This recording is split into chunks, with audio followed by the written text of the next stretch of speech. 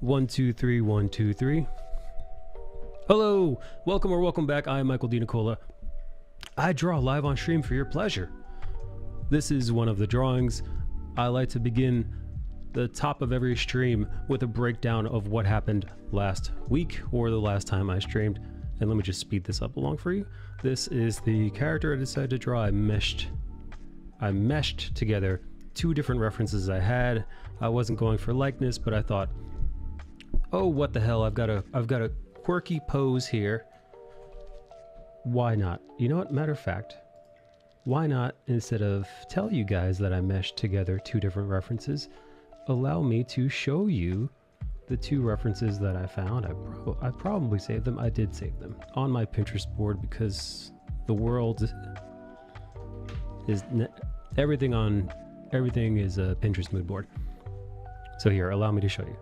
Here you see the art, you see the girl, you see her outfit, which isn't quite done yet, but you're seeing the line work being done for it. Check this out. I saw this pose of this young lady with a cool haircut, bangs, cool outfit, hairy arms, appreciate that. And this, I don't know who either one of these people are. Some random person posted this and it came across my Pinterest feed. So I thought, that outfit is dope. This haircut's cool. Let me try to blend the two together. We got my quaint little take on the character here. I'll speed this up some more. And there she is. It's just like that. Easy peasy. One reference, two reference, and now you have a piece of art. Your major way like Burger King, Nikki. What? Have it your way, Nicole Gonzalez. I miss you, buddy. Yeah, I kind of disappeared for a couple days. You good? I'm good. I went to the botanical gardens here in the Bronx. I don't know if you know this, Nikki, but Nicole Gonzalez, New York City is broken up into five fingers: Manhattan, Bronx, Brooklyn, Queens, Staten Island, aka Richmond County.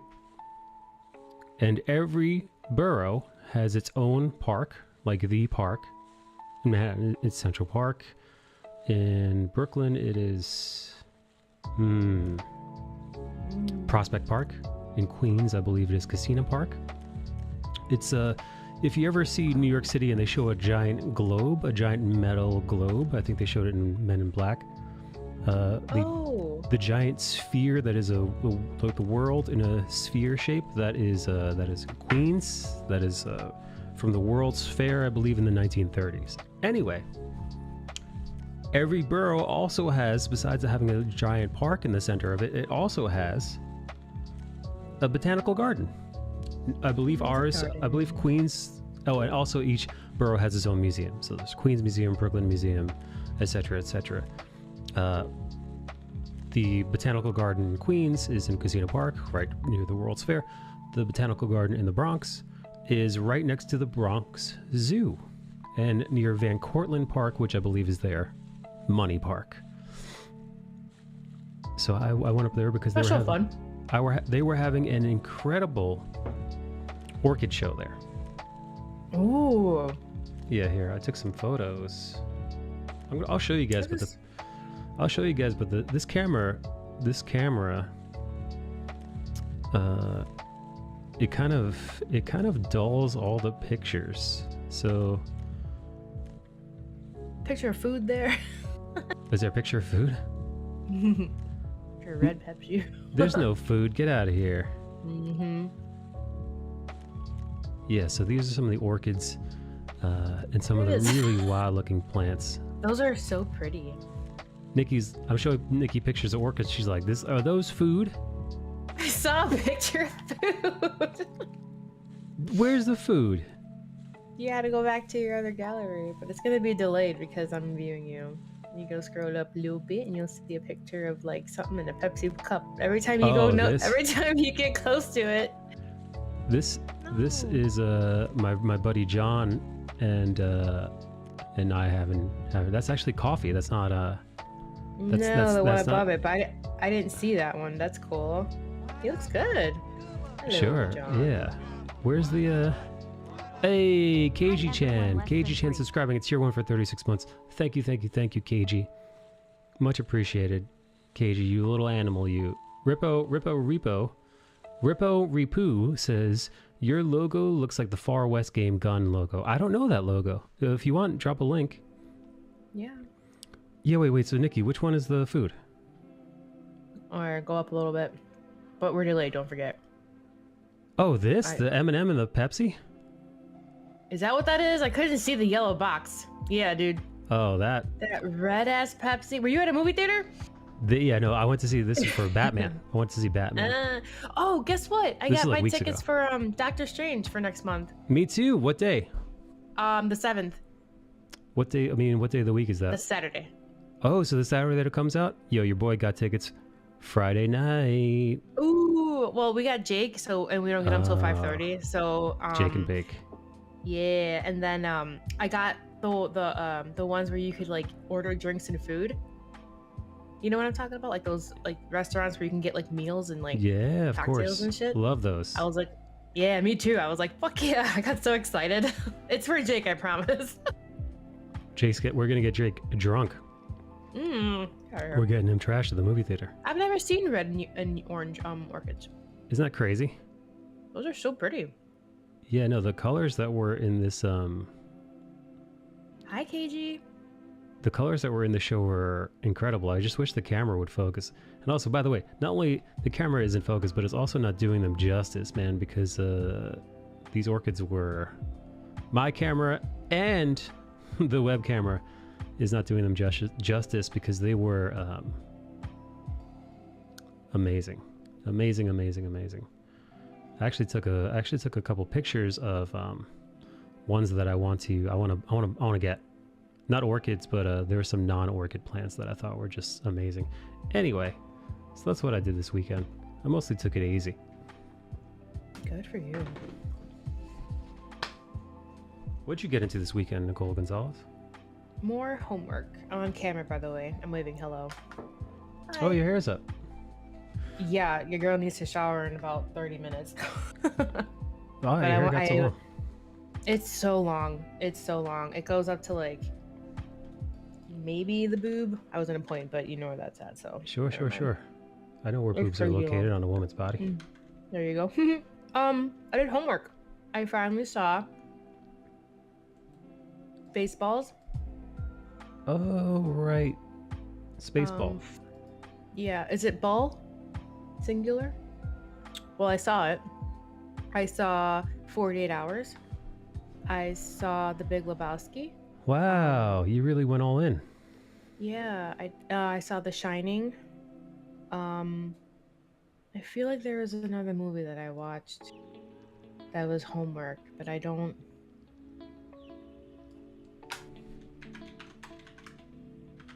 There's one more and it's bothering me. Sorry, I gotta check what I checkmarked off my list. Blaze, how are you? Movies I'm lucky I got rare drops in the game. What are you talking about, Blaze? Oh, Point Break. Oh, Point Break. The Swayze Reeves movie? Swayze Reeves, yep. Swayze Reeves. Hubba hubba. How are you gonna start a movie off with it raining on it with a hot man in a black shirt? Oof. It's a little weird though. Like the ending, I was like, really? All that shit? Just to let him ride a wave.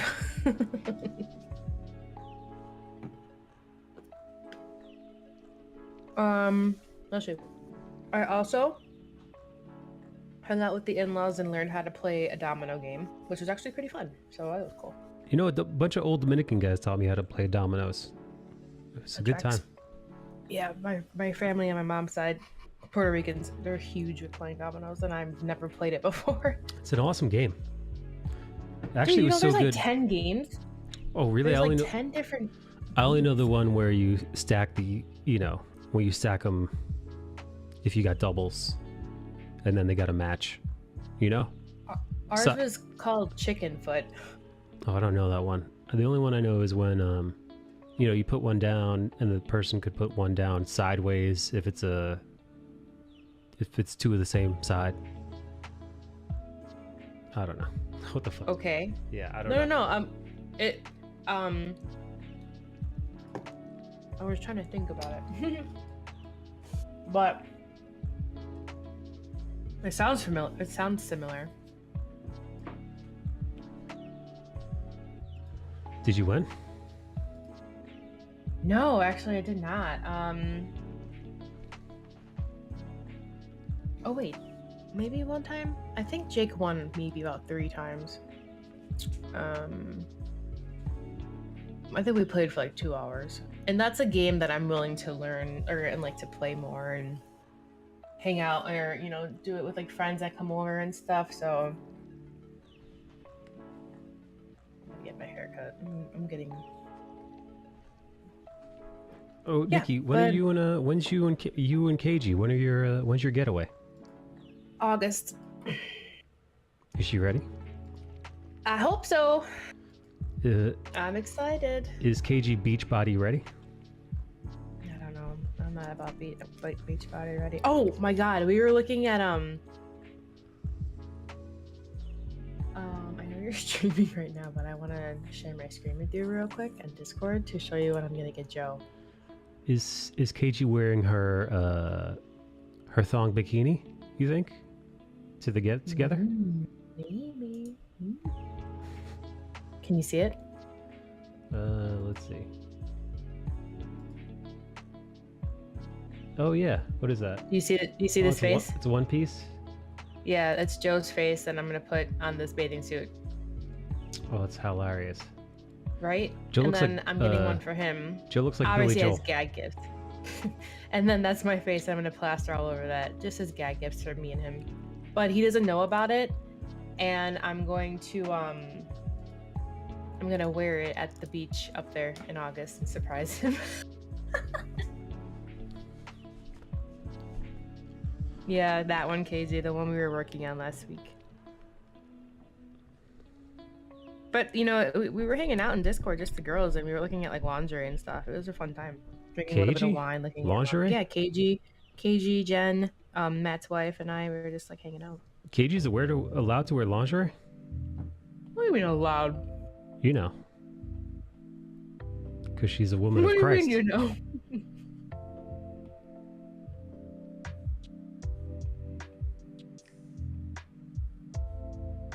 I'm so happy. I found ice cream that's made from Fairlife, and it's cookie dough.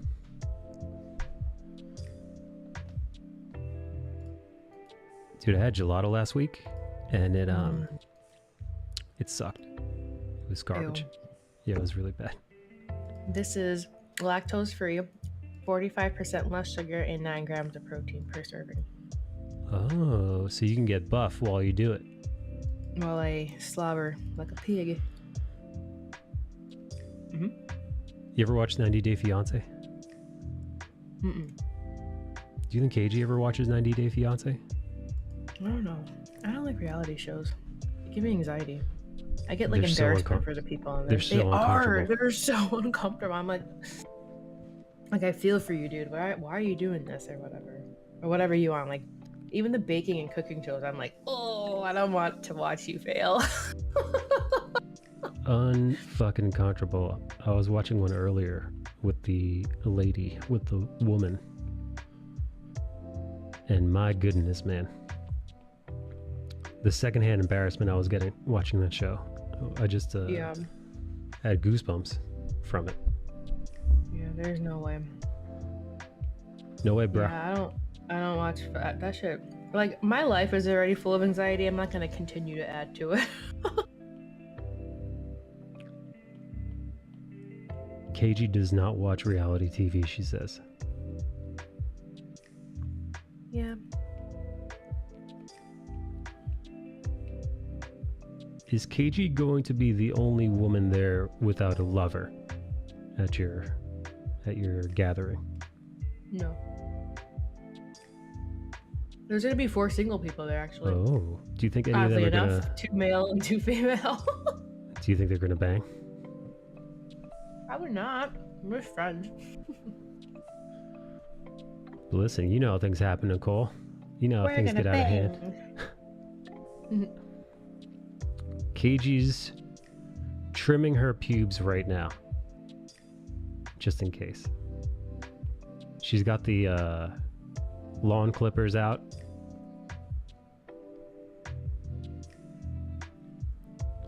She's not gonna shave her pubes all the way, Nikki. She's not a whore. But she gets Brazilian. KG, you're gonna get a Brazilian for the occasion? She gets them already. Get your mind out of the gutter.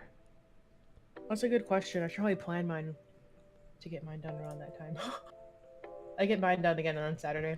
KG is gonna be spread eagle on the pool deck night 1. Nikki, you're gonna be woken up out of your slumber, and you're gonna be like, "Are those wolves dying?" Not, and it won't be wolves. It won't be wolves screaming. Oh fuck! I got a burp. Excuse me. I recommend it to Nikki, says KG. Her, Chanel. Actually, I think those are the only two that have gotten it and have recommended it to me. Any of my other friends haven't done it yet. How's Romo? Haven't talked to Romo in a while. We're okay. She's okay? Hanging in there. Yeah, she's going through some things. Oh, and no. her husband just left yesterday. I think yesterday or the day before. He's gone forever. He is not. He's going off to the Ukraine, and that's it. Rum's an orphan now. No, because she has me. Yeah, you're gonna have to take her in. You're gonna have to take her in like who's the dude? Daddy Warbucks. That's who you're gonna be. You're Nikki Warbucks. You're taking in little orphan Rummy, and you're gonna live together. I don't know how you're gonna get Rummy to agree to put on that curly hair ginger wig though, and the freckles. That's so random. Was this discussed before? Or did you just like poop that out of your mind? Yeah, no, that just came off the top of my head. That's so fucking random. What, little orphan Rummy and you, Nikki Warbucks? No, the wig and the freckles, like. I know. Oh my god. KG loves it when I talk nonsense. The second I start having one of my mental breakdowns and slip into imagination world, KG loves it. She puts on her 2-piece thong bikini. KG's been wearing that bikini ever since she booked the tickets. She can't wait. Sure. Sure, Jan. Hey, is there going to be a TV there, or you guys are going to be doing outdoor stuff? Both. There's a TV in Bill Nash's van, and then in the house there's a TV. In the van? And I'm pretty sure. Yeah. Well, I mean, his like RV. It's a van because it's like fucking huge, like one of those buses, right? Like a tour bus. Sex bus. Hey. He's got VR, and I'm pretty sure Matt is bringing his too, and I think Liz is bringing her VR as well. Oh damn. Yeah. And we've got plans to play like just regular indoor games if we're like, you know, just hanging out, or if it's like raining. I'm gonna probably bring dominoes. Matt said he was gonna buy some too. I don't know. Me. But Matt. Nerditude. How's he doing? I like that guy. Good. I like that kid. You do? He's got spunk. He's got moxie. Me dos. He's a very funny lad. Very smart. I will say this though, and I'll tell this. I'd say it to him too if he was here. This isn't me talking doo-doo. I wish he wasn't so chunky. Because, like, I'm a chunky boy, but I think Matt's the kind of chunky that it could be detrimental to your health. So it's not like, I don't say this is from a mean place. I say this from I don't want Matt to shave off years of his life due to, you know, diet stuff. Does that make sense? Mm-hmm. Have you talked to Matt about doing what you did? Or is that rude to bring up? He works out. I don't know what his regimen is though. But his wife did it. Oh yeah, is she recently? But she also has she's got, I don't want to say she's got what I have, but I know there was something else underlying that was health medically, like not what I have, but I think helped her up too. I cannot remember, so I don't want to, you know, put words down. But yeah. Yeah, I mean, listen, I don't know about it. His lady, I wouldn't want to speak on her behalf, but just as far as my affinity for Matthew, I worry, man. You know, because somebody who seems like he's got such a good, kind heart. You know, you want that person around for as long as possible on this floating rock. There, you know, there are tons of other people who let them fucking eat themselves to death. I don't care. I could care less. But not a guy like Matt, man. That guy's a stand-up dude. He's the real deal, that guy. I want that dude to die of old age. An old man. Old man Matt. Old Joe. He just got home. What time is it? KG says, heart. Heart.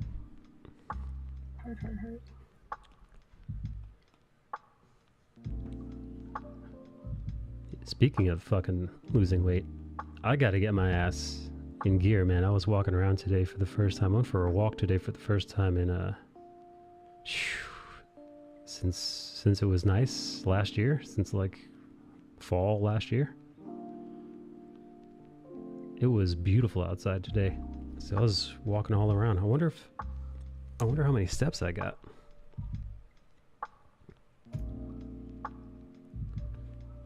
Wow, I haven't used this watch in so long. All right, how many steps did I take? All right, I took a little shy of 7,000 steps. So not the best, but way more than I usually take. Yeah, no shit. I wonder how they expect people to get 10K though. Dude, 10K is about 3 miles, I think.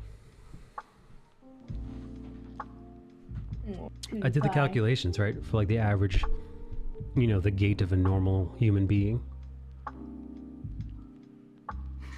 And,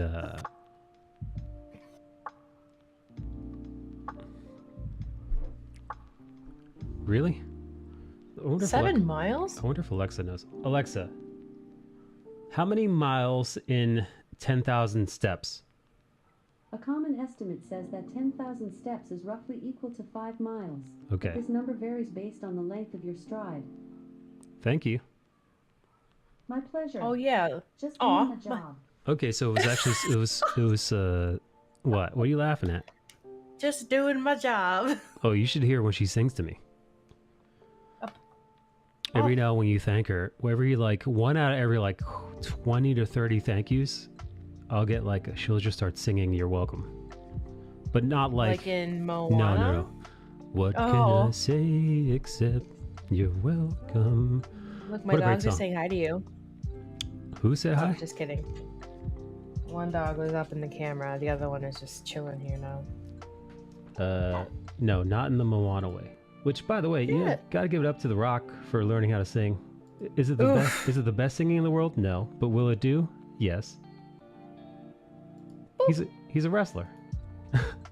You know, how many other wrestlers would have sang as good as The Rock did in Moana? The Moana songs get stuck in my head very easily. They're catchy, very catchy. Let's be like. All right, Ken, I don't want to pet you anymore. So we were both close. Yeah, no, it was split the difference. I said 3 miles, KG said 7, and the machine was like, it's about 5, give or take. So maybe with somebody with an extra long gait, it's 7. Dude. And for somebody with little itty bitty stumpy tiny legs, it's only 3 miles. You know, they can only cover so much ground with those little legs. Your breath really smells. Can you please leave? Go on. Good girl. Goo girl. Good girl? Is this the same piece from last stream? says our old friend Volpo. I almost said her full name. Hi, Volsy. Do you know her full name? I mean her first name. Oh. I like her first name. I don't think she likes her first name at all. But I do. I think it's adorable. And you gotta admit, it's 2 syllables and it's 3 letters. That's pretty impressive. That's pretty... Nicole Gonzalez, that's pretty impressive, is it not? Yeah, Michael D. Nicola, sure is.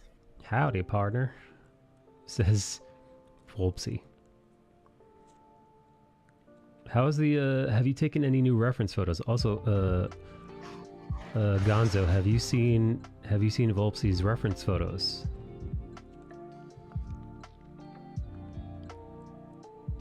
Silence. I have not. Would you like to? Sure. You got me for 4 more minutes, buddy. Why? What happens in 4 minutes? I gotta shower. You stinky? My hair just needs to...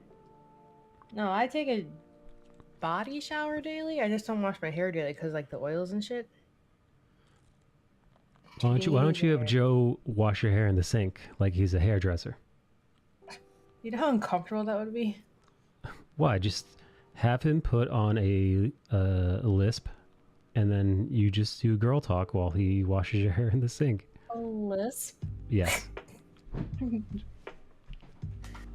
I don't think so. I don't really use Twitter. I use Instagram more. I has not yet, but it's because it's so damn hot outside. Is that bad? Wait, what? Wait, if it's hot out, you can't take photos? But then, Volpsy, you'd be shiny already. Oh, also, Volpsy, you missed it. I went to the botanical garden in one of New York City's many botanical gardens. I went to the one in the Bronx, and I took these amazing photos of... I mean, I didn't take amazing photos. I took mediocre photos of amazing orchids at the botanical garden. Here, I was just showing them.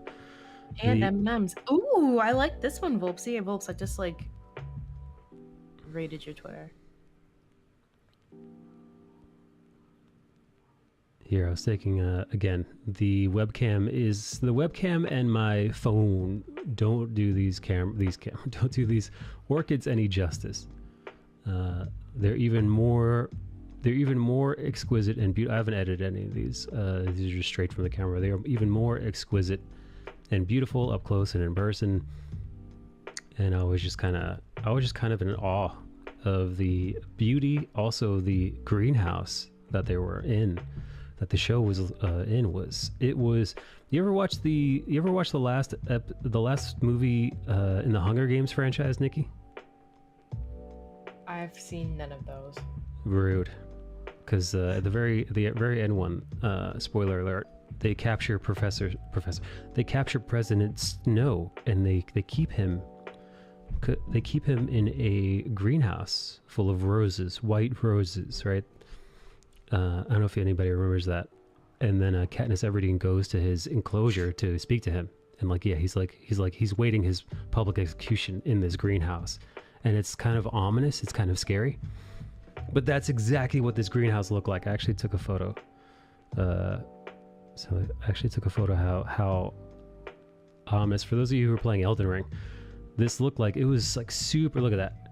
It was super dark and like really creepy out. So I took this photo outside, and it looked like we were about to fight a boss in Elden Ring. But also it reminded me of President Snow's greenhouse enclosure at the end of the Hunger Games movies. Man, Nikki, you really did miss like every movie. I don't know, man. There's just a few that I would rather rewatch over and over again than get sucked into something else I probably wouldn't like. I love watching new movies, man. They're so beautiful. I mean, it only depends on like what kind. Like, it took me forever to watch these older ones, so the newer ones out, I'm like, either it's gonna be a hit or miss. Nikki hates movies. Write it down. I actually rewatched The Hunger Games. The Shining, though. The Shining is a beautiful movie. Actually, I went into a whole discussion once on the intro to The Shining, and how like the unnerving music. and ominous the intro is. Yeah. And you have that music playing, and it goes like, it's like trumpets, you know? It goes like, Yeah. Damn. How many times did you see it? I just saw it and I already forgot the intro. It is very ominous. I was telling the boys, I was like, man, this is like really boring. So I stopped watching it, and then they're like, we're putting it on your list. You have to see it. So I buckled down and I sat and I watched it, and I was like, oh, I definitely didn't give it enough time and credit to even like pay attention to like what was happening in this movie, and I liked it. And then I watched Doctor Sleep after that. I gotta watch Doctor Sleep. I haven't seen that one. That's a newer one, right? Came out in like 2019, something like that, 2018. Yeah, a couple of years ago. There's something about The Shining, and you're right. It is. I would disagree that it's boring, and I would say that I would agree that it's slow. It's slower. Yeah. And well, yeah. The first time I saw it, I was bored, right? I didn't really give it enough. I didn't give it enough effort like I should have. And then over the weekend, I watched it again, and I said, okay, like focus on, watch this movie, critique it to where like, and I think like the beginning of it, I saw it again, and I was like, okay, the music is creepy, but that's a good thing, right? And then just as it went on, I was like noticing different things, and I'm like, okay, I like it. And then it kind of sat with me enough for me to do like research on it, and that's how I know that I like the movie, when I Google things, right? Or that I saw like the prequel, but Matt said it was a documentary of Room 237 and then Doctor Sleep. And then before wasting my time with Doctor Sleep, I asked Matt, because I kind of like go to him for like, hey, is this a good one or not? And he said he liked it, so I was like, okay, I'll watch it. So I watched it. I liked it too. Very interesting. But I think the only thing that creeped me out in The Shining was I was like getting ready for bed last night. So I watched it on Saturday? Yeah. And then just last night I was like, you know what's really fucking creepy is that lady who pulls back the curtain and then smiles. That's creepy. Is that the one? Is that the naked lady? That always. Yeah. The one that got me was the one where he thinks he's like gonna hook up with some hot lady, but it's like a fucking. It's an old like sea hag. Rotting... Yeah. Yeah. It's just like covered wet. Yeah, no. Nope. It's gross. Yeah. KG no, loves but that just scene, like Jack Nicholson was a hottie back then. I was like, he was a handsome guy. KG Volpsy, do you agree that Jack Nicholson used to be handsome? What a fickle monster time is. I only know because of Ready Player One. I don't know if Volpsy's joking or not. oh, you know what? Volpsy's dad is the Japanese one, right? If I remember correctly. Gonzo?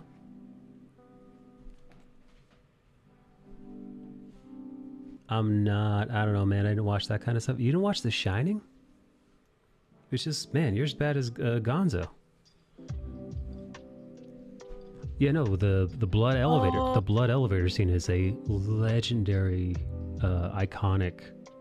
I was like, what is she movie talking scene. about? And I actually did see Ready Player One, but it was so long ago. Yeah. Sorry, Volpsy. I was so fucking confused. I mean, you don't like horror movies? do you not, yeah, wait, do you not like horror? I love. And Volp, I think thought that's you when loved the guys are like, I'm surprised you don't like it because it's The Shining. And I was like, But yeah, that would make me overthink like crazy. Volpsy doesn't like horror. It depends. So I know it's an iconic scene, but like, why was... Okay, before I ask this question, let me rephrase it. Is the amount of blood spewing from the elevator the amount of souls it actually took? Like the amount of deaths that occurred at that place? Oh, maybe.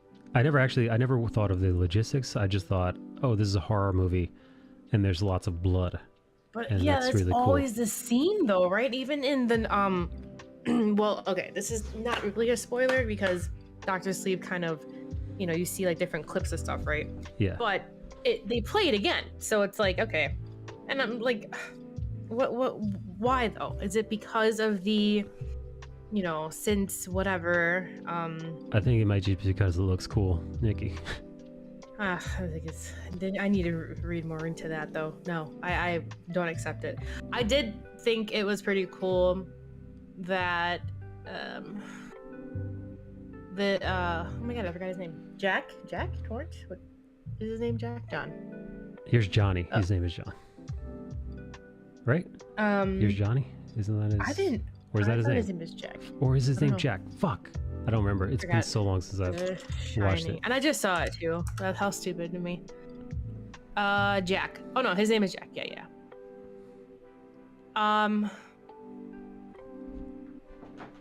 What the fuck was I gonna say? Oh, how he was in that the black and white photo at the end. I was like, ooh. Yeah. Does that mean like I always interpreted that as that means that he is trapped in that house with the rest of them now. Yeah, that's how I took it. That he's the house sucked him up. Sucked his soul up. Yeah, I mean, so maybe the the blood elevator is all the blood of the dead currently living trapped. Of the murdered and the I guess trapped, yeah, because he was trapped. He didn't off himself or anything like that. Right. I'm shocked wife, Folksy hasn't seen it. I got very annoyed with. You wanted to slap her? You wanted to put your hands on her? Wow, you're fucking annoying. Like, I wanted to kill her with the axe. Oh, man. I was like, yeah, her little, like, flailing. Wanted to treat her the way Amber Heard treated Johnny Depp. She wanted to shit on her bed. Ew. Wait, you didn't hear about that? I heard about it. It's your favorite. Ice cream. Dude, I was watching the Amber Heard. You guys ever see the Amber Heard tapes where they did like it's like a deposition? They're not in court, but it's a private like deposition, and she's under oath, and they're asking her questions about the domestic violence, and the lawyer asks her point blank, Amber Heard, is it true you punched Johnny Depp with a closed fist in the face on like this date?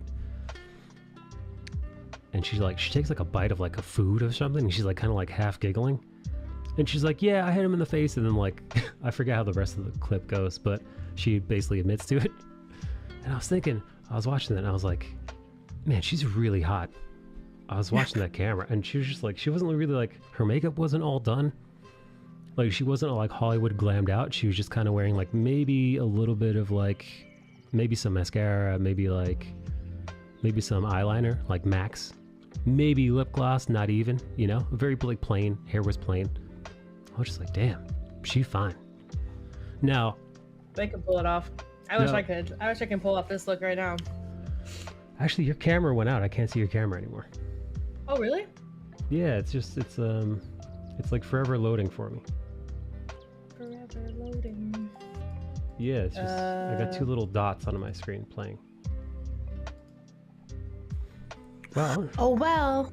I'm shocked. That would make me overthink like crazy. Nope. It depends though if there's enough mystery or monsters. Wow. Here I was thinking that Volpsy was like a horror queen, you know, like just like a real horror aficionado, and she's not. What? Did you just squeak? Did you stop? I did. Did you just squeak like a doggy chew toy? I did. What are you squeaking about, Squeaky? Nothing. That was just. Was that a hiccup? Yeah, it was a hiccup. Oh my god, I do it so often now. KG knows. It's You sound like one of those. Do you know those rubber chickens? You know? Yeah, those sound more horrific than what I sound like. Yeah, you sound like a cross between the rubber chicken and the turtle noise.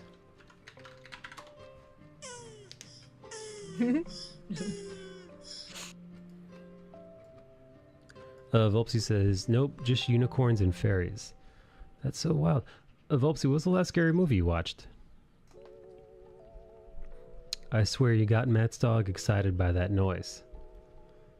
Did you hiccup in front of Matt's animals? I don't remember. And his animals were like, oh, Chew There toy was a time. time though when we were all hanging out on Discord, like we were just like literally just having cocktails. I was having a little bit of wine, and I think I had something and I ate it too quickly.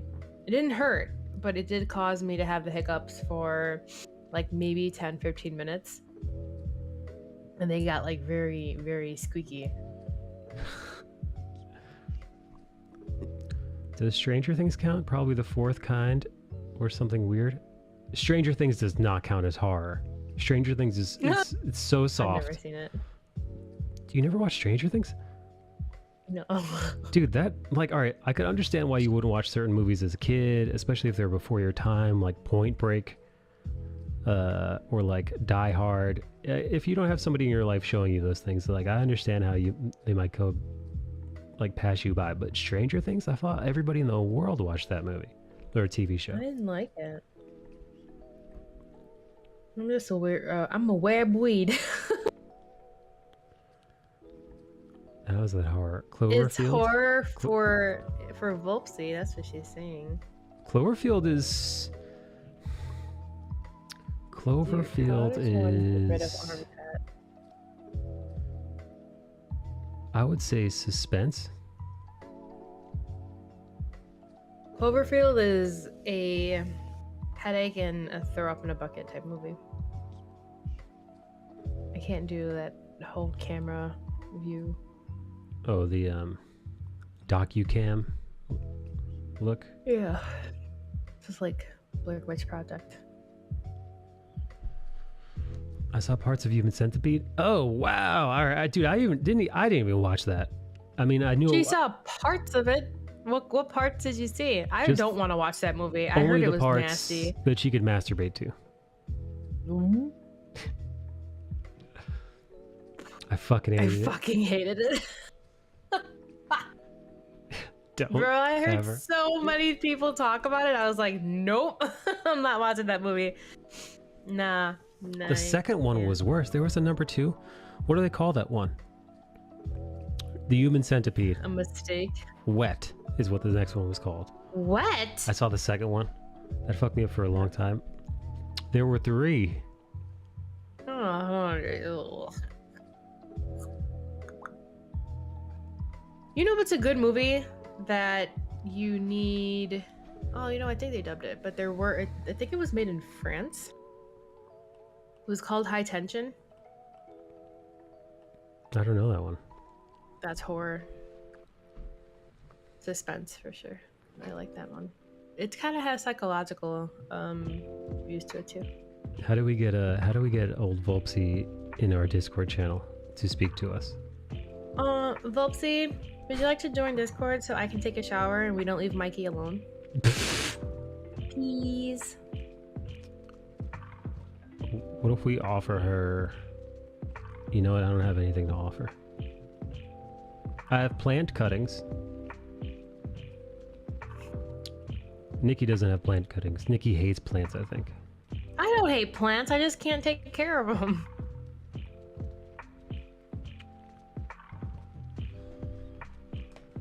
The one with the prego. Wait, what? I don't know which one I watched, but I didn't like it. There was a prego woman who was like attached to, her mouth was attached to somebody's butt. Ugh. Why are we talking about this? Who brought this movie up? Volpsy? Yeah, Volpsy's favorite movie of all time. How dare.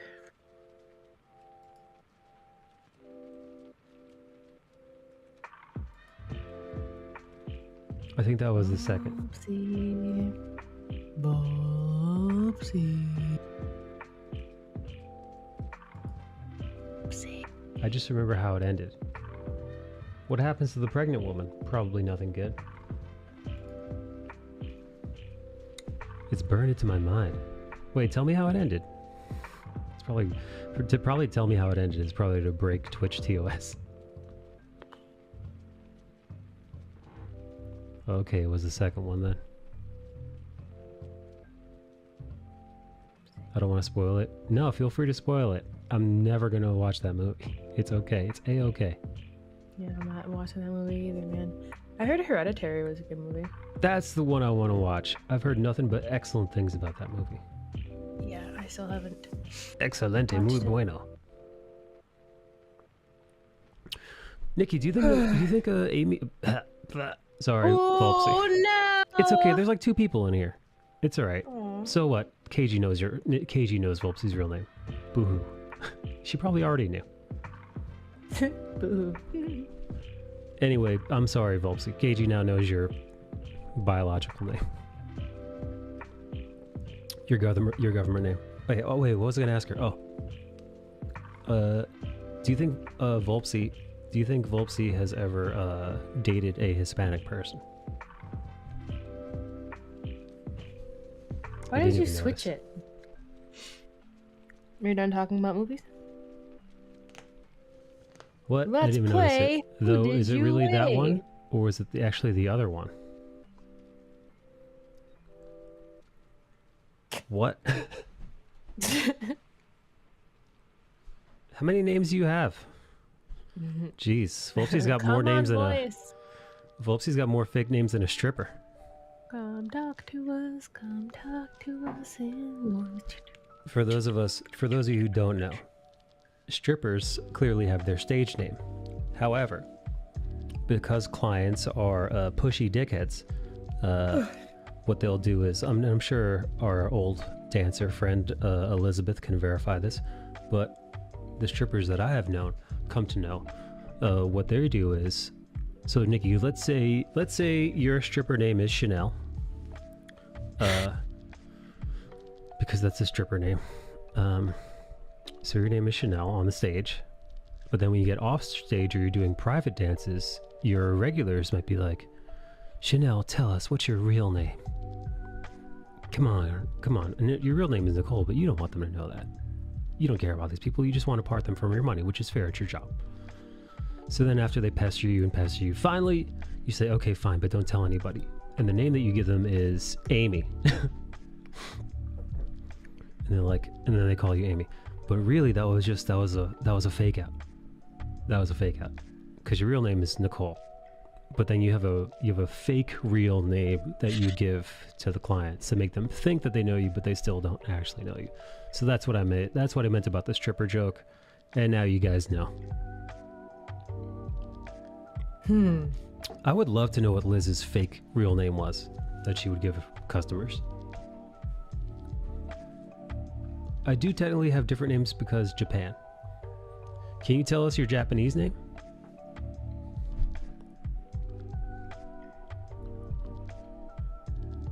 I have a biological name that I don't ever go by because I don't relate to it at all. Nikki knows it, or at least she knew it at one point. She probably forgot it. What? What was the question? My biological name. Do you remember it? MSD. No. Those are your initials. You know. Oh, is it? Is that the name that you're using? Is that the one?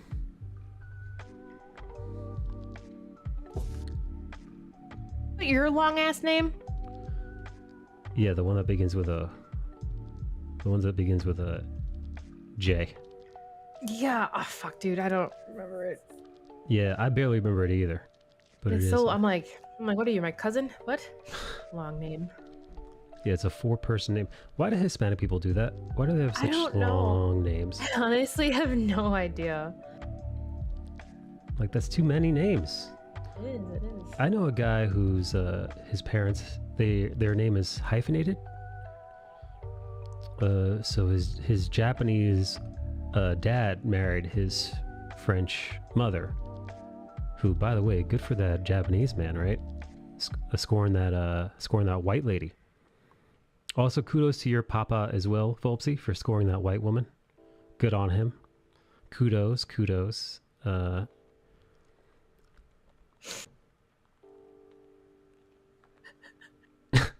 What are you laughing at? How dare you?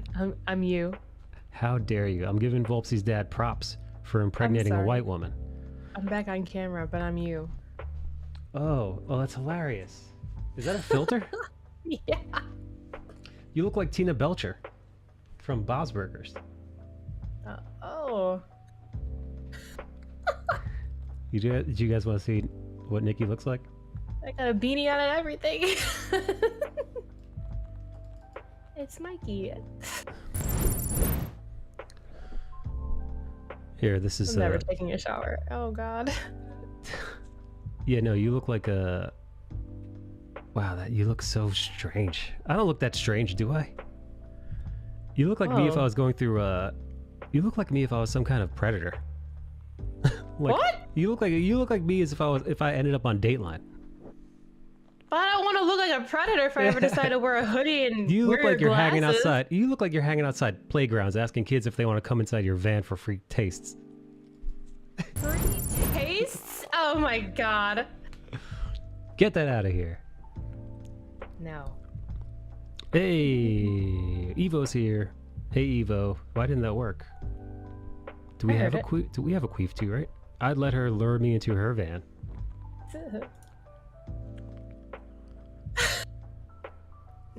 Hey, if Volpsy had a van, what do you think she would do to you if she got you inside of her van?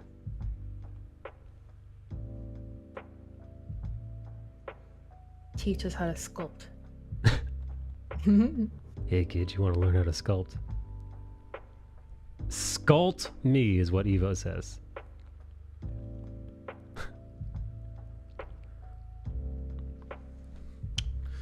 Volpsy wants to sculpt you like one of her Japanese girls.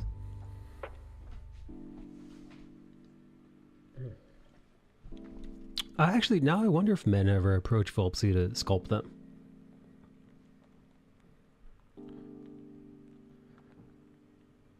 Nikki, I guess maybe if you were one of the dudes, if you had a rock hard body, Nikki, if you were a real beefcake, like what you got up, like if you were a real stud muffin, Nikki.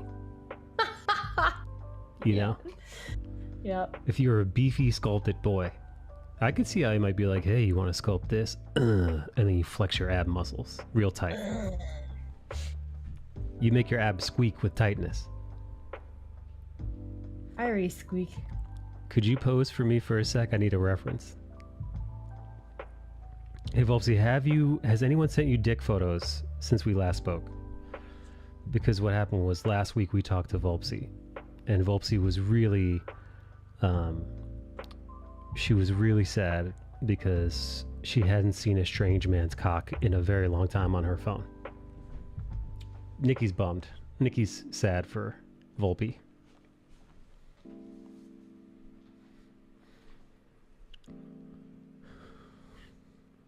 Volpsy says nope. Well, only one way to fix that. Evo, you know what to do. Evo, here, I'm going to throw some suggestions out to you just off the top of my head of stuff, dick pics that you can send Volpsy. Place your dick between two hot dog buns. Send her that. Don't do this. Don't do any of this. Nobody listen to him. Place your dick betwixt a hard taco shell, not soft. And put the Germans on it too. So we're talking. Dude, I can barely hold a hard taco shell without breaking it. What kind of dick's gonna fit in that? Well, listen. Here's let me finish. He's got to put it in. He's got to put it in soft, and then tickle it till it gets hard while it's already in the shell, Nikki. Tickle it? I just pictured this. Can you see me? Yeah, I can. I just picture this. Yeah. A little coochie coo. Ah, I hate you.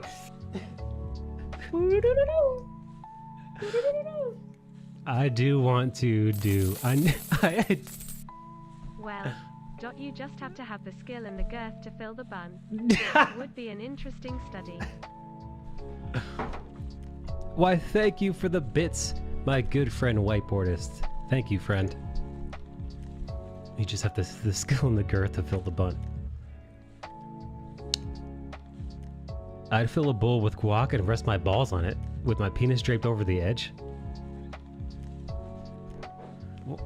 Alright, Nikki, what's something non-food related that Evo could put his cock on or in? I got it. The nativity scene, but your cock is baby Jesus. Aww. That's Nikki's favorite one yet. That is not my favorite one. If anybody wants to join Discord, and see my face, y'all would know. Noel, Noel, Noel, Noel.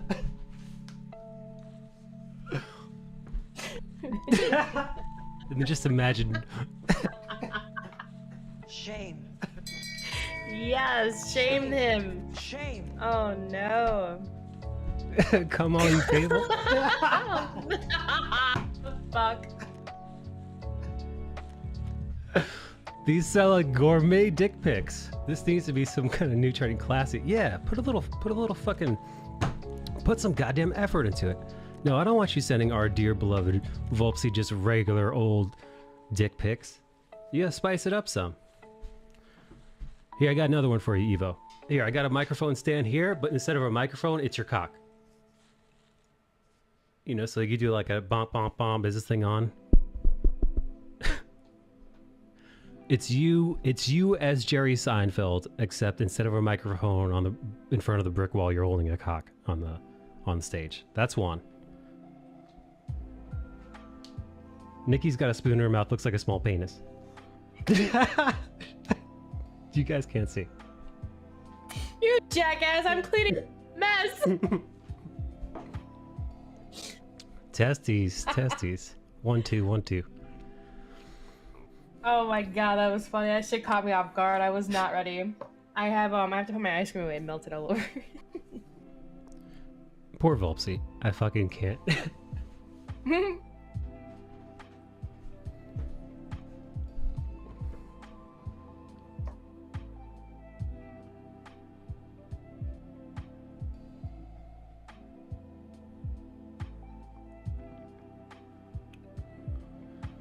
Okay.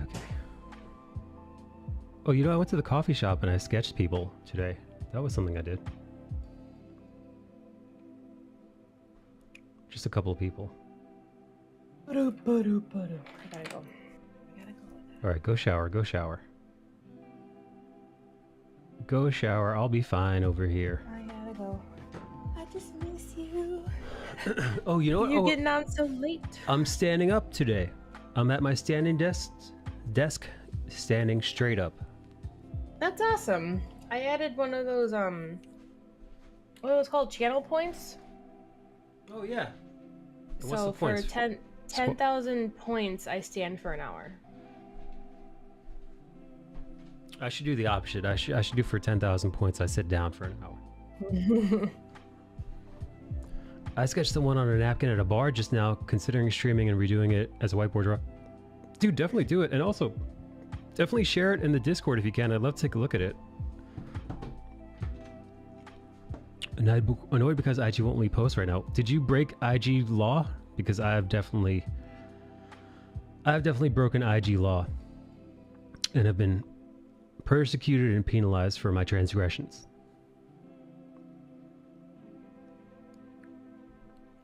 Which is unfair. But no, definitely, it's actually partially, you know, it's one of the reasons why I kind of had to step away from Instagram. It's because I had too many community guidelines violations on my damn account. They had shadow banned me. Hey Volp, you ever post anything that got you in trouble?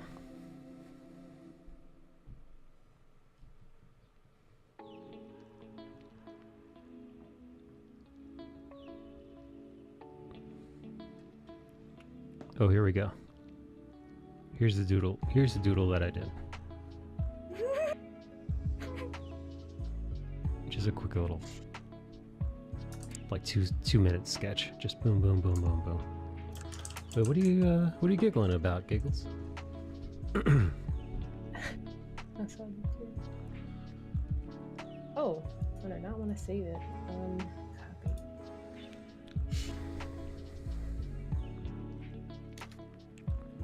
Whiteboarder says, no, not on my main account, but on my alt.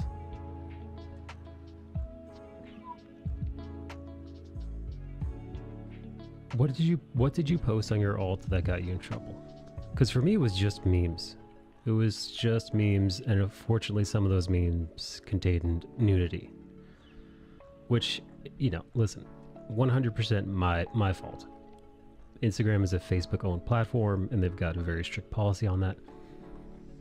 TikTok too. Unfortunately, TikTok, I also kind of screwed myself over by posting some rather salacious images of, actually they were drawings. In my defense, I thought they were quite tasteful, but they did involve some very minor nudity. But yeah, it was enough to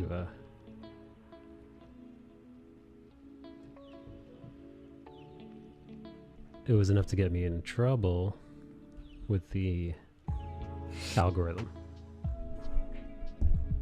Okay, posted an app code and drawing to art. Okay, let me take a look.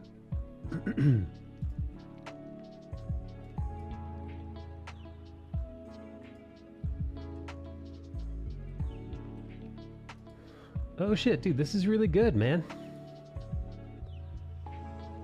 This is awesome. Is this of the person? Like, is this of the person you saw at the bar? Nothing specific, but I'm certainly shadow banned. Yeah, dude. I was very hesitant to delete my Instagram account and start fresh, specifically because I know the algorithm. The algorithm is a motherfucker. And there's zero certainty that I will achieve the same kind of audience that I once had on the platform. But I'd rather take the chance of never achieving the same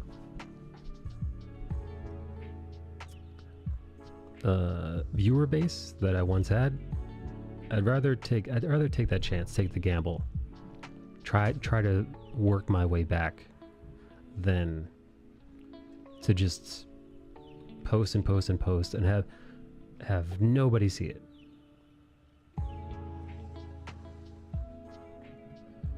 It's just it sucks, man. It knows when you know you've got an audience of, you know, I think my Instagram was at around 20,000. When that many people subscribe to your, or, you know, followed your Instagram account, and you know that you're only getting 1% of that, if that. So it was only 2,000 people were seeing that. Sometimes more, sometimes less. And it's active, you know, it's Instagram literally not showing your work to new people. So yeah, man, I'd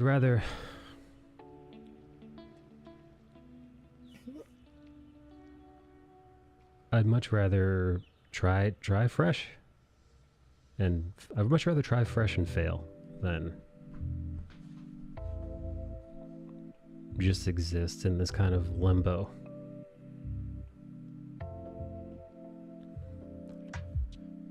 This is a follower of mine, only person do fan art of me. Oh no, I wonder if I haven't seen any posts from you. Refollowed. Story of my IG career.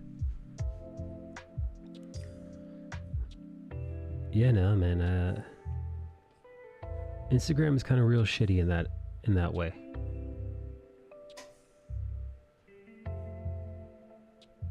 And there really is there's really absolutely nothing there's nothing you can do about it. Nikki, you could go shower. You can go wash your little hair. My little hair. Your little baby hairs. You see them? They're out of this world, dude. Little babies. Nikki Baby Hair Gonzalez. There she is. Here. It's all thick right here. It's like, look at this. I'm just gonna shave this motherfucker all off.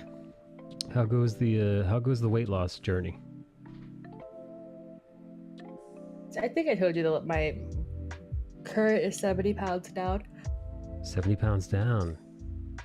Yep. Congratulations. Thanks. I have no clothes.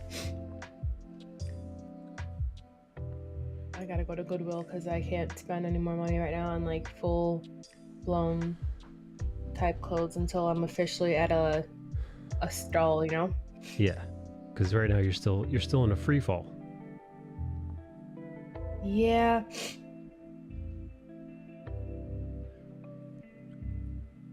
Yup, yup.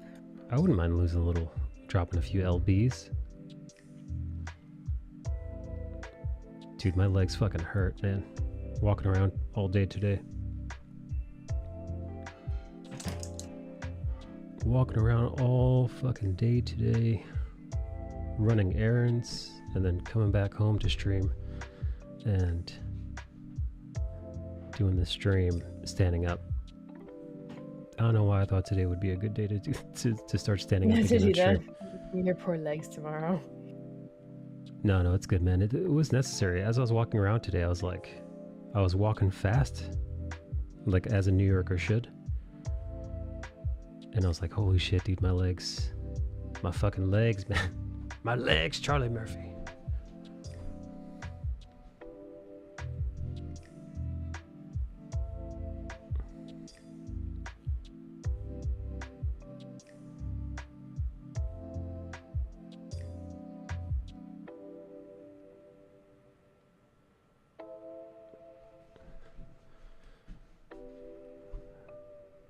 I'm giving this guy yellow eyes, Nicole. I see that. I like the glow. Yeah, because this is an Elden Ring piece. This is my character. And my character has made a deal with the group known as the Frenzied Flame. And they're pretty bad characters, Nikki. But when you make a pact, badass or like bad? No. They're I think they're looking to kill people. When you make a pact with the Frenzied Flame, Nikki Gonzalez, your eyes, they turn yellow with madness. Madness. That's right. I made a pact with a three-fingered Frenzied Flame.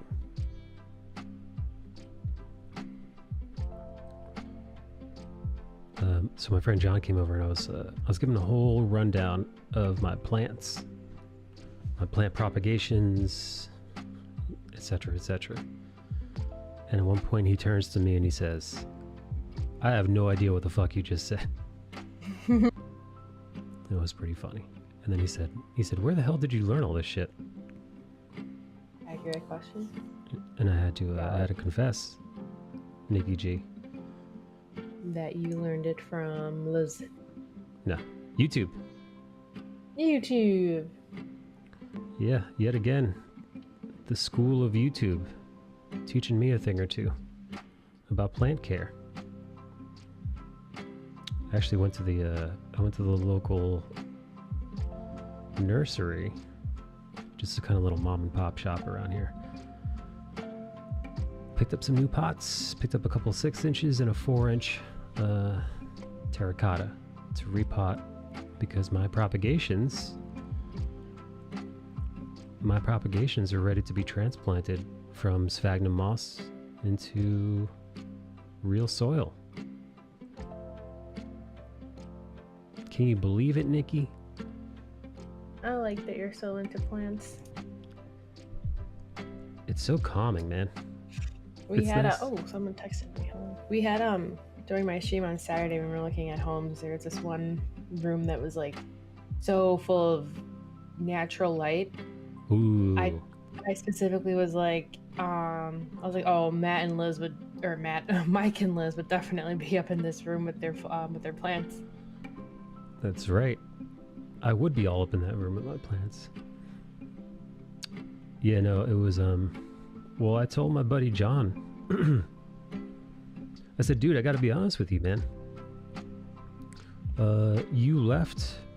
Essentially, he left 2 plants with me. When he moved out, he left a money tree. He left a money tree behind, and he left purple shamrock behind. But the purple shamrock, they were both he accidentally left it.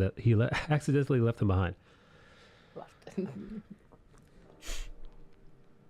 So yeah, as he was moving out, he just forgot He just forgot he had left the money plant here. Did he take them back? No, he left them with me. And it turns out my money plant is now like 3 times the size of his. And today was the first time he'd seen it in quite some time, and he walked over to the money plant and was like, how the fuck is this so big? And I told him, I was like, dude,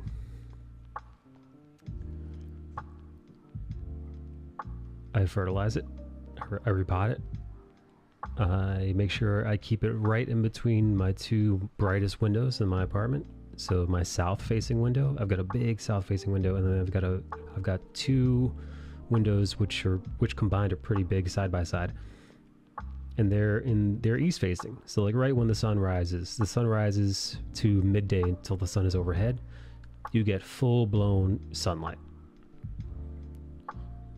And yeah, being between those 2 windows means that because the windows are so close to each other, you get a ton of sunlight throughout the day.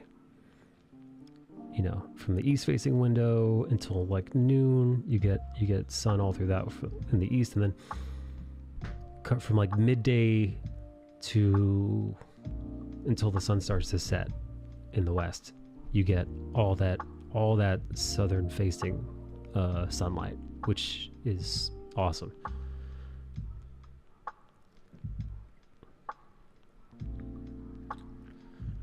I don't think I have a garden window. What's a garden window? Like those windows that pop out in the kitchen or wherever, they like stick out from the house. Oh yeah. Do you have anything in there? I attempted to grow basil, and it was cute because it sprouted a little bit. Yeah. And then it got a little bit bigger, and then it got a little bit bigger, and then it died. So there's that.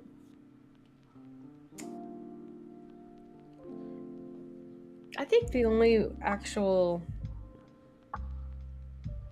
I don't know, I'm willing to try it again. I just gotta like really...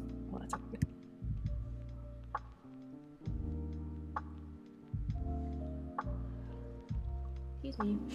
I really gotta pay attention to what like plant I'm taking in and learn more about it than get like 2 or 3 like regular ones, you know, or like other ones that I can take care of at the same time. I gotta learn what I have. Yeah,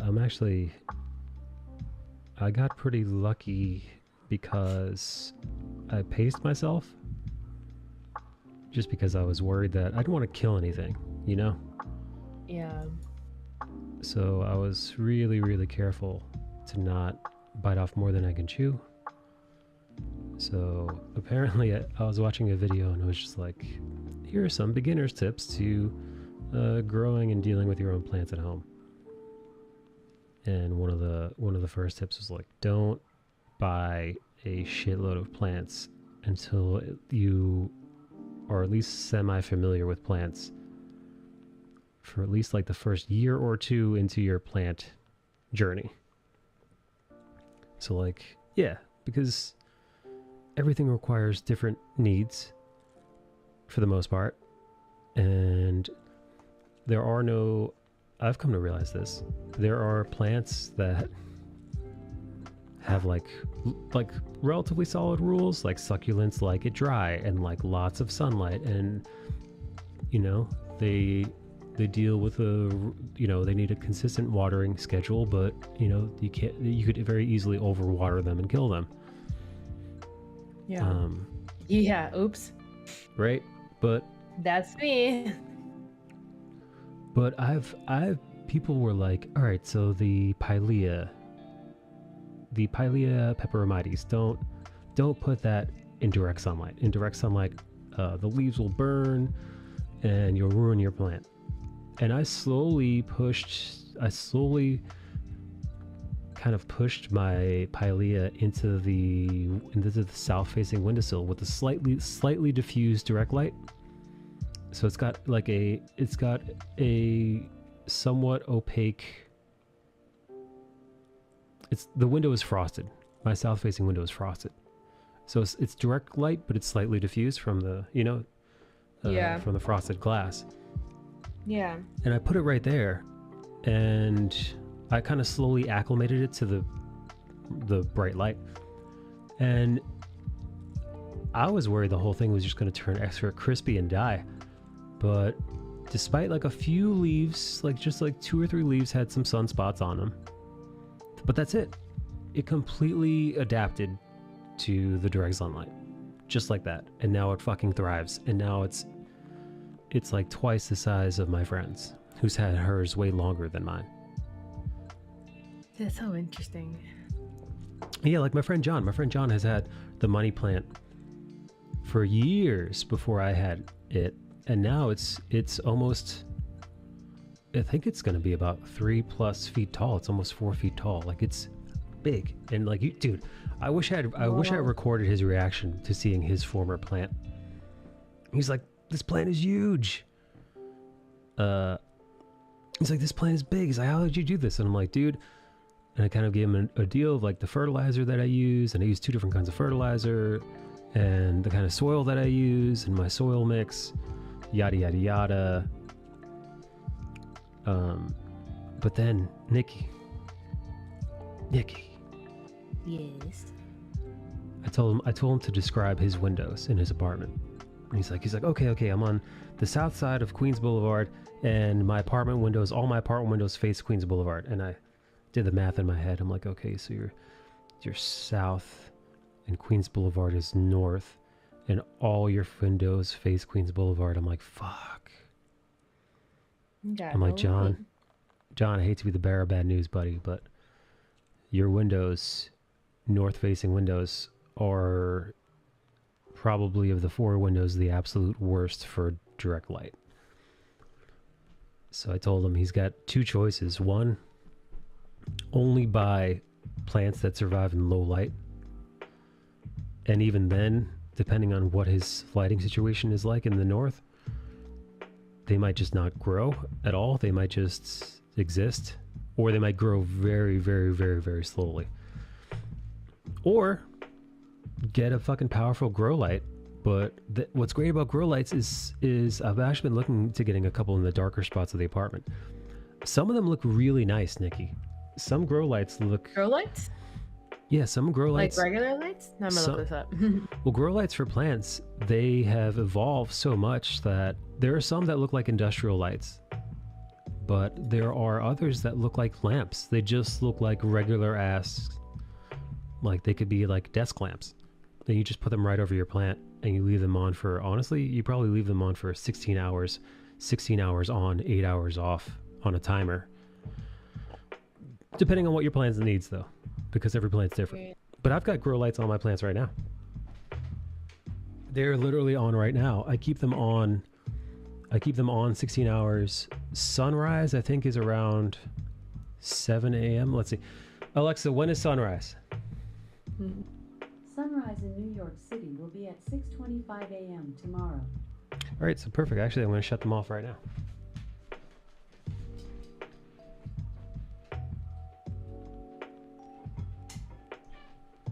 Do you think, hey Nikki, do you think Volpsy speaks to her plants? Maybe. I like speaking to my plants when they're alive. Nikki says, I'm sorry, I'm about to kill you. Nikki's house is like The Shining for plants. Oh no. Here's Nikki, she says as she Oops. throws another one in the garbage. Yeah, but instead of the blood, it's just all water. Because I like to overwater my plants. Yeah, that's their nightmare. Just endless water. A friend of mine, she bought a money plant like mine from the same nursery. Oh no, different nursery than I go to, but I'm sure a very reputable nursery. And what they did was some nurseries do this. They pot their new plants and they put a layer of moss on top, like they would with orchids. But orchids thrive in moss, right? Orchids thrive in it's kind of like the greenhouse that you saw me in this weekend. Orchids thrive in a tropical, very humid, very warm, very moist location. So if you have a humidifier on and lots of like bright indirect light and moss, like a healthy fertilized moss, your orchid will fucking thrive and live for that shit. You might even get multiple blooms out of it a year. But a money plants are super moisture sensitive. And she didn't know this, which fucking sucks, man. She didn't know the watering situation. I almost killed my money plant the first time around. John's money plant. For months, it was just dying. For months, leaves kept falling off and leaves were turning yellow. And I didn't know what the fuck was going on. And then it was my little lady was like, maybe we should repot it. And I was like, you know, let's repot it. And the second she took it out of the pot, first off, it was root bound. And second, the entire like bottom quarter of the roots were full of fungus and mold and rot. And I was like, oh, the plant's been slowly dying, probably from being overwatered for months.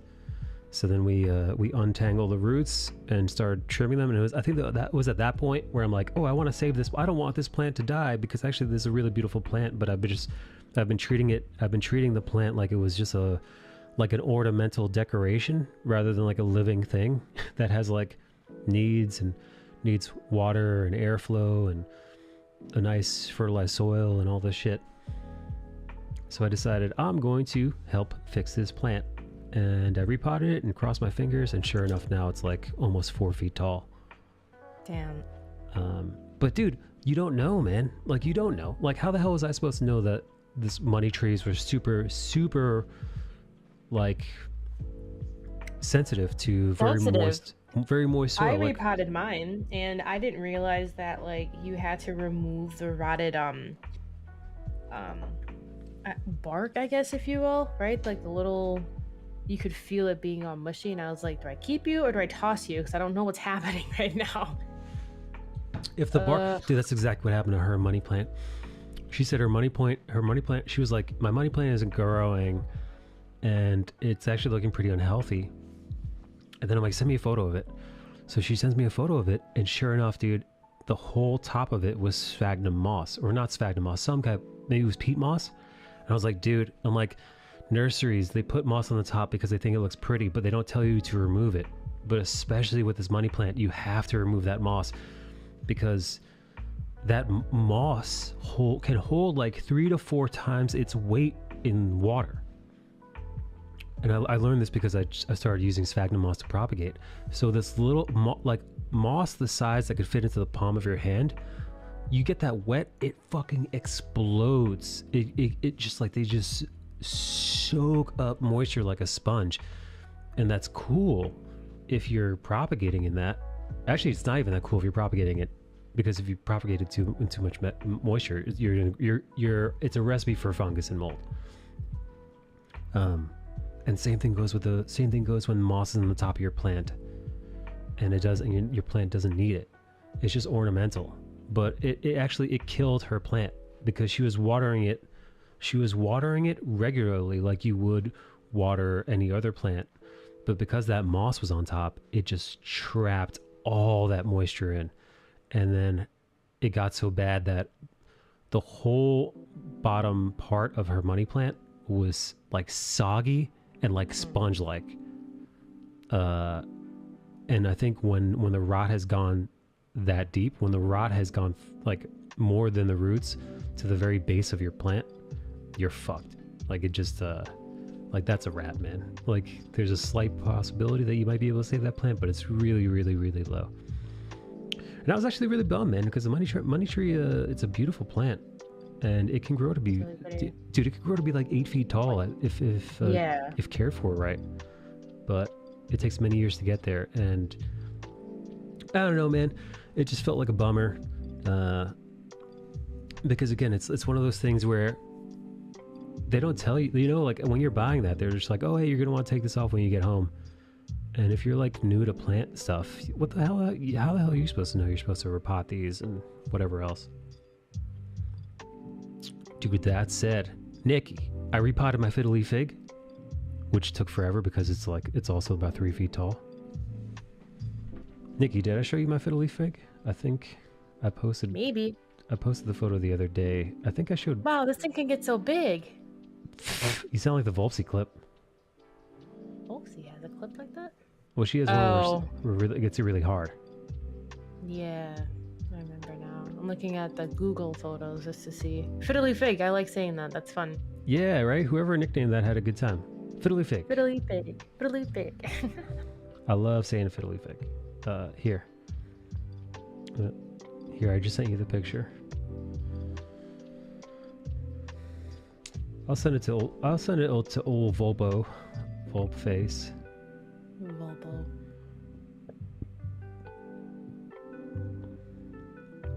Volpsy sent me a photo of her variegated heartstrings, which she has some nice variegated heartstrings, just like me does.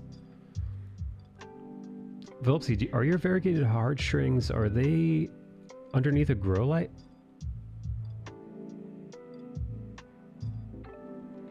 I'm too scared to get one of those, but they're so pretty. Oh. So I got this plant. Here, I'll show you guys. I got this fiddly fig. So pretty. I got this fiddly fig, and we got it like a week and a half ago. We got it a week and a half ago, and these were little buds. You know, these were closed buds. And I almost want to go in there and take another photo of you because, and I distinctly remember the dude at the nursery being like, "Oh, you should get this one," because I was looking at all the fiddly fig plants. I'm like, "Which one should I get?" And he's like, "You should get this one because you got 3 new growth points on it." And I'm like, 3 new growth points on this fiddly fig? I'm excited. I'm like, "You made a sale, friend. Sign me up." Dude, this went from 3 new leaves. I think I counted the other day 6 new leaves in just a matter of just started shooting up out of fucking nowhere. And I've never seen anything like. Plants are so crazy because I've bought new and repotted so many new plants, and I always do the same thing.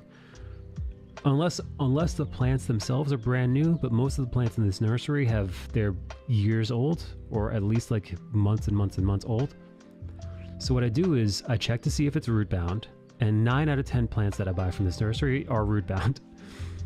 So I'm like, okay, so I give them the spa treatment. It's like, okay, so I'll bring you home. I'm gonna take you out of your, hey, let's get you out of this stuffy pot. And I put it in a pot that's about a couple inches longer in diameter. I try not to go too big because some plants really prefer to be root bound. But I'm like, let me give you a little bit more room to grow. Let me get some fresh soil in here. Let me aerate it with some perlite. Let me get some charcoal in there, and let me get some worm castings too, in order to fertilize you. Or alternatively, I will use fertilizer sticks or liquid fertilizer, depending on the plant, yada yada yada. But I like to do it up, baby. I also like to clean off the leaves. I like to clean off the leaves with neem oil in case there are any pests on the leaves. Neem? Neem, N-E-E-M, neem oil. So neem oil to get rid of any, there might be spider mites, there might be aphids or thrips or something. You never know. A lot of these nurseries, man, they're just they're a goddamn petri dish for bugs and pests, right? So there might be fungus gnats. So I might add a couple of maybe a cup of diatomaceous earth in there, which kills fungus gnats. And I also add I add something called mosquito bits, which meme oil, how dare you? No. I also add something called mosquito bits, which also deals with fungus gnats.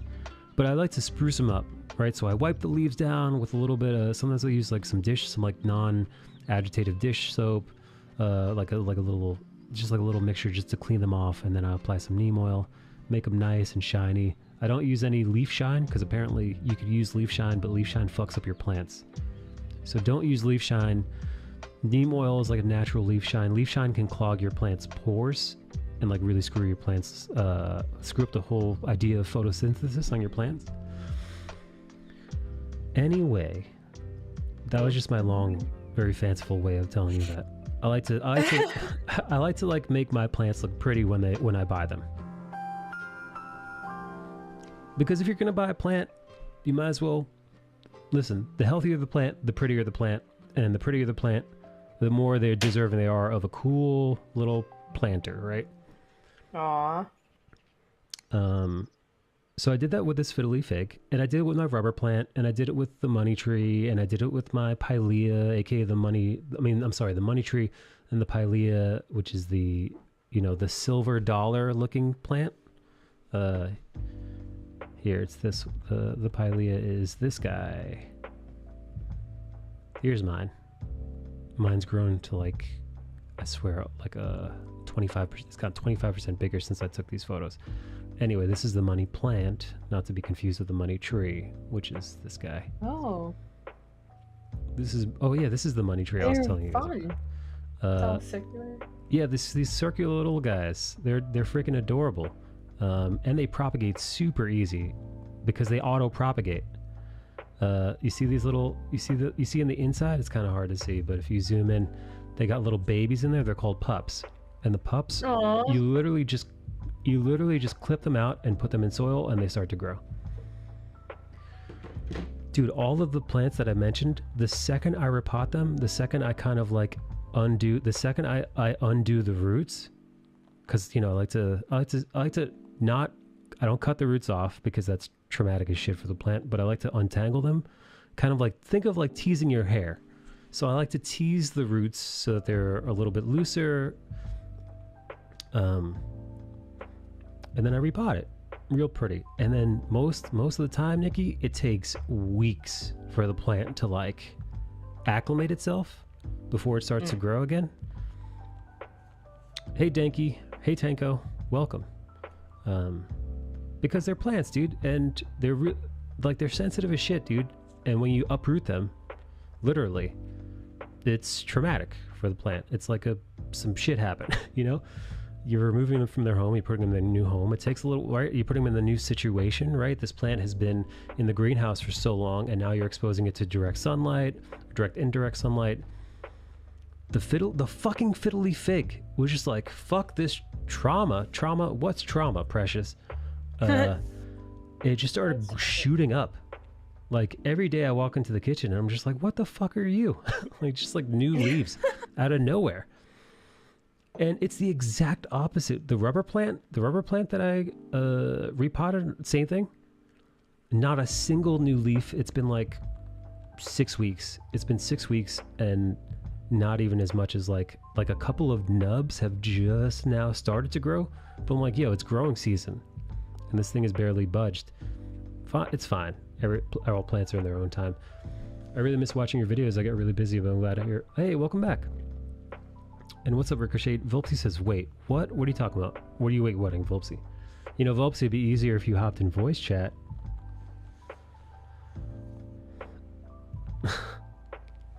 But yes, welcome back, Tanko. Love that emote, Nikki. Is that your emote? No, I wish. It's Jay Hansen. That's a good emote. It's perfect. Shit, I was about to say something before I read Tanko's you to write like a little pamphlet. You should like sketch plans and then write like what? Mikey's pamphlet. Yeah. Plant pamphlet. Yeah, I want to start putting. I want to learn. I'm just afraid. I'm afraid I'm gonna keep killing them all. Hey, Yes. Silly Goose, I sent you photos of Joe's thing. You never replied. Let's see. That was like last week or something like that. We were talking about his swords, remember? Joe's weapons. Dude, this looks like he's running a dojo. Yeah. He knows how to use all of them too. I think this looks great. I'm gonna be honest. I think he needs some design help, Nikki. Yeah, he wanted, okay, so the placement for all of these was to make sure it fits before we painted it. Yeah. So that way he wasn't continuously putting holes in freshly painted walls. So he's like, let me just put these up, see how I like it, rearrange some things, and once we get it confirmed, I'll take photos of it, and then we can, because we're gonna get new floors and paint downstairs, so it's kind of like a rough draft. You know what I mean? Okay, I see. That makes more sense. Yeah, because I think on the walls that are in like darker area, he wants to put like display lights too. So I was like, yeah, that makes sense. You know, I don't want new like fucking random holes on like fresh walls. So I was like, good idea, babe. I mean, listen, fresh holes in walls, you can always spackle over those things. That's not a big deal. Yeah, but not after painting. I'm not paying somebody to paint and then us fuck it up. Sure. Excuse me. Silly goose. Yeah, but we were talking about like what Volpsy said about getting what is it called? The what? The succulent. And she's like saying how I can't pronounce that word. Is it G-bait? Jibate? I think it's such a big debate. I think she means debate, unless she's purposely saying it that way, Volpsy. When people say to get a succulent at first, as a first plant, because she kills them too. Oh, all right. Let me read what old Volpo wrote. I did not read what she was saying. Grow lights are amazing. Are you an overwaterer? Same. I can't have a succulent because I love watering so much. I kill 2 of them. I think it's such a debate when people say to get a succulent as a first plant. I think it's the hardest to keep alive. Yeah. Well, I say this all the time on here. You have to be mean to a succulent, because kindness will murder a succulent. Yeah, dude, I love mine so much. I was talking to it and shit, and it basically was like, "Peace out, bitch." Yeah. So the oh my god, it. Okay, cool. You have to treat your succulents like the way attractive people treat less attractive people that they're dating. Just ghost them, leave them on red, barely make eye contact. Yeah, that's how you gotta treat your succulent. Dude, fuck those plants. Yeah, which one's like love though? Because that's for the ones I need, I suppose. And when you say like propagate, what's like, okay, so like I had one of those, man, I almost call it a snake. Snake plant. Pathos? Pothos? Pothos, right? You have a pothos? So like it was I did, and and this thing grew so long, and I was like, wow, what do I do? It won't stop growing. It's so long. I had to put it outside because I didn't have a shelf high enough to keep it from touching the ground. And my friend's like, oh, just cut it and put it in water. And I was like, cut what though? Like, what if I fuck it up? Cut what? The nodes. I actually just propagated my queen marble, my marble queen pothos. And man, damn, I wish this was a couple days ago. I could show you all the root growth. I was gonna say, oh, shit. You know what? Actually, I actually have one I'm propagating right now. Here, let me show you. Snap. Okay, I'm waiting to see. But after this, I really gotta go. All right, this is gonna be a little tough to see because there's algae in the water. But I'll take it up out of the water. So this is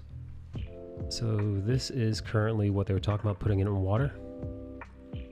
So this isn't a pothos. This is a philodendron. I believe this is a heartleaf philodendron. I might be mistaken. Correct me if I'm wrong. So I've had this on the windowsill. Well, just away from the windowsill because no direct light. The direct light would be a little bit too harsh for this guy. Because it's like a baby, right? It's a little baby and it's propagating. And here, I'm going to lift it up out of the water so you can see what the roots look like. And if you look, you see you can actually see where I cut it. So I cut it. That's a cut. That's a cut. There's a cut. Down here, that's a cut. This over here is a cut. You know, actually, let me see if I can.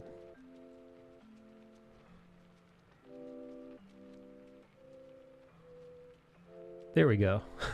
Thank you, iPad background. Now you can see a little bit better.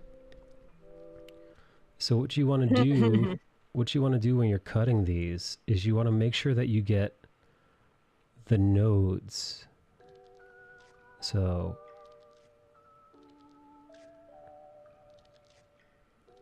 where the plant connects, that's a node.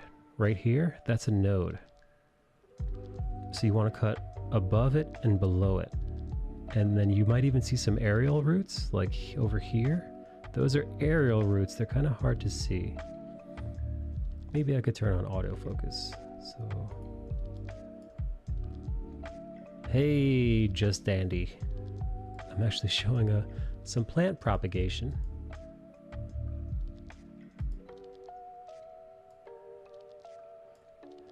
Here we go. Okay. All right, I've zoomed in a little bit more. I've zoomed in a bit more so you could see. I'll put the light on. Now you can see. Okay, so you see right on top of my thumb here?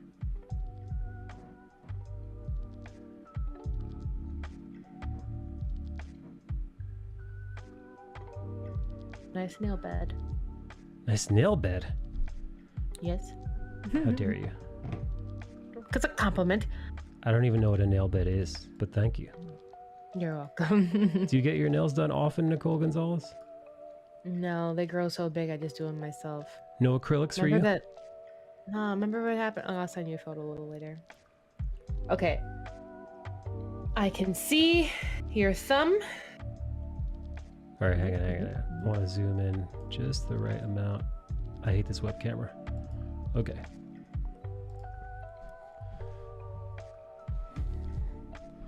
All right. So there you go. You see those white little nubs, like white little translucent nubs? Those are aerial roots. You're going to see this on a pothos, on a philodendron. You want to cut it like I did. You can actually see the cuts, the little brown tips where I cut. Hey, calculus. Yeah, that's where the new roots will grow from. You actually here's some more. So it doesn't like harm it? Right. So yeah, you can see it here. Generally the node is right where the stem of the leaf connects to the rest of it. So you can actually see the top and bottom where I cut, and those aerial nodes turn into roots. They turn into roots and they turn into new growth. So soon a new leaf should shoot out of this. And I like to put these in soil when the roots grow, these little roots here, when they grow to be about 2 to 3 inches, 2.5 inches. That's a sweet spot for me. That's when I'm like, okay, this plant is healthy enough to most likely live on its own in the soil and be successfully propagated. But yeah, that's where I like to cut. Those are the nodes. Those are aerial nodes. That's where you should cut. And you don't need to cut. You don't need a lot of stem. Just a little bit of stem.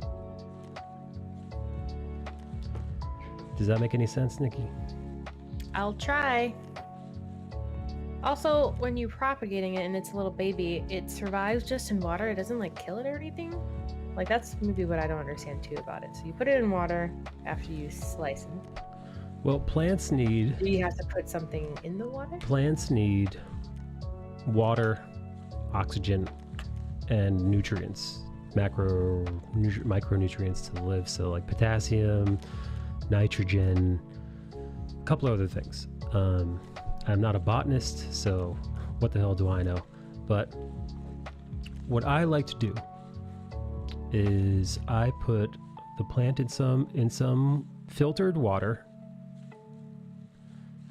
which is it's a little bit extra, but sometimes everybody's got different tap water. Mm-hmm. And if you've got hard tap water, that might fuck with your plant. Especially New York City's got great tap water. Our tap water, the pH balance of our tap water is almost completely neutral.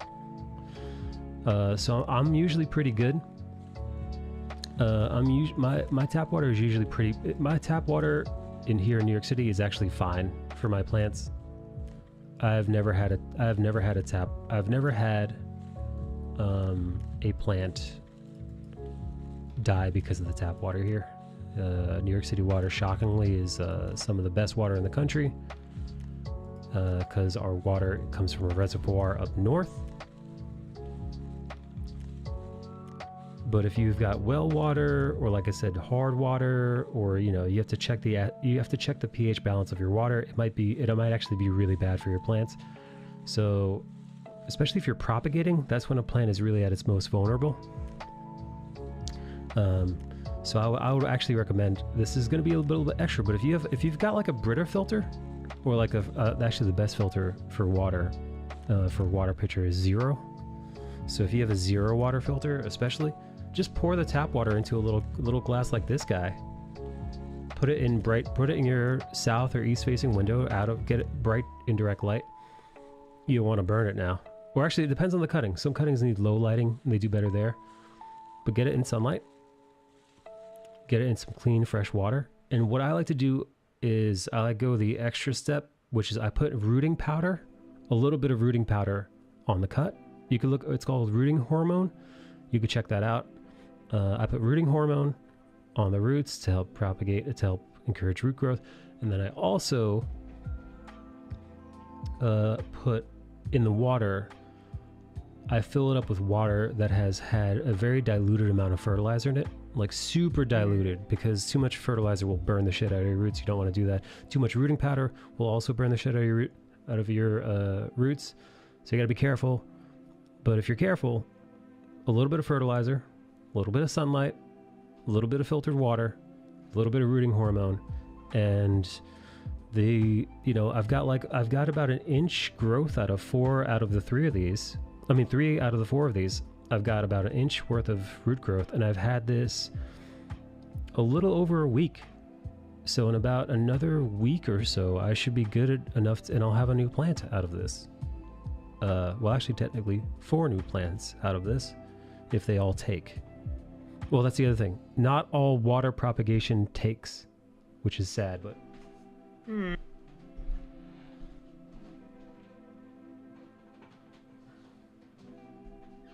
Here, Nikki, I'll show you.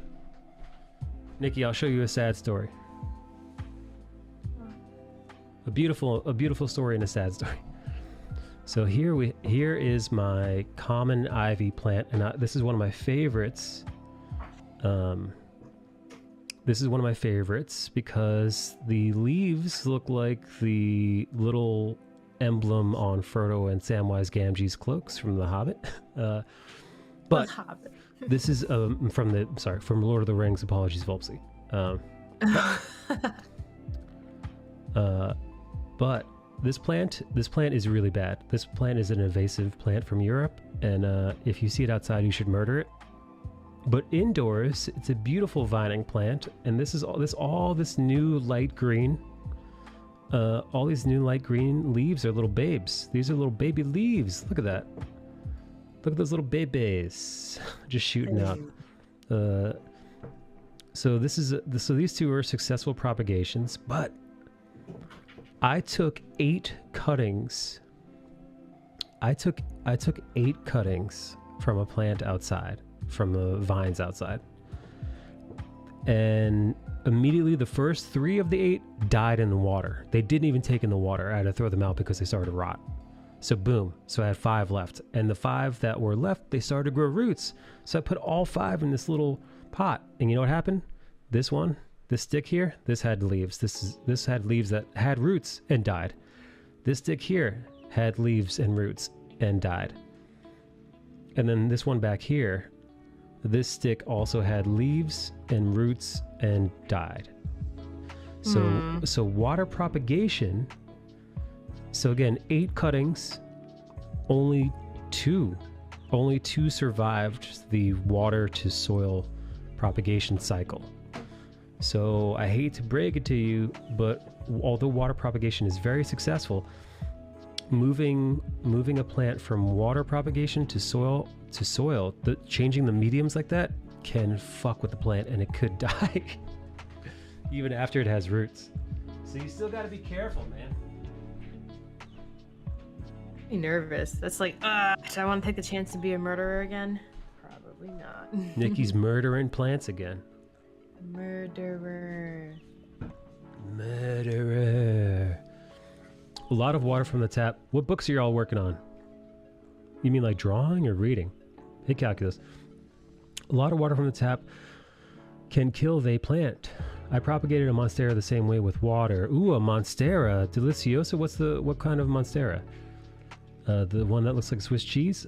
I got hard water when I'm in Connecticut, so I filter sometimes, but not all the time. My tap is pretty good, but if you don't have nutrients for it, you can grab the dead leaves and mix it into the topsoil. In the pot, it can help it, but not a lot of it. Volpsy did an angry face. You made her mad. I sent you a picture of my nails because they're psychotically long and I gotta cut them tomorrow and trim them and paint them.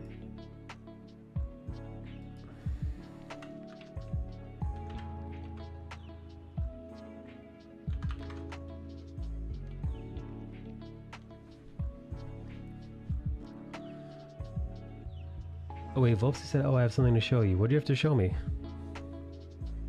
Oh, actually, Volpsy, I have something else to show you.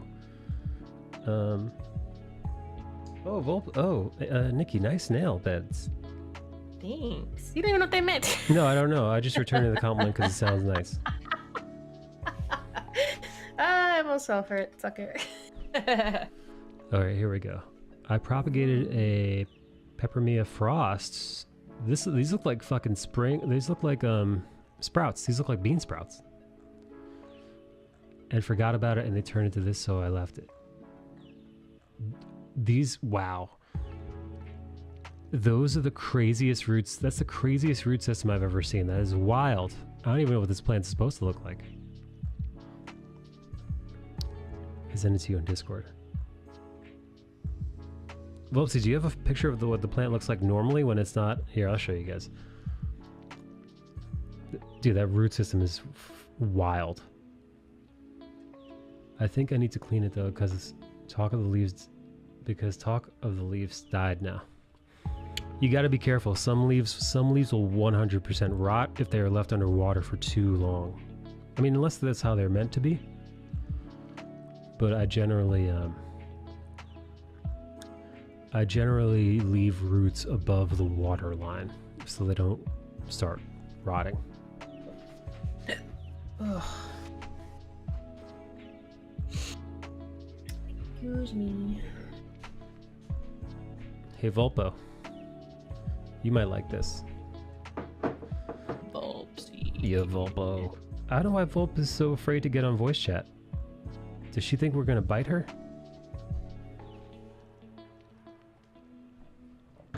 Nikki, I thought she was into it though.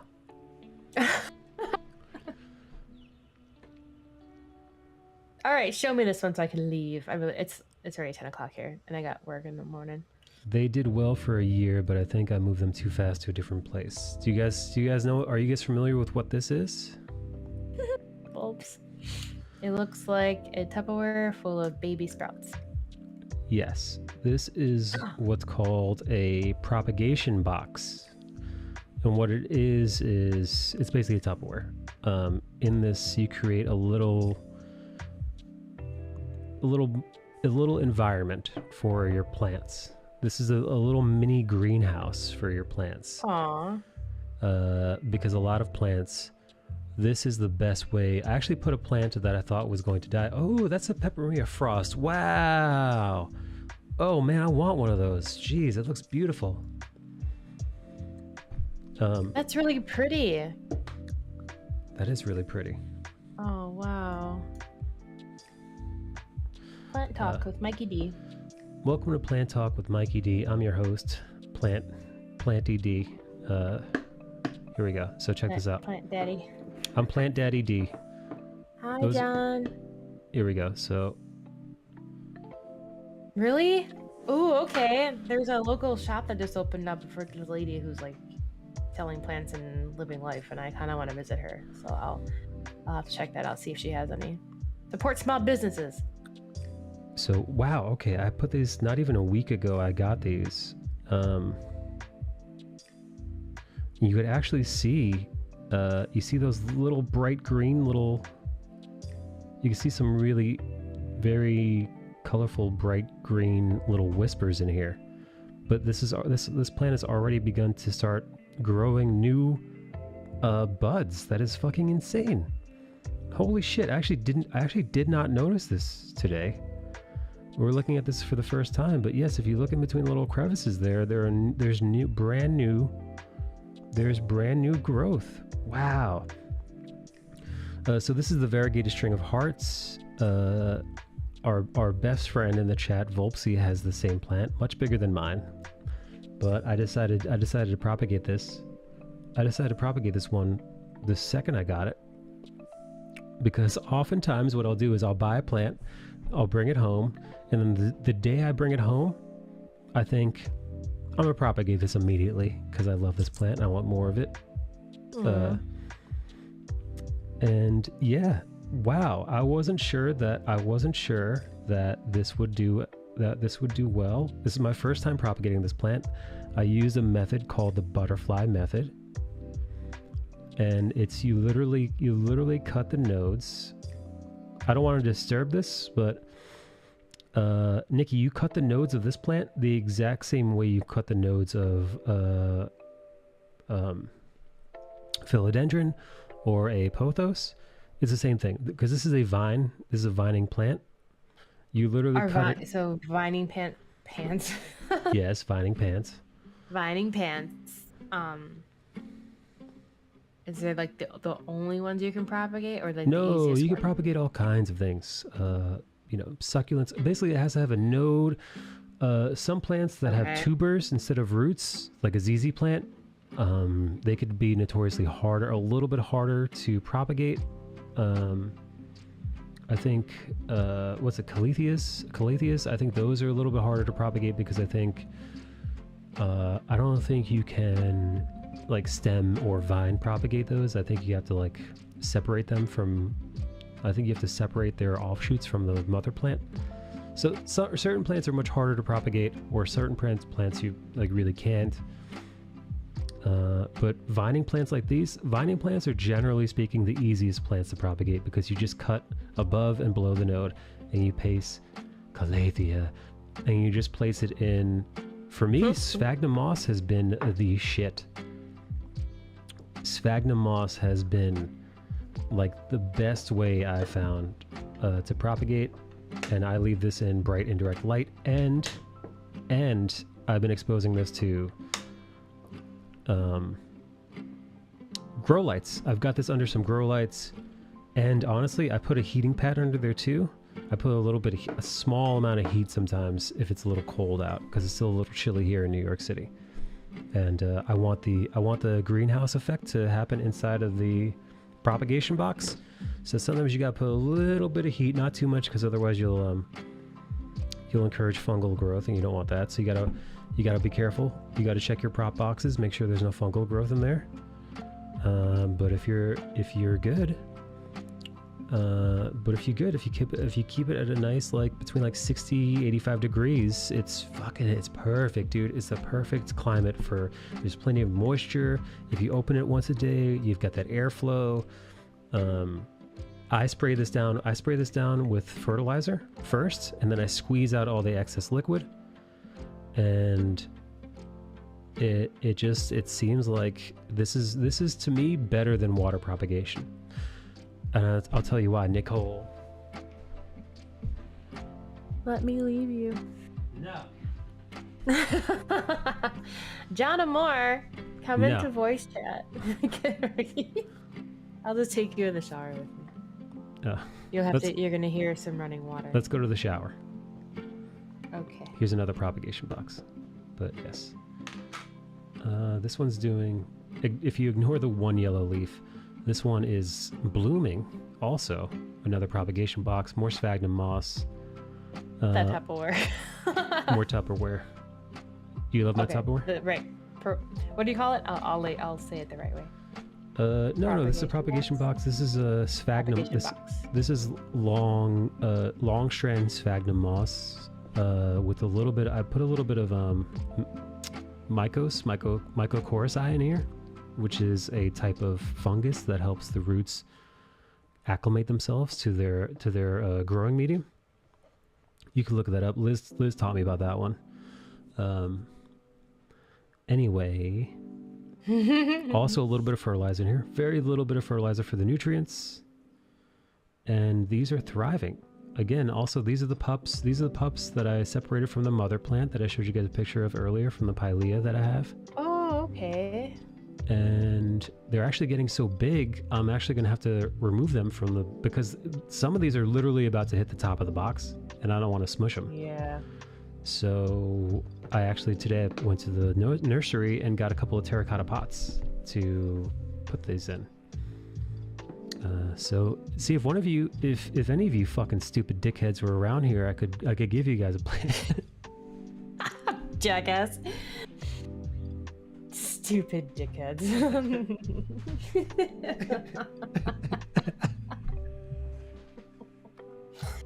Oh, that's funny. No, I'm kidding. That's Plant Daddy Mikey D's way of saying he loves you. And that and speaking in the third person. How the fuck do you get pups? Wait, Volpsy, you have a money plant and it doesn't have any pups? Let's laugh at her. She's a poor plant mommy. Me too. Let's all laugh at her. Let's laugh at her expense. I am a very bad plant mom. Get a voice chat, you nerd. Volpsy, you need to relieve me from duty. Volpsy, if you come in here, Nikki will tie you up. Shibari style, your favorite. She promises. Volpsy's a rope bunny, never forget. John. Volpsy's green thumb is her big toe. Yeah. She's got a green toe. Wait, Volpsy, do you have it? What kind of lighting do you have it in? I think... Voice. Maybe we get John Amore in voice chat. Johnny. Wait, what's John's middle name? Julio? John Julio? Who? John Julio Amore? John Miguel? John Miguel Amore. Miguel, get in here. Whoa! Yeah. Holy shit, dude. I can't believe I fucking remember that. John, I need you to take my place, buddy. I'll leave when you get in here so you don't gotta talk to me. It's okay. Miguelito. Vámonos. Miguel. Ay, mija. Mijo. Oh, yeah, that's right. I forgot. Well, John will always be my little mija. Nick.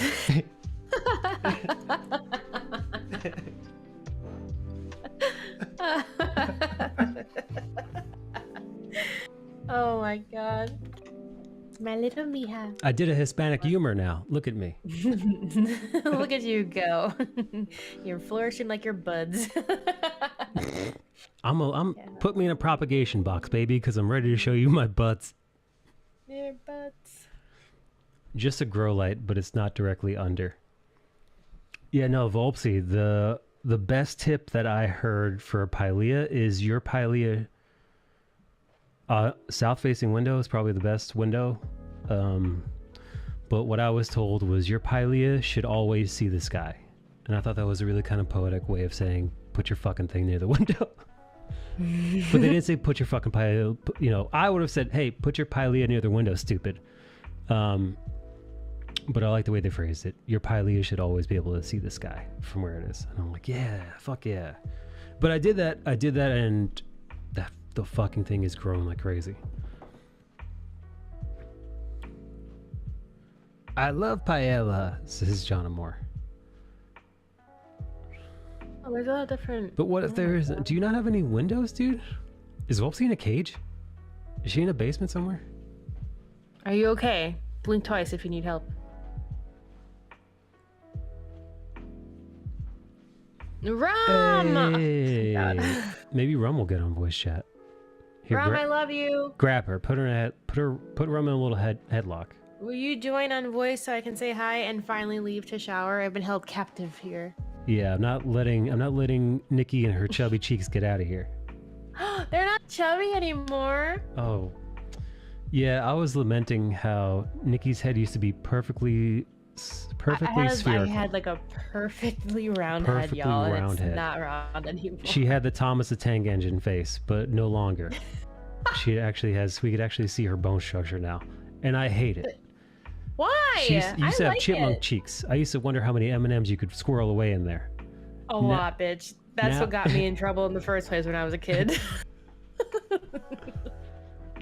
Now I'm looking at myself in the camera again to make sure Y'all haven't lived until you see Nikki squirrel away nuts. Okay, my hair is just really dirty. I shower daily, baby. I just don't wash my hair daily. You could squeeze the grease out of Nikki's hair and saute in your wok with it. Oh my god. Okay. Nikki's hair grease, practice. some bean sprouts. Greens. Okay, see? Just a little bit. Oh, yeah, no, your cheek's only showing you smile now. This is outrageous. A lot. I smile a lot. Yeah, Nikki has a chin now, and I don't like it. I don't like it at all. Yeah. Yeah. Nikki's showing her face in the chat, and you guys can't see. Nope. Puerto Rican olive oil. How Maybe soon dare Hobbs is you? leaving tonight, so he's being clingy. Oh, I thought it was yesterday. I thought I misread that. Ron, when was the last time your husband smelled your vagina? Nikki, you want to take a guess? No! Her face. Oh my god. Nikki's face. Oh, it's perfect. Fuck, I can't watch you while I'm talking. You throw me off. I was supposed to say that with a straight face, no laughing at all. Just like a news announcer giving the news. You should see, this is like me the whole time when we're talking, like when Skullbash is in here and like Rum is in here. My facial expressions are fucking everywhere because you guys say the most craziest shit. She did the full Monka S. She did the full. What's that? Wait. What's the Asian dude's face that was the famous emote that Twitch removed because he put like some trope. He was like pro Trump and Twitch is like, we can't have that. Remove his emote. I forgot what he looked like actually. I was looking. PogChamp? Yeah, PogChamp. That was dumb, right? That was stupid. Like, who cares? It was. Who cares if he's got like? Because you're basic. Yeah. Yeah. I think. PogChamp is like a great emote. Like, who cares what the fuck? If he was guilty of like, if he was like Harvey Weinstein or something like that, you know, if he was like Cosby or something, and he was like convicted of doing some horrific stuff. He depicted encouraging further violence following a riot. I don't know, man. That's loose. That's real. I don't know, man. It's fucking Twitch. Yeah. Puerto Rican olive oil. Did you see? Oh my god! I just googled him, and the replacement says Komodo dragon. And when you Google it, one of the first pictures is like his face. That's really funny. The Komodo dragon making the PogChamp face, which is actually pretty funny. It was supposed to be last night. See, Nikki, Rum's husband. God bless his soul. Rum's husband, Randy. He was supposed to smell her vagina last night. Randy. I don't know his real name. So he's Randy, cause that name is funny to me. Why? But what happened was they had a mix-up. So he wasn't able to taste her last night, but tonight's the night, I think. Nikki, are you excited for her? No. Nikki is disappointed. I don't know why. I want to shower. Okay. Go shower. I just feel bad. I just don't want you to be left alone. We're having such great conversation that I'm like, I'm having a good time, but my hair is pretty dirty. Nikki has grease dripping down her forehead right now. How fucking dare you? How dare you? Nikki looks like she just walked out of a Rick James fucking music video. It is not. No, don't laugh, Pink. Nikki looks like Julio in Gangsters in Paradise music video. Nikki's hair, Jerry curl. Yes, Nikki's hair is so greasy it's Jerry curling right now. It looks like Nikki just applied Soul Glow to her hair. She's about to leave a stain on the couch. Ew. When Nikki gets up from her gamer chair, the back is gonna be just shining. It's gonna be. You cannot glistening. tell that it's greasy unless I get really close to the camera. Just let your soul glow. Nikki's hair is going to crawl Look, her into the it's shower. clean. No, it doesn't look that bad. If you guys were in voice chat, you'd see. It's not that bad. It's that's why I put it up. It looks like one of those like hairs up, but I have so much hair that it just takes me a while. It's hidden grease. But I can't. It gets greasier when I wash it daily or every other day, and my scalp gets all fucked up. So I think it's like every 3-day wash. How often does John wash oils. his oils off? His natural Filipino oil. That's disgusting. It won't load for me. I'm getting page unresponsive.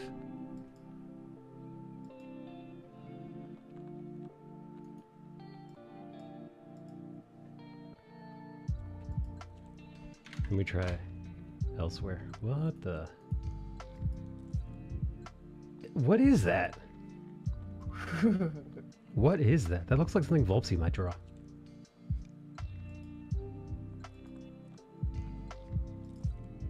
Universal? What's with the Universal logo? I was my hair ever 3 days, otherwise my scalp gets too dry and my hair gets super frizzy. Yeah, man, my hair gets like really fucked up if I wash it too much. It's Andy Serkis being eaten by a worm in King Kong. Spoiler alert. Jeez. I'll just go to bed like super. I'll just, you know what? I won't straighten it today. I'll just blow dry it after I get out of the shower and then straighten it in the morning. I got What do you got? one meeting tomorrow. I have a meeting Tuesday, Wednesday, Thursday. I think I'm streaming tomorrow too. Ugh. What time are you streaming tomorrow? I usually pop on at 4. Ooh, afternoon with Nikki. And Central Time. Little afternoon delight with Nicole Gonzalez.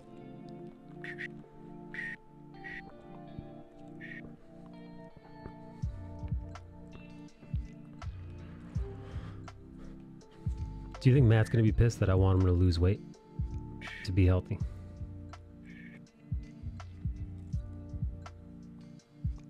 Nikki. Mm. I'm gonna tell him. I'm gonna let him yell at me. It's okay. I'll take the heat. I'll text his ass right now. Like, Mike wants to talk to you. No. Now leave him be. He's probably inside of his woman right now. Oh my god. He's spreading her cheeks right now as we speak. He's doing his does he have a catchphrase, Matt? I don't know.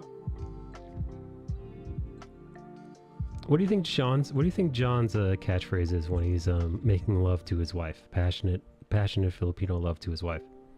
Hurry up, I got work to do. I thought that's her line. You son of a bitch. Did you finally finish Ellen? Ring? John's been playing Ellen Ring this entire time. No, John, I got caught up this week Living life, buddy. being an absolute troll on Elden Ring. John, are you familiar with the AFK farm?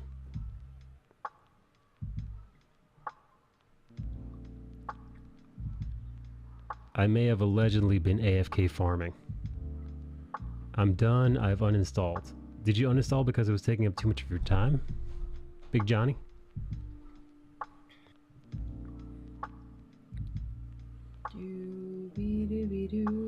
What's AFK farm? The Warded Catacombs? No. John, are you familiar with the Invader Hunter Taunter's Tongue? Invader Hunter Daughter's tongue. I'm trying to say it, but that's fast. I am unaware. Wait, John, have you ever been invaded? That sounds a little. Yeah, have you? Yeah, John. Tell us about your invasion. Yeah, John. Tell us about No, your for those of you who don't know, you know what? What's the best way to describe this to you? I know. I could draw it for you guys. What invasions look like in Elden Ring. So here.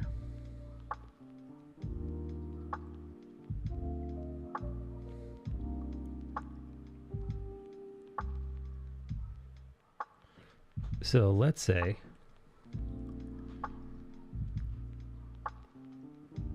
this is me.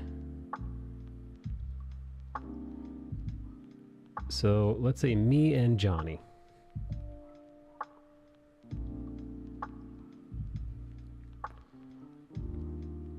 So this is me and Johnny, and our characters are raiding a dungeon.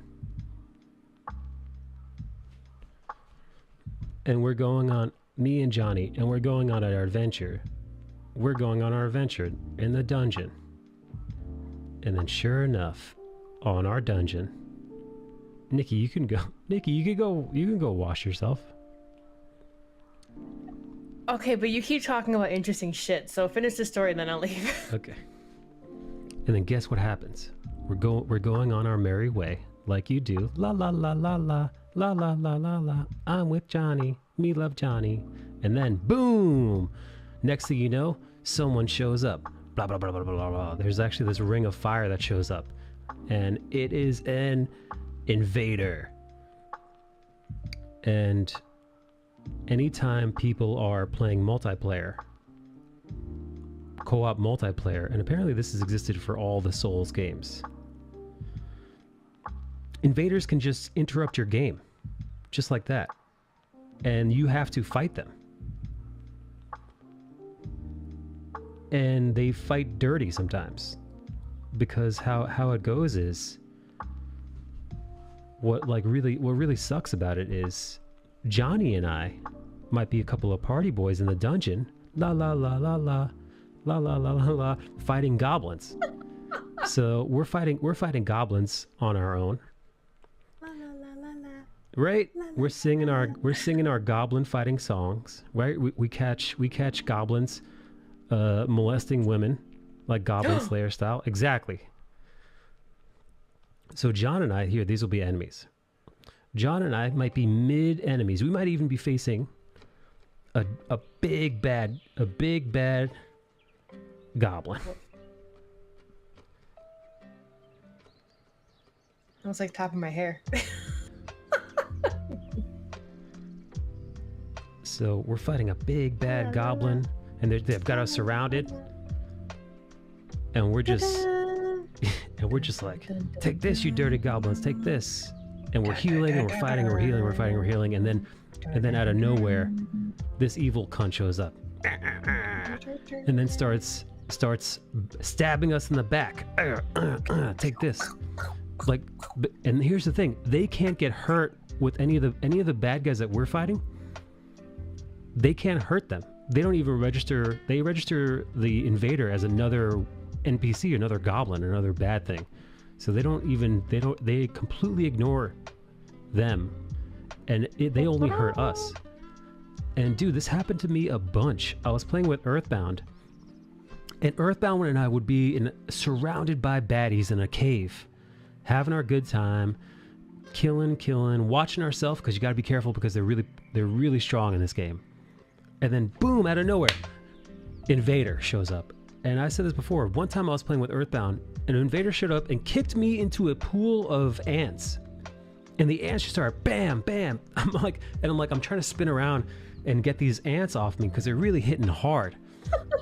So I'm like, get the fuck off me, you fucking ants. And then sure enough, the dude who kicked me into the pit of ants, while the ants are attacking me, immediately runs up and starts stabbing me. And I died.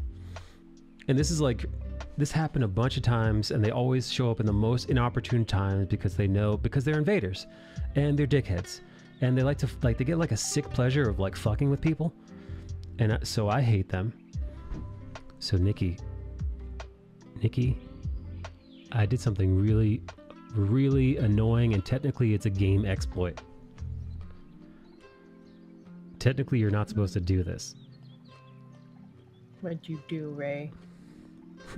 Ray, what did you do? So, there's a way, if you're not playing multiplayer, that when you're on your own, and you're, let's say you're on Liurnia of the Lakes, Nikki, it's a little lake area. So you're on Liurnia of the Lakes. I found a way. Here's the top of the map, Liurnia of the Lakes. I found a way to summon bad guys. Like this guy here. So you could summon them and they'll come and fight you. But what I did was I found a way to sneak like this, bloop, underneath the map. There's a glitch that allows you to sneak underneath the map. So then you call the invaders to you. You ring the little bell. You say, bring, bring. Ooh, oh, invaders. Oh, boys. I'm just a defenseless little boy over here. Why don't you come and invade me like you like to do, you stupid dickheads? And of course they come because they're pieces of shit, and they like to, instead of having a fair matchup like a normal human being, they like to ambush people. So I invite them into my world while I'm literally untouchable behind the map. So they look around for me and they can't find me. And then while they're trying to figure out, here you got a guy here, and maybe he's got a little question mark over his head because he's like, where is this guy? Where'd he go? What I do is I charge up all my fucking weapons, and like Loretta's great bow, and I line her up, and I start clapping these cheeks from underneath the map. I could actually fire at them spells, AoE spells, from the safety, and they can't fire down, and they don't know where I am because I don't appear on the map. And I blow them to fucking smithereens. And you know what the best thing is? In the middle of this game, other invaders show up. So other invaders show up to also fight. So you could have 2 invaders in your place at a time, and they show up. And what I do then is I fire my weapons at this stupid dickhead too, to instigate a battle between the 2 invaders. And I watch them fight for my pleasure. And then every now and then, a hunter will show up to assist me. Like a little hero. Do-do-do-do. And then I watch the 3 of them fight it out while I attack them. All from the safety of underneath the map. And this is by far the most hated thing currently in all of Elden Ring. People hiding on the map and fighting invaders sneakily. Somebody actually, Nikki, you might be surprised to know, somebody actually wrote a Reddit post about me. Oh, do you have it? I do. I'm going to show you. You do? I do, because I was so excited. I trolled for so many hours that I was written about. Let me show it now. All right. Oh, that's naked Asian woman. Can't show you that.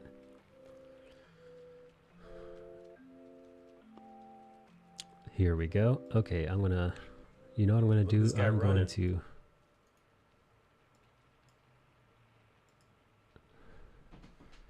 Let me get these sweet vids ready for you.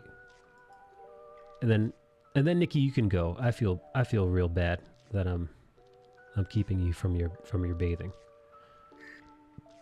Whatever. Nikki's such a sweet lady. So the original plan was to do it right after work, but I made dinner. I made 2 dinners, Thai and then Italian. Ooh, Thai-Italian.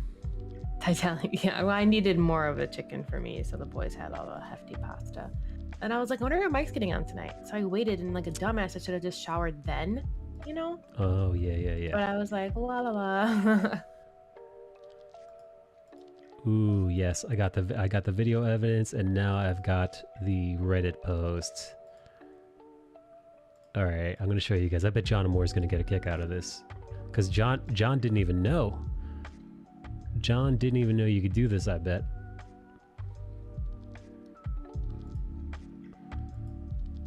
Nikki was like, la la la la la.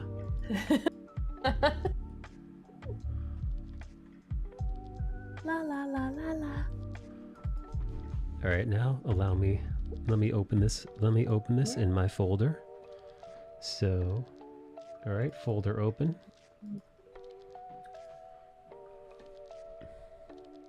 All right, I'm gonna share my screen.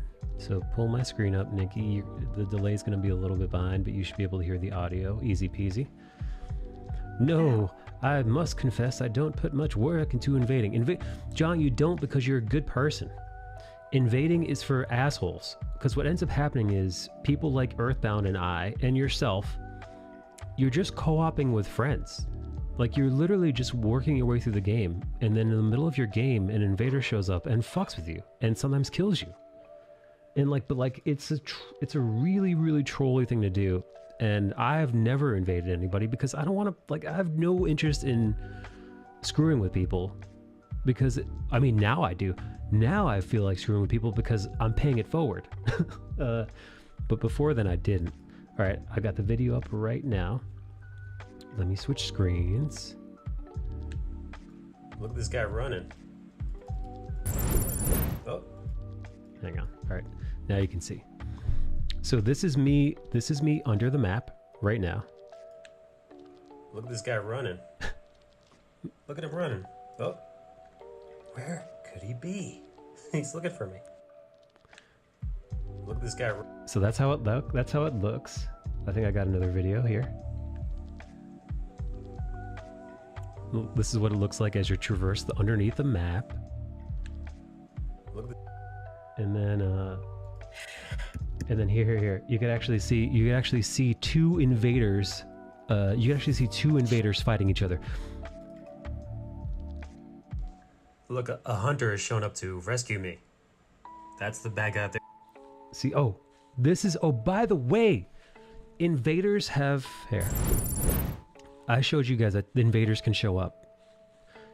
Invaders can kill each other. That's how fucking trolly it is. When you show up as invader 1, meant to kill me, the host, and kill any hunters that show up, the guys in blue who were helpers. But if a second invader shows up, they can team together. They can team up like a couple of bad guys. But in true bad guy fashion, they could also kill each other. Like, I can't hurt the hunter and the hunter can't hurt me. We're on the same team. But invaders belong to no team. So every now and then an invader shows up, and instead of even bothering to look for me or fight a hunter, they just kill the other invader. That's how little honor these people have, and that's exactly what happens in this scene. Check this out. The invader up here, you see his little red foot here. The invader up here, he's looking for me, I'm right underneath him. And then you're gonna see another invader show up, and watch what he does. Look, a hunter has shown up to rescue me. That's the bad guy out there. Oh, he killed him.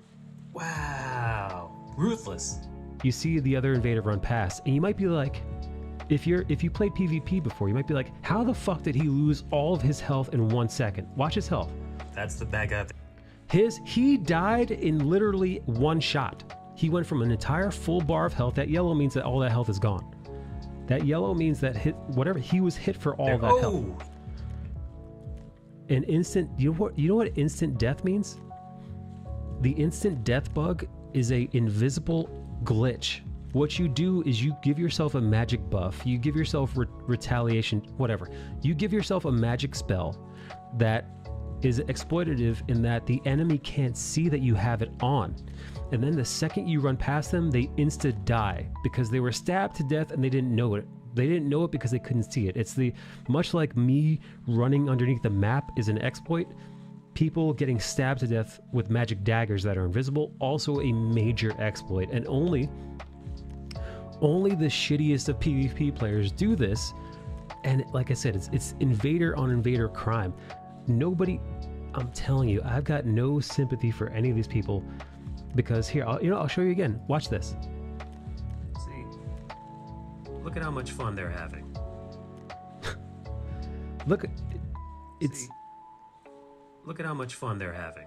It's not even an invader fighting a host or an invader fighting a hunter. It's two invaders just stabbing the shit out of each other by the way, another cheese build. They both have the biggest shield in the game. And they're just pushing their shield up against each other. Look at how much fun they're having. I think that's the finger shield. It's the strongest shield in the game, and it's super hard to combat, and they're just cheesing the shit out of each other. And yes, I have zero sympathy for any of them. I have no problem watching them. I have no problem. Look at this guy running. I have no problem watching them die. And here's the other thing. As an added bonus, look at my runes. As an added bonus, I actually have more now. Now I've got about 36 million runes. And you might be like, damn, what the fuck do you need all those runes for? And the answer is nothing. I don't need the runes. I don't even want the runes. I'm already level 255. But what I do want is to fuck with all these assholes. That's what I want. Yeah, I like watching these people. I like watching these people behave like dickheads and then murdering them. But now, this is the perfect opportunity. Now let me show you what it looks like on their end. I just wanted to explain myself so you guys know what we're looking at here.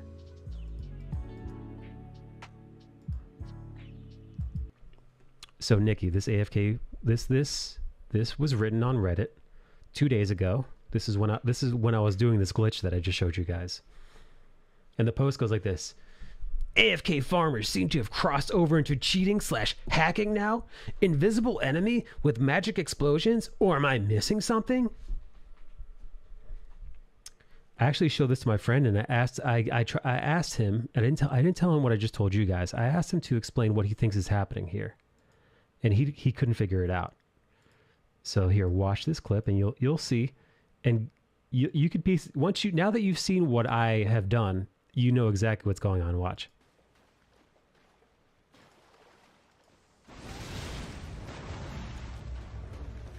Ooh, what the hell? What the hell was that? Also, I'm not on the map. Like, I'm supposed to be showing up on his compass up top in the upper middle of the screen. He's like, that's the hunters over there, and the hunter isn't attacking me, and that's another invader over there, and we've called a truce. So what gives? Where is this guy? He's not on my compass or anything. Boom! I knocked out half that guy's health is gone now. Gotta take a health potion. Where is this guy? I don't see him anywhere. So here, watch one more time. The boom. Boom! Look at that. Boom. Fucking a third of his health just knocked out just like that. Well, let me show. Well, friends, what I didn't show you, what I can do is when I am below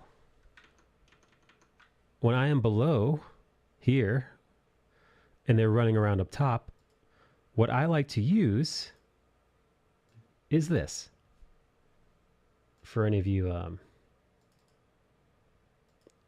in the know, the spell is called Loretta's Mastery. It is a four giant bolts of magic. So if you watch, and it's a giant bow. I'm like Katniss Everdeen on crack.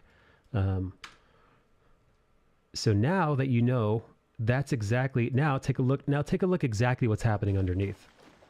Now look at the explosions when they come up. Boom! That's exactly what it is. Where are you? There it is. Look again here. And boom!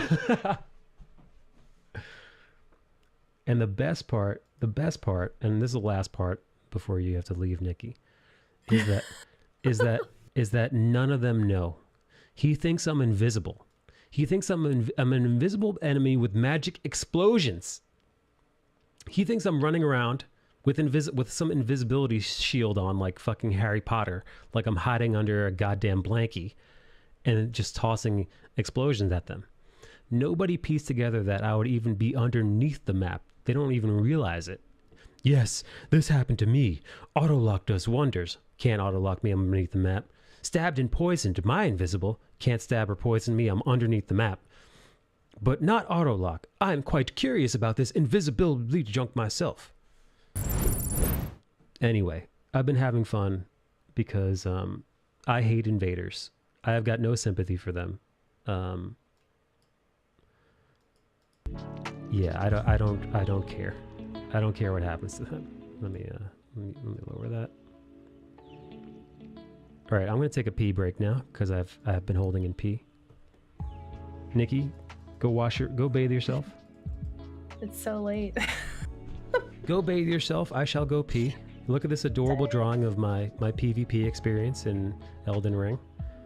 All right, and I'll catch you tomorrow, Nikki. Maybe. Maybe. All right. What time are you starting to? Or you just go pee. We'll talk later. Right.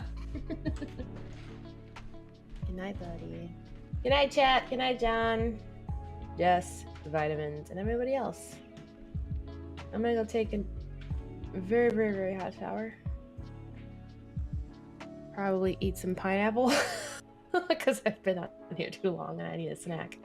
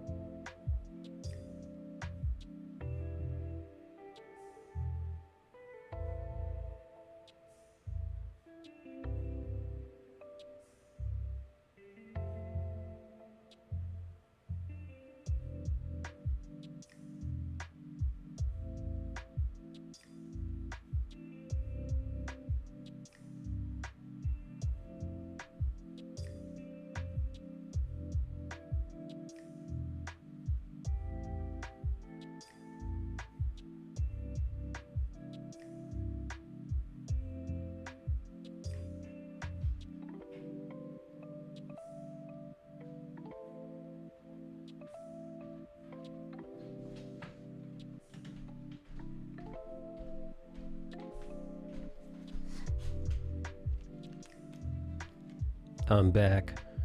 Hello, Jonathan. Jonathan Miguel Amor.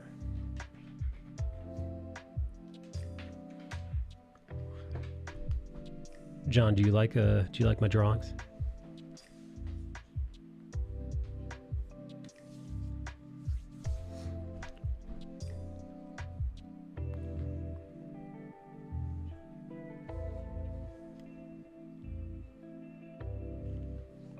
Always.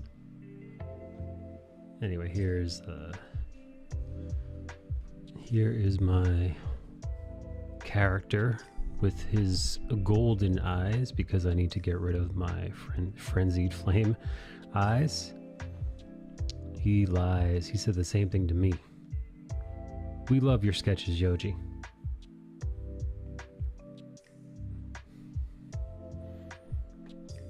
Yoji-chan. I've been standing up this entire stream, and it sucks.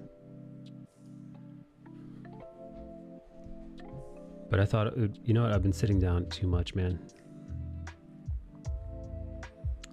Guess who's 3 episodes into? Wow, dude, you've already done 3? Wait, you've already done 3 so far? It feels surreal. It's the home stretch. Are you excited? How you feeling? Besides surreal.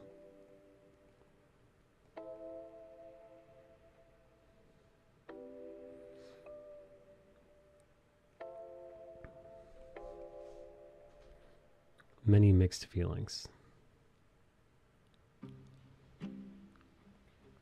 Happy, sad, excited, nervous. Amazing. Love that.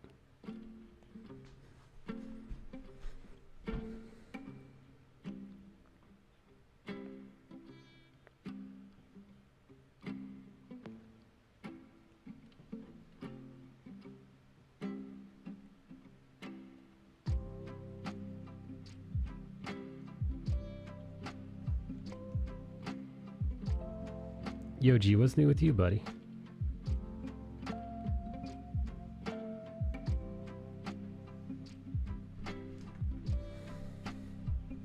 Well, I'm happy, sad, and excited and nervous for you too as well, John.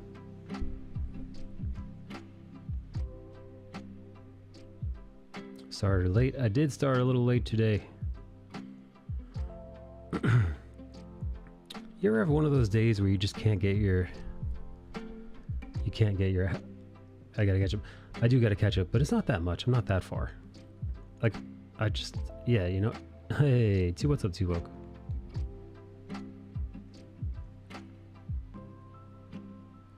Yeah, it's not like I'm like a couple seasons behind.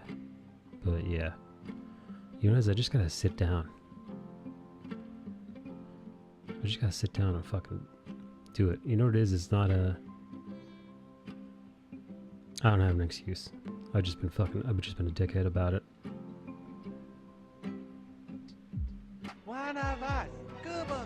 Hey, 2-0.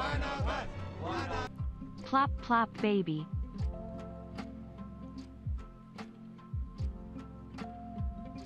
You know what it is? Like, I know once I start reading, I'm gonna read all the way through. But I just gotta pull up the app. Just start reading.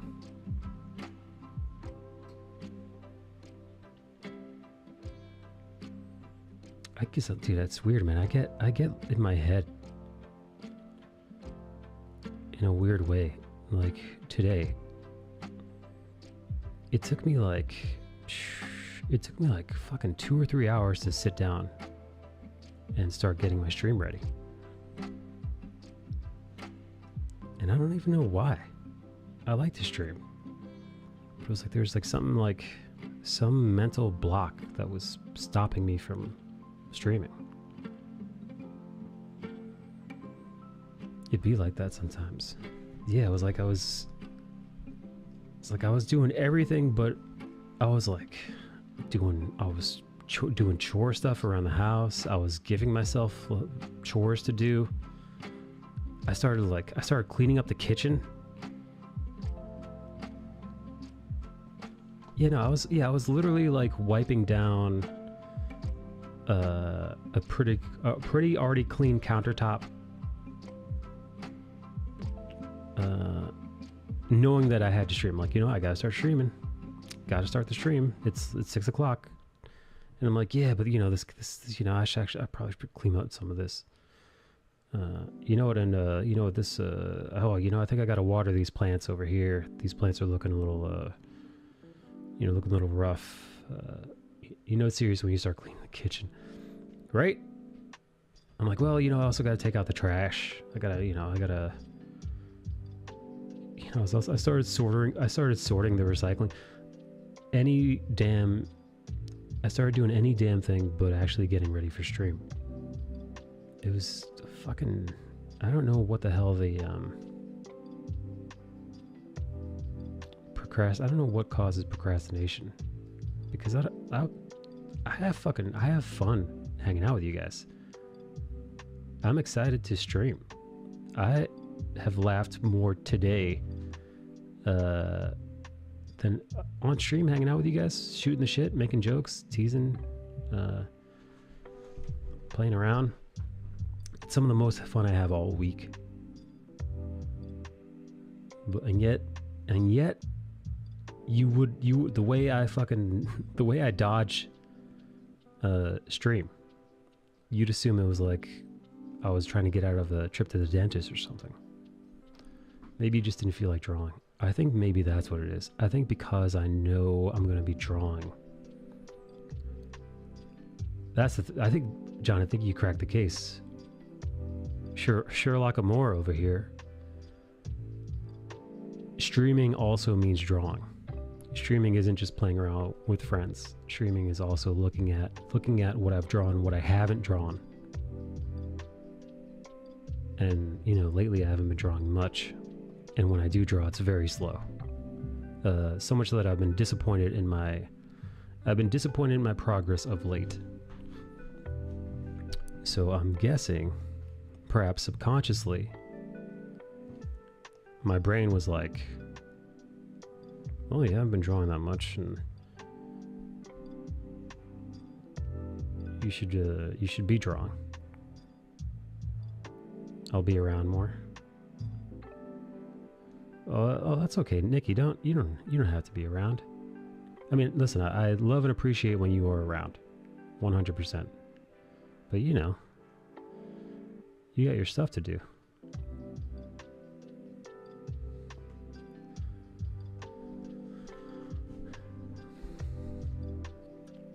It is good though. It is good to get on here and get some goddamn work done. No, I missed it. Bullshitting and stuff. Yeah, it feels great to bullshit around with you guys and do work. But yeah, no, I think there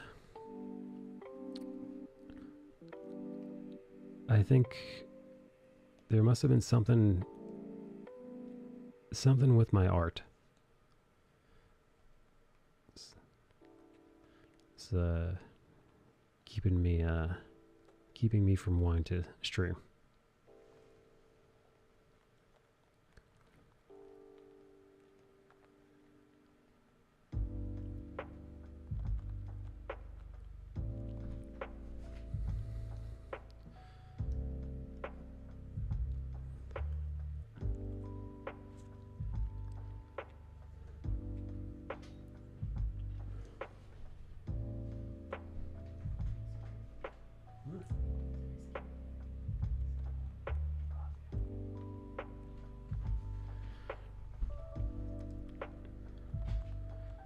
Hey John, you ever have a week go by where it's also slow? Actually, it's been a few weeks for your boy. I feel like I'm drawing in molasses these last couple weeks. Like I'm just like slowly trudging.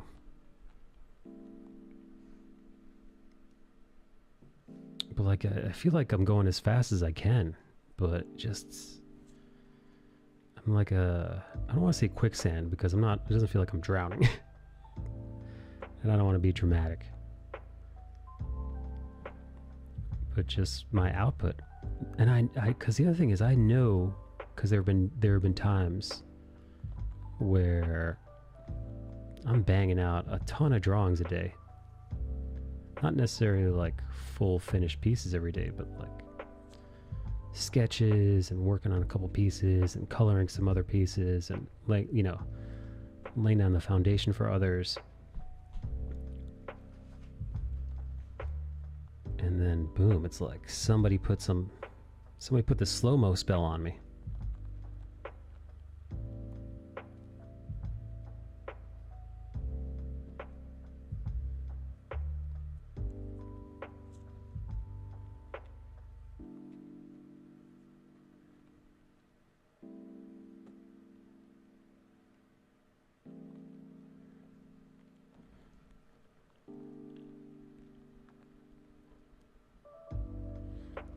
I will say this though, it feels good to be standing up while drawing, which is strange.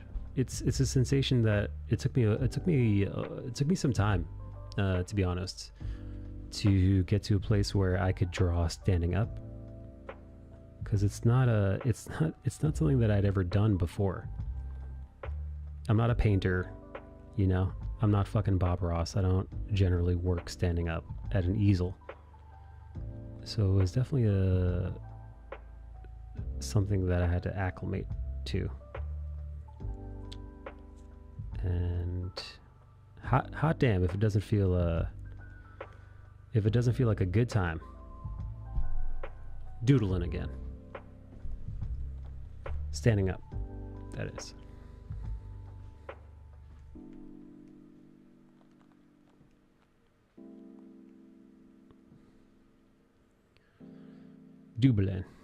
Dublin standing up.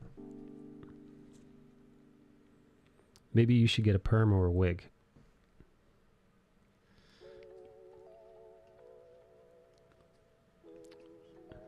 Try to find the Ross. Find the Ross within. Man, that guy. That fucking guy. The things that man was able to do.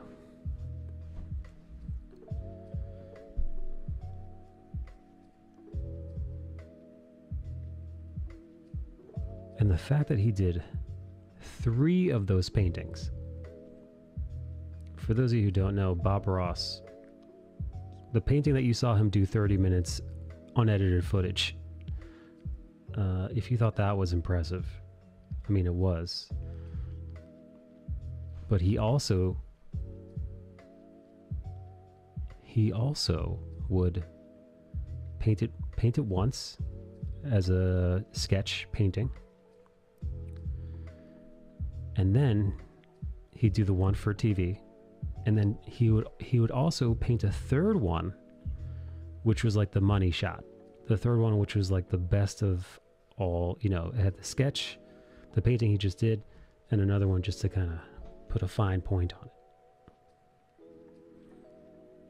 Really just wild. Now he was no angel, Mr. Robert Ross. You know, he actually, unfortunately, he stole a lot of his concepts from his mentor. His mentor, who looked at him like a son, who was heartbroken when Bob Ross betrayed his trust. So Poe Buddy's nerfed, but I think in spite of his flaws, Bob Ross, I think, left the world a little brighter than he found it, which I think that's the best any of us can hope for, right?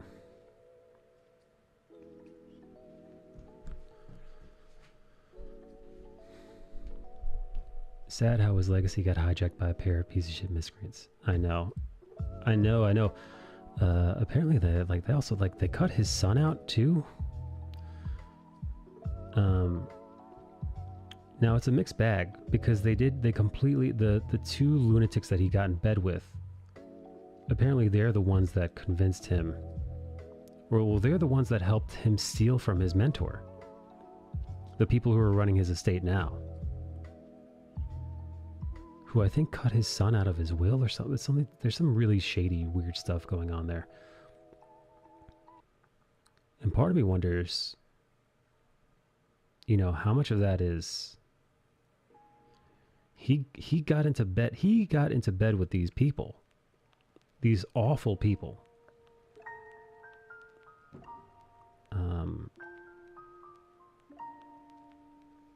So I have real mixed feelings about it, because obviously they were bad news, and the word is that they were the ones that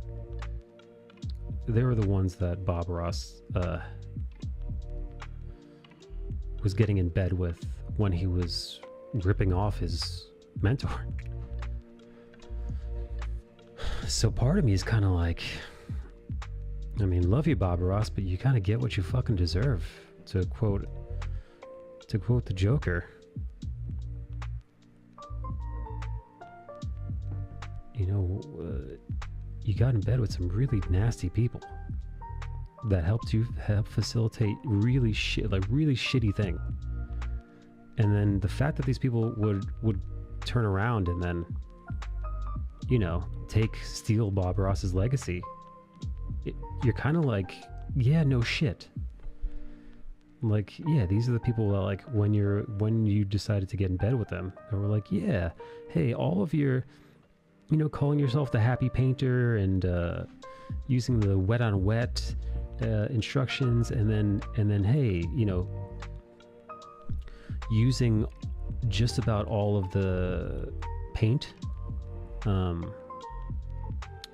So I think he called it brilliant white, and his mentor called it like legacy white. I forget all the names, but yeah, Bob Ross, he truly ripped off the person who taught him everything he knows, man.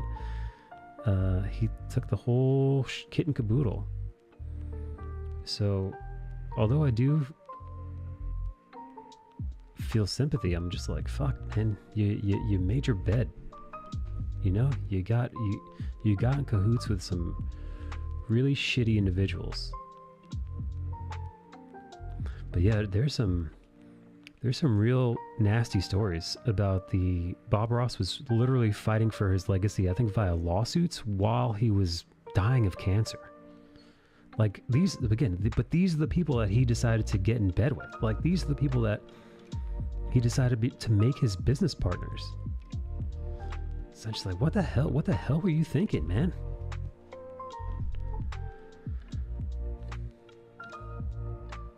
What the hell were you thinking, dude? It's messed up. That's why I never show everything. Back sandwich for lunch. Yep, they cut out Bob Ross's son. It's usually the ones closest to you that will hurt you the most. I have to have some tricks other people don't know. Yeah, no, dude. Again, two wrongs don't make a right? What Bob Ross did to his mentor is a shitty thing. And what the people he decided to make his business partners when he was betraying his mentor, those people turning around and betraying him, it does feel like karmic retribution, but it's still a horrible, awful thing to rob a man of his legacy as he's dying of cancer. Awful. So I'm not like Bob Ross deserved it. But I am like, I wish he had thought a little bit. I mean, I wish he had seen this, right? Because, you know, when you get in bed with these con artists, when you decide to do dealings with people like that, with no scruples, who are just cutthroat business people, yeah, you kind of, like, how did you think this was going to play out? And yeah, it played out. They stole his likeness, his everything that is the happy painter, stolen from him. It does seem like poetic justice, right? He stole it from his mentor. They stole it from him. Doesn't make it right, and it sucks, man. it sucks that behind all this beauty, because there is something, when you watch those Bob Ross videos, there's something really special about him. There's something really remarkable there. It's almost hard to put your finger on. It just sucks that like behind the scenes is now mired in this unfortunate controversy. Even more fucked up, it was an older couple who ripped him off, right? Yeah, oh man, it's despicable, man. And they're still to this day reaping the benefits of all his hard work. Just like that.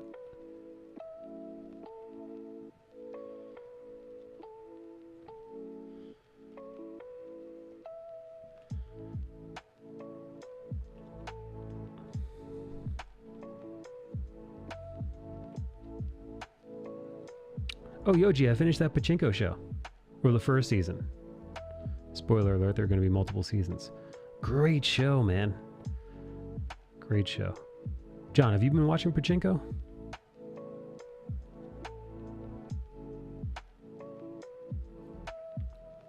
Hey, Sweaty.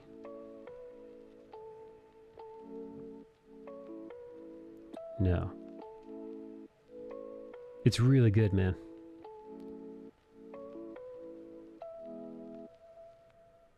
I still haven't watched it. It's been catching up with Raised Bubble season 2. How's that? I watched the first 2 episodes of season 1 and I couldn't finish it. It's not that I couldn't. I liked what I saw, but I just kind of lost track. I got to get back to it. Actually, but I've got a whole laundry list of stuff that I've been meaning to watch. John will watch because he hates Koreans.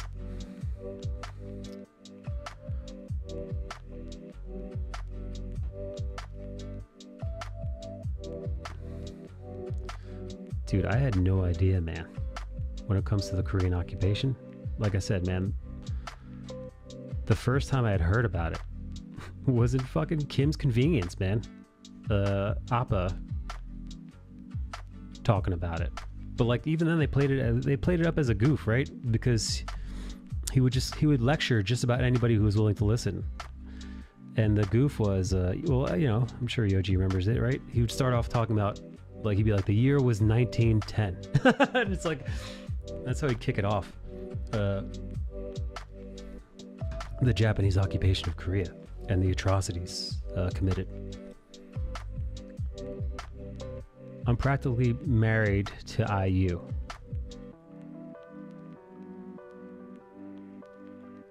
What?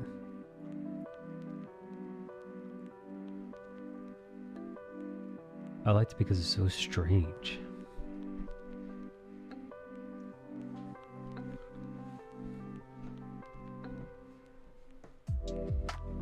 I use a K-pop star who looks like my wife. Ooh la la.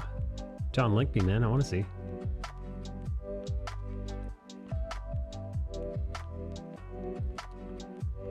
Although, to be honest, man, there are a lot of K-pop girls I'm not a fan of. Especially when you could tell that they've had some work done.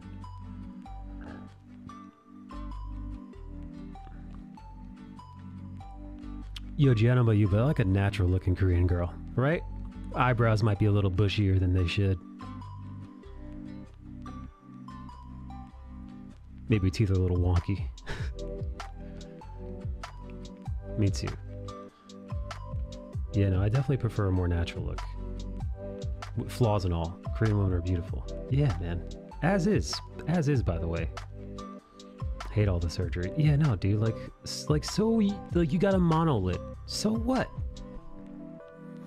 Listen, double lids, fucking more than it's cracked up to be. Right? Who gives a shit?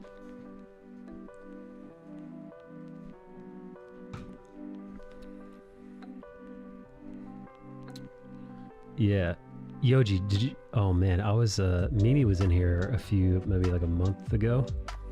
Because Mimi and I were both watching Singles Inferno, which is that Korean dating show on Netflix. And all the dudes, not all the dudes, but like there's like a handful of people on this island. The vast majority of them were into this one girl. And she looked like she definitely had work done. Like, it was quite obvious, I think, to see. And all the dudes were just fawning over her. Like, I think 3 different guys like chose her to date. She looked like a little porcelain doll, man. Just like wildly unnatural looking. And I couldn't, for the life of me, I just couldn't understand it. Because there was a couple of very beautiful, natural looking women on the island too. And there was one in particular that, God forbid, had a slight olive skin complexion. Yoji, that's right. She was a little bit tan. Yoji, her skin had obviously seen some sun, and she was not nearly as desired. Yoji. Spoiler alert: not as many people into her. Thanks, Yoj.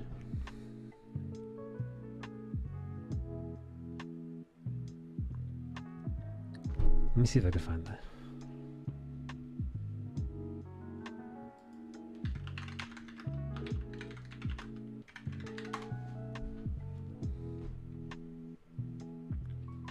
It's from Soompi.com.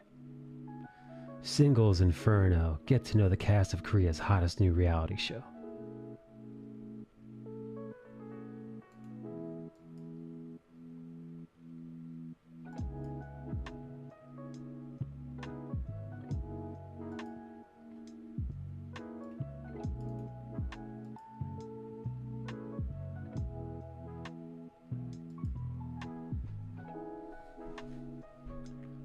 Oh, there looks some controversy. Singles Inferno, why fake rich girl Song Jia enraged South Korea.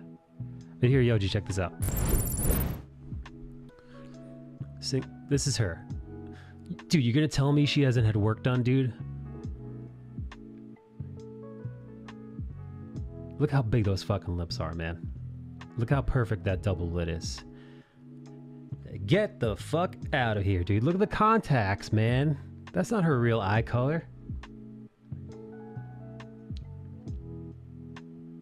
She was canceled for wearing fake designer clothes. Barely considered a sin in the West, but destroyed Gia's career in her homeland. The scandal, however, was just another tale of a canceled celebrity. It tapped into a deeper social angst felt by young South Koreans.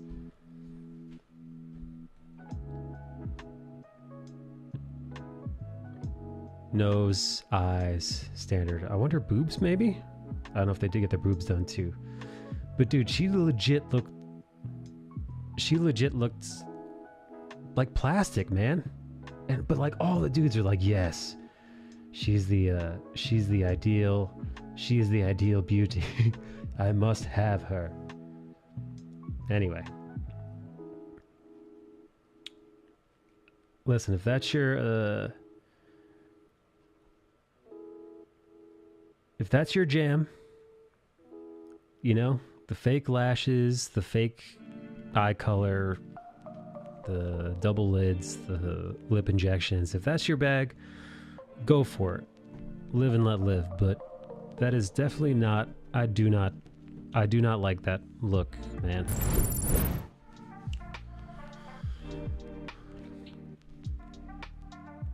People point out she is disrespecting designers by ripping off people wearing fakes. She wanted to start her own brand. A lot of the younger generation gets boob done now. I worry about the kids of Korea. Well, dude, look, the beauty standards, man. Wildly unrealistic.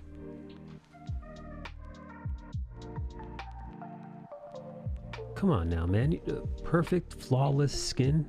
Like, what the hell is that, man?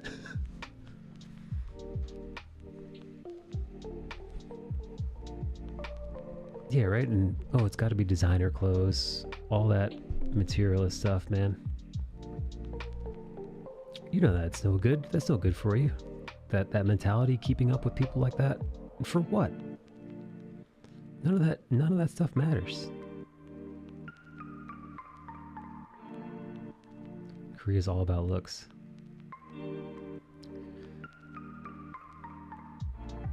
Man, something I've learned as I grow into an old man. Looks and all that stuff. I mean, it's one thing, all right, taking care of yourself, right? Hygiene, you know, putting some effort into your outward appearance, you know, so that you look presentable, right? I think there's something to that, right? I think there's something to be said for a person who takes care of themselves, brushes their hair, keeps their clothing tidy, makes sure that their clothing is fitted and nice. I think there's something to be said about a person who's put together. But being put together doesn't necessarily mean designer everything, or, you know, high fashion whatever, or having the best of, you know, putting a little thought into your outfit, even if it's cheap clothes. I think that, you know, looking nice and presentable, I think that's a good thing. I think, you know, if you dress nice, you feel nice, but when it comes to like that incredibly empty pitfall of keeping up with like name brand stuff, that is a dead end, man. That just leaves you with an empty bank account and a bunch of clothes that you won't be able to wear after a few years.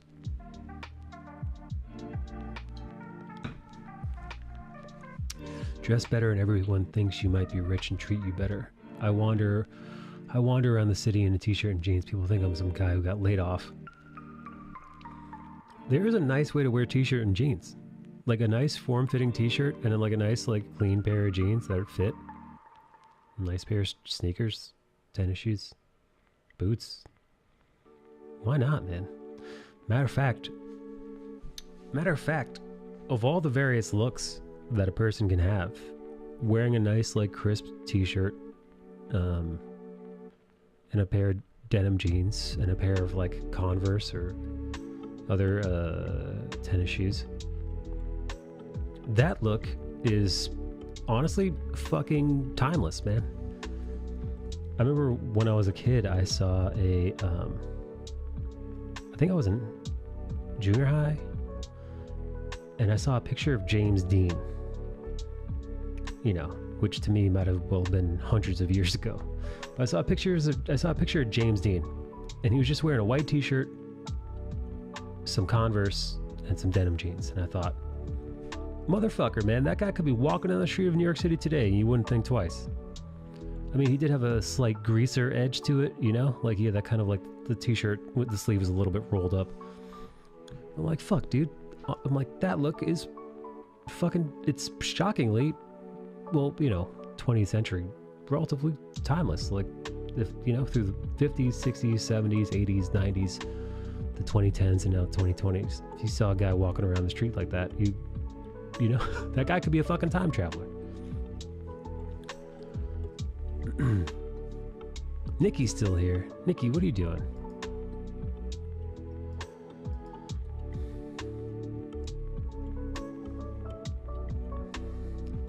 Nikki-chan.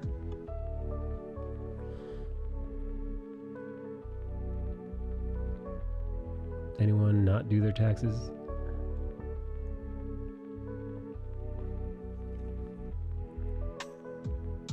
Blow drying my hair.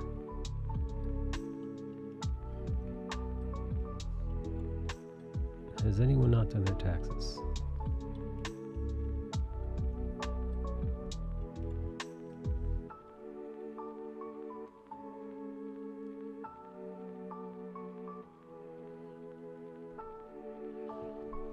But this is also why I kind of get prepped up for stream. It feels good to look nice.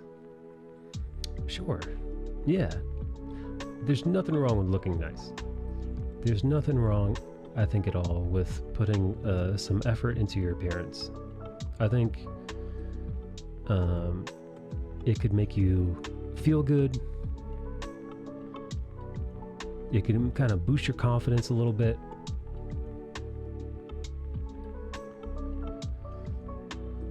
I do think that there's a diminishing returns though. Right? There's definitely a point where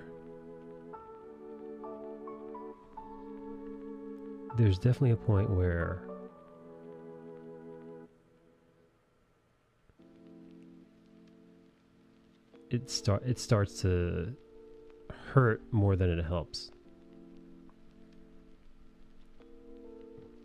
And I think if you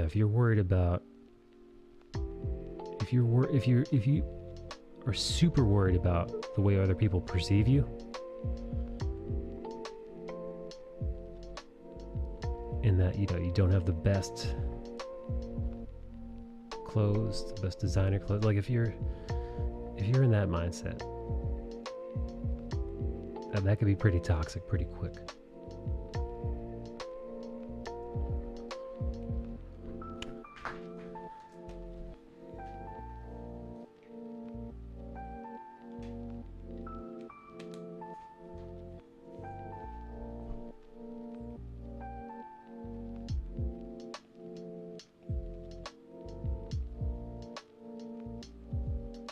Hey Yoji, how did you end up avoiding all that?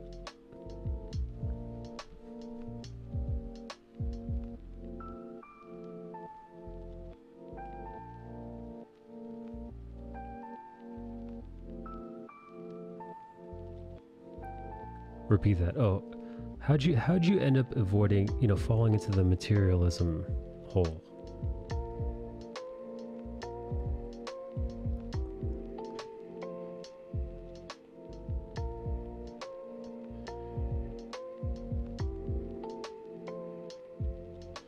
Yeah, I've never known you to talk about keeping up with the Joneses in any way, shape, or form. I spent more time in the U.S. than Korea. Grew up dirt poor. When you're poor, you realize what matters and what doesn't matter.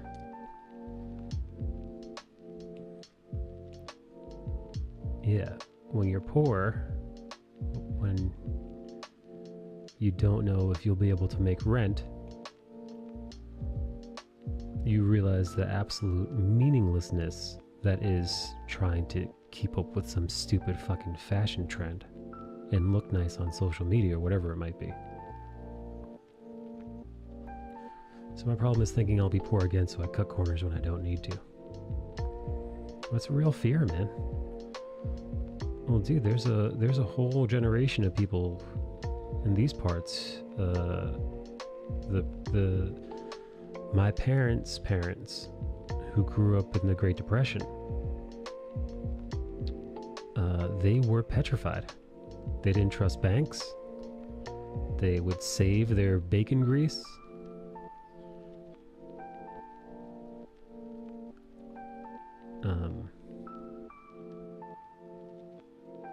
Yeah. Pretty fucking terrifying. It's all temporary.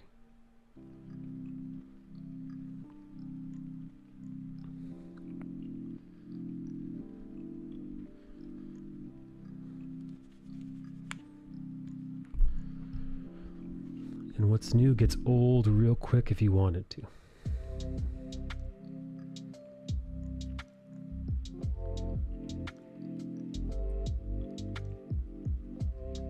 Yeah, I often, I've talked about this on stream before. I've often wondered,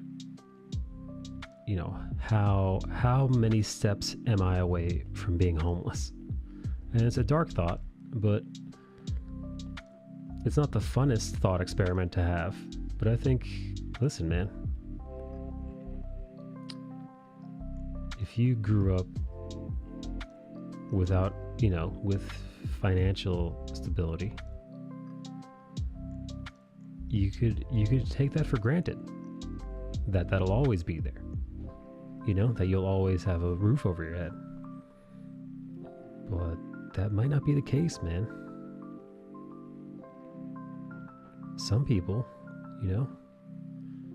can't afford, what was the Damn, I'm trying to remember the statistic of Americans that wouldn't be able to handle a massive financial fallout. It's shockingly high, the amount of Americans who would not be able to live if, you know, a couple of Jenga pieces were kicked out from under them. They'd be on the streets, essentially.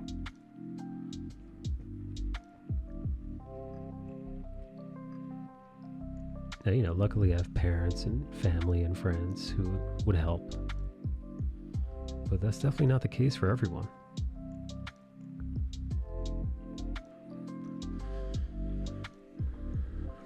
I grew up in a family of 4 in a single room rental. No hot water, no AC, hole in the ground as a restroom.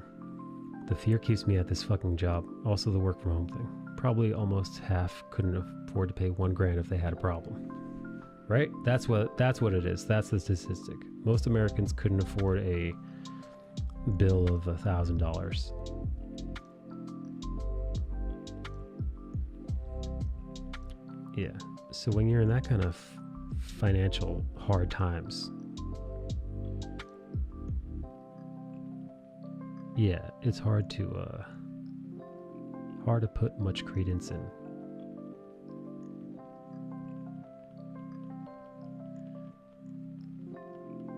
I don't, dude. You know what, man? I'm so far removed from that life. I was actually just then trying to think of something designer brand, and I fucking couldn't. I was like, designer. I'm like, I don't know. I have no fucking idea.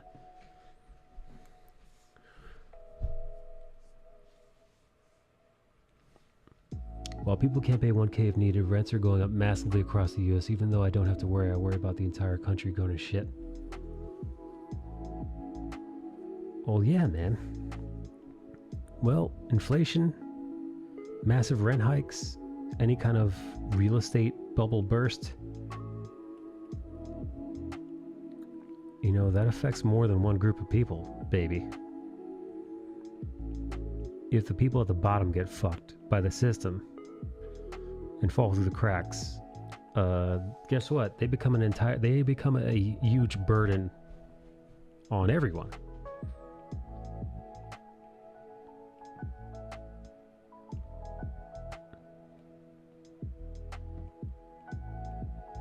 Yeah, what do you think? Do you think the people that are in a hard place, who lose their job or homes, or are mentally unstable, can't afford their medication, they don't just disappear into the ether. They don't just vanish.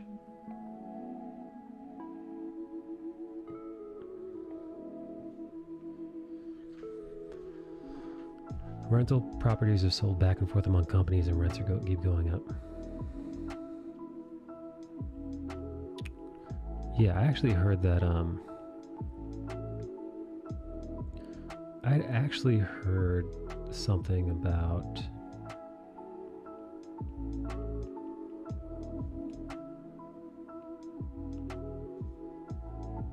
it was those finance types. It was those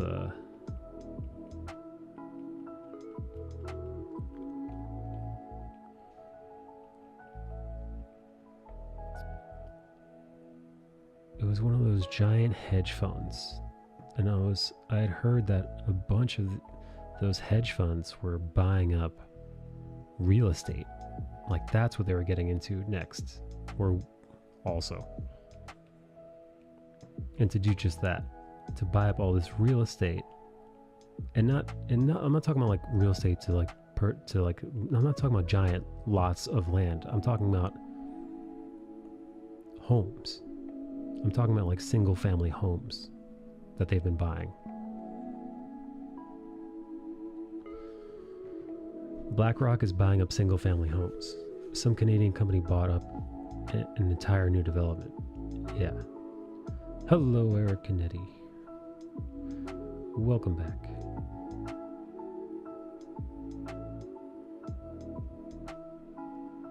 How you doing?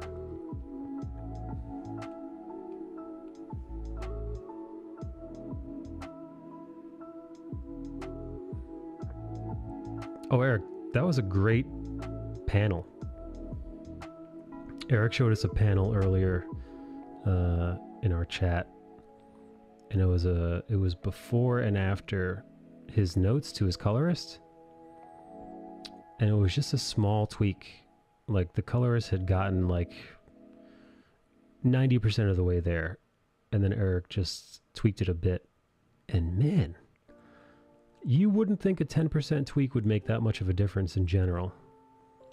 But my goodness, man, the adding of the atmospheric glow along with the like atmospheric push of that frost, that condensation in the air, man, it completely changes the entire mood of the piece.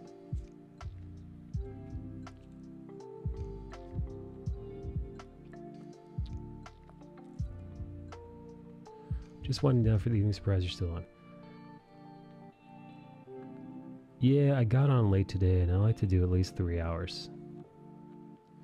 And I'm standing up. I'm standing up at my standing desk, which I haven't done in honestly too long.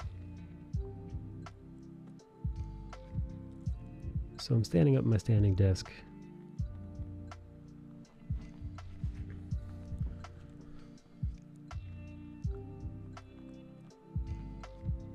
My colorist has the goods. Jules is awesome, and I think you are helping hone his skills.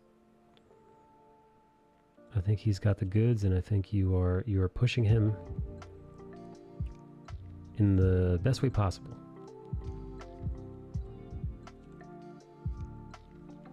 Does his colorist?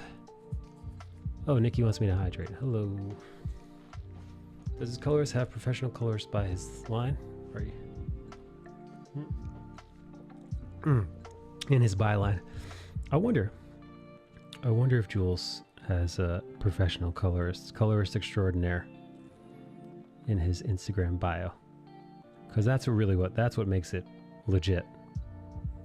You're not a professional colorist unless it says that in your biography. Your breakdown.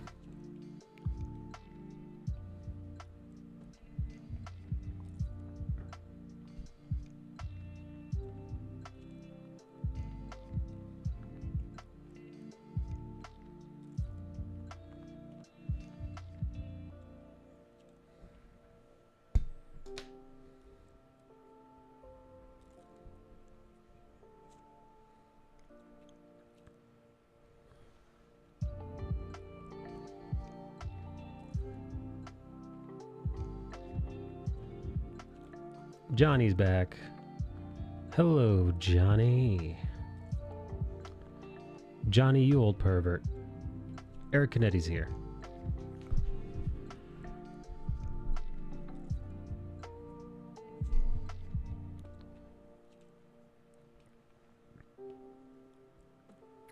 Buying string beans cause I'm cooking stir fry.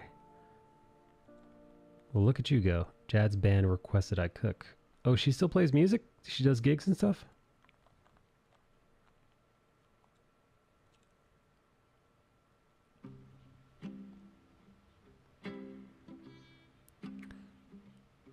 She paused for Pandy. But the bars are opening back up again. Well done. Does she ever think about does she put her stuff out? You know, does she do like Instagram, TikTok, that kind of stuff? Yeah, she's on Spotify.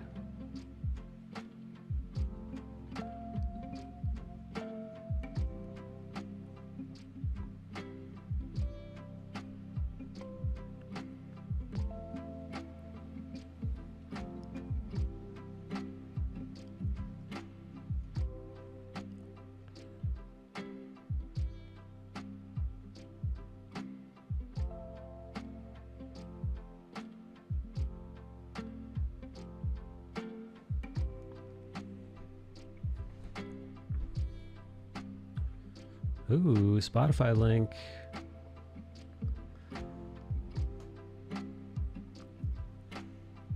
Nikki always puts on jazz music when it's time for her to make love to Joseph. Billy Joseph. I imagine John and his wife surrounded by children with her playing music. Acoustic guitar? Yoji?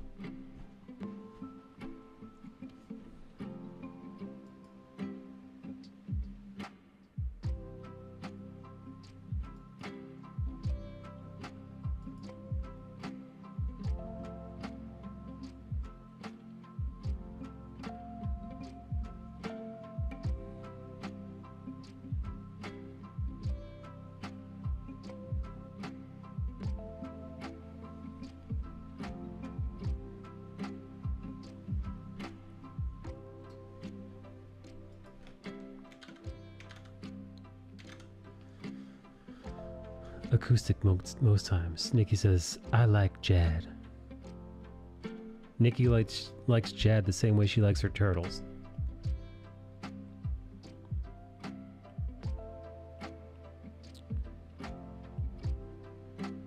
Nikki says, Nikki like Jad.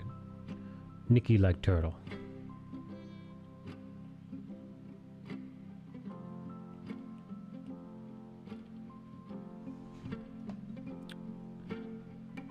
Yeah, Nikki, careful. John might have to slap the shit out of you. Talking about his woman like that.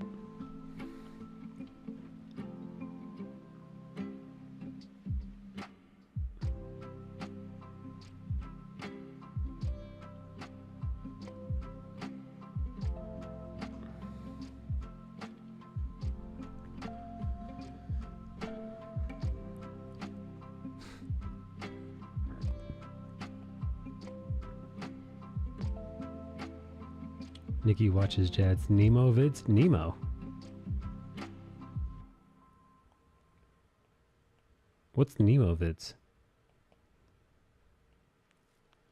My cat.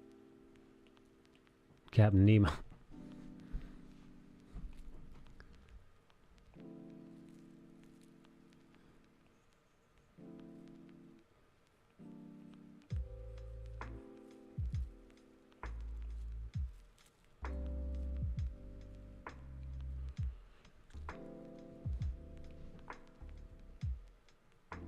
I'm gonna be honest with you guys, my legs are tired as fuck.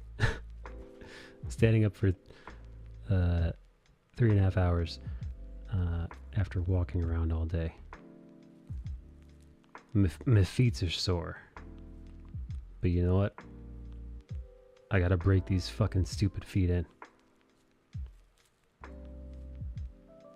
I gotta break these goddamn retarded toes in.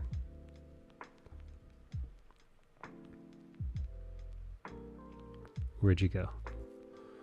You know what? I was walking around the neighborhood. Have you been standing the whole time? I have. I'm a little slouchy now. But yes, I've been standing up the whole time. Oh my God, John.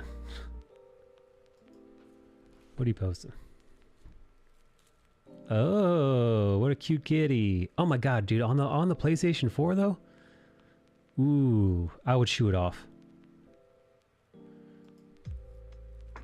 John, dude, is that dust all underneath your TV, man? Ooh, John keeps his house dirty. John's got a dirty house. Guys, look at the dust. Look at all this dust. John, dirty house of more. Yeah, no, good to shoo him off. Cause yeah, no, the thing can overheat, and it's expensive, baby. Ooh, baby, it's expensive.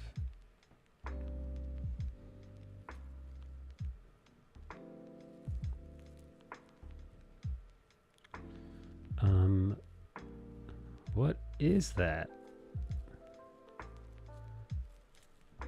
It's probably just the light. But yes, I checked out some new coffee shops opened up around the neighborhood. So I was checking those out. I was checking out the coffee shops. I went to a local garden shop, garden store, nursery in the area. I was kind of making the rounds today. It was It was a really nice day out over here, so it's been a while. It's since the fall winter started. I haven't been walking because, you know, nowhere to walk to, especially in this cold. So I've been walking around,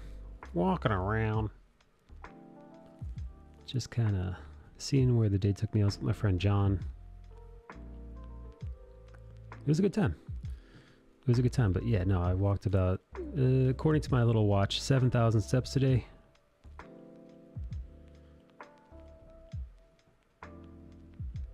So getting the old body win. And also welcome back, Volpsy.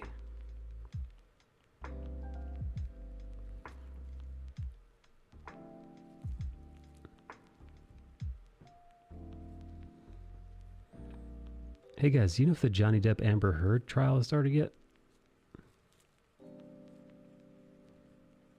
I'm really eager to see how that is going to go.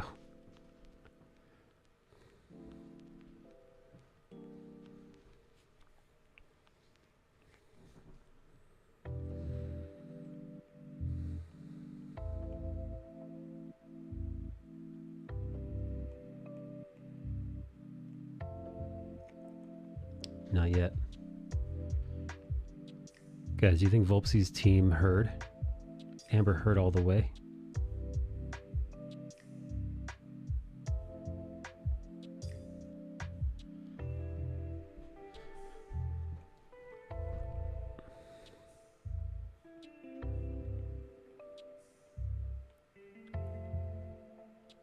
Volpsy's like, yeah, she laid her hands on him, but he had it coming.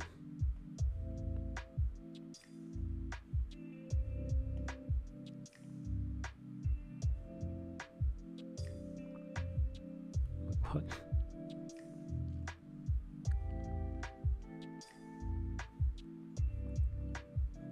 Volpsy, give me some clippings, dude.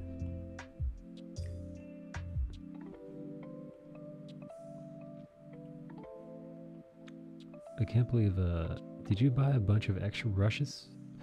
When you say buy, and you say a bunch of extra, do I have too many brushes? Yes. Did I lose the brush I was just using? Perhaps. Where the fuck?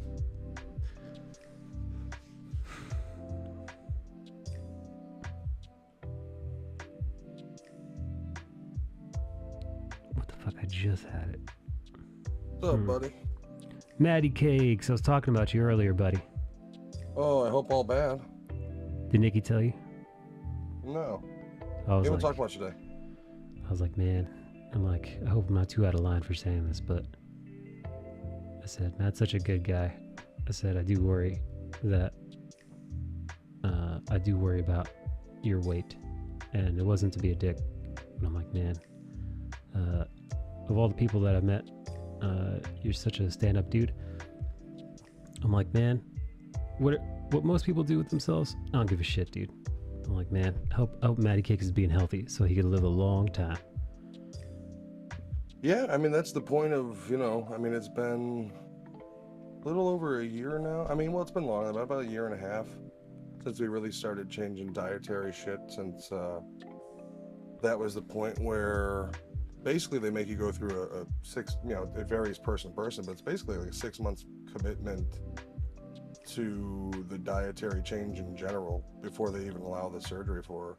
Wow. So we've been going hard since then with it. You know, you get moments where you slip a little bit.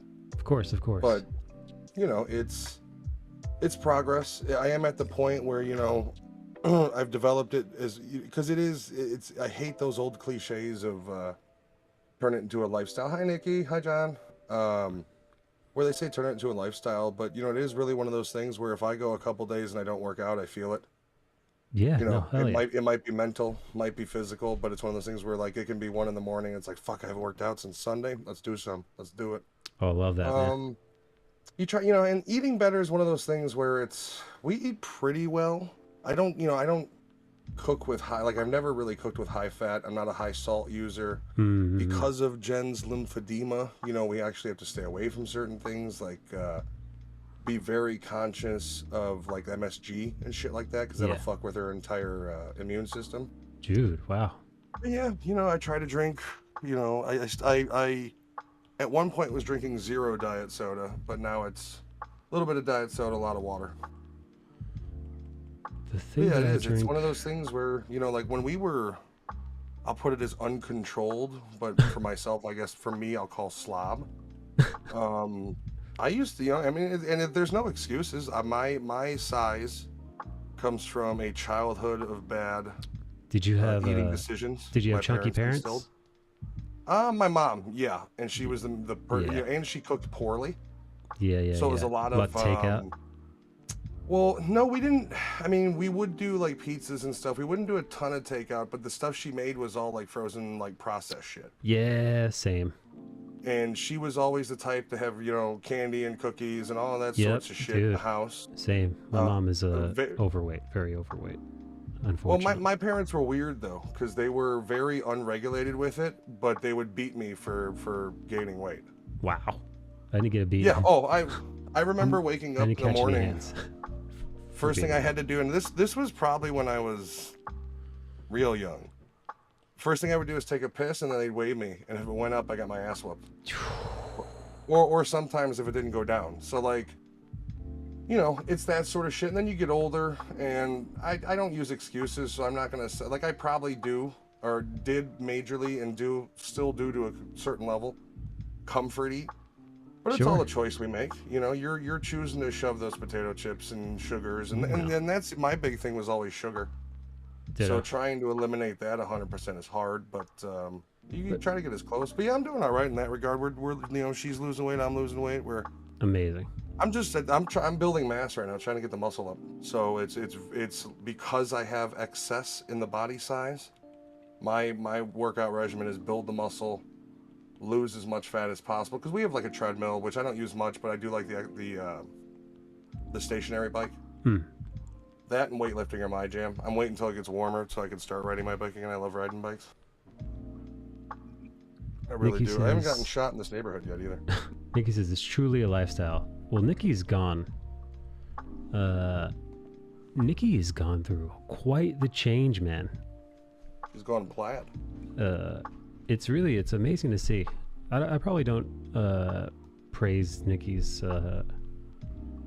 hard work and accomplishments in that regard, because it's really tough, man, breaking those habits. Because dude, like you said, Matt, comfort food, poor dietary choices, lack of exercise, those, especially if you've learned them or didn't learn them from your parents, that is a hard cycle to break. And that's not even mentioning the realistic idea of sugar addiction and that sort of thing. You know, these things are designed for you. The companies don't make a bag of Oreos with the idea of like they'll just have one. Like, no, they're gonna eat the fucking sleeve. Yes. And not even realize it, you know? And yeah, Nikki's killing it. I mean, and even she has had to point out to me, because I'm a very negative body image type of dude, where like whatever progress is there, my mind kind of like, it's a filter. I don't see much of it. But it's really when you look at like before and after photos. Yes. The face is a lot thinner, especially with like Nikki and Jen. Like their before and after photos, like it's weird coming up on one of those like, you have memories on Facebook, and it's like, holy shit, you know, Jen and I were way bigger. And it's all retro and introspective. Like, you have to be willing to accept the fact that you are changing, and there are certain times when like you have to be willing to say, so what, I ate a little bad shit, let's get right back. Like, you know, there are gonna be ups and downs too. You know, you got to be able to forgive yourself, right? You're not gonna be perfect all the damn time. Yeah, and I mean, and you know, it's just it's one of those things where like I used to be big into buffets, like obviously, but dude, my parents used to take me to the buffet. And that's where it started too. My parents, one of the things we did is on Saturday mornings we would go to a buffet and then go do shopping for like groceries and shit. So fucking, dude, buffet food, like, it's disgusting, but it's so good at the same time.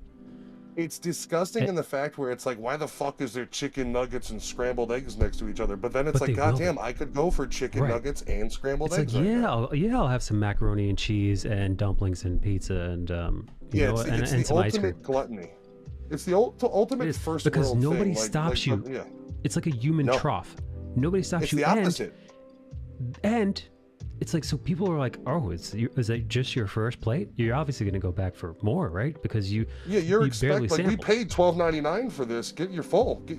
Right, yeah, because right, my parents would be like, listen, because it was me and my sister and my dad and my mom, so like we paid for 4 mouths to feed, so you better fill the fuck up, get our money's worth. I was a fat kid, so my dad would play head games. We would go to a buffet, and then I would stack my plate, and he'd look at me and go, Jesus. So he would, like, as soon as we sat down, he would shame me for it, which I always found weird. Even as an adult, I don't understand that. Yeah, no, then why go to the fucking the buffets? I'm not driving us here. I'm not paying for it. I don't have any I'm a pudgy fucking 10-year-old. Like, what do you want me to do? I'm gonna go up there and stuff my fat ass because you brought me to a fucking buffet. You brought me to a fucking buffet, and everybody's just pigging out. And, you know, and those became kind of it was one of those things where it's like, man, I sure would like to go out to eat, but I don't want to go to an actual, and then be like, let's go to a buffet. And then, like, Chinese buffets, even as bad as where I even go to there for their, like, and eat their sushi. I used to be a sucker for a buffet, and we haven't been to one since a year before the pandemic. So 2018. Love it. Good for you, man. Like, we cut those out because I was basically just, because we were going monthly. Like, we were going once a month to Golden Corral.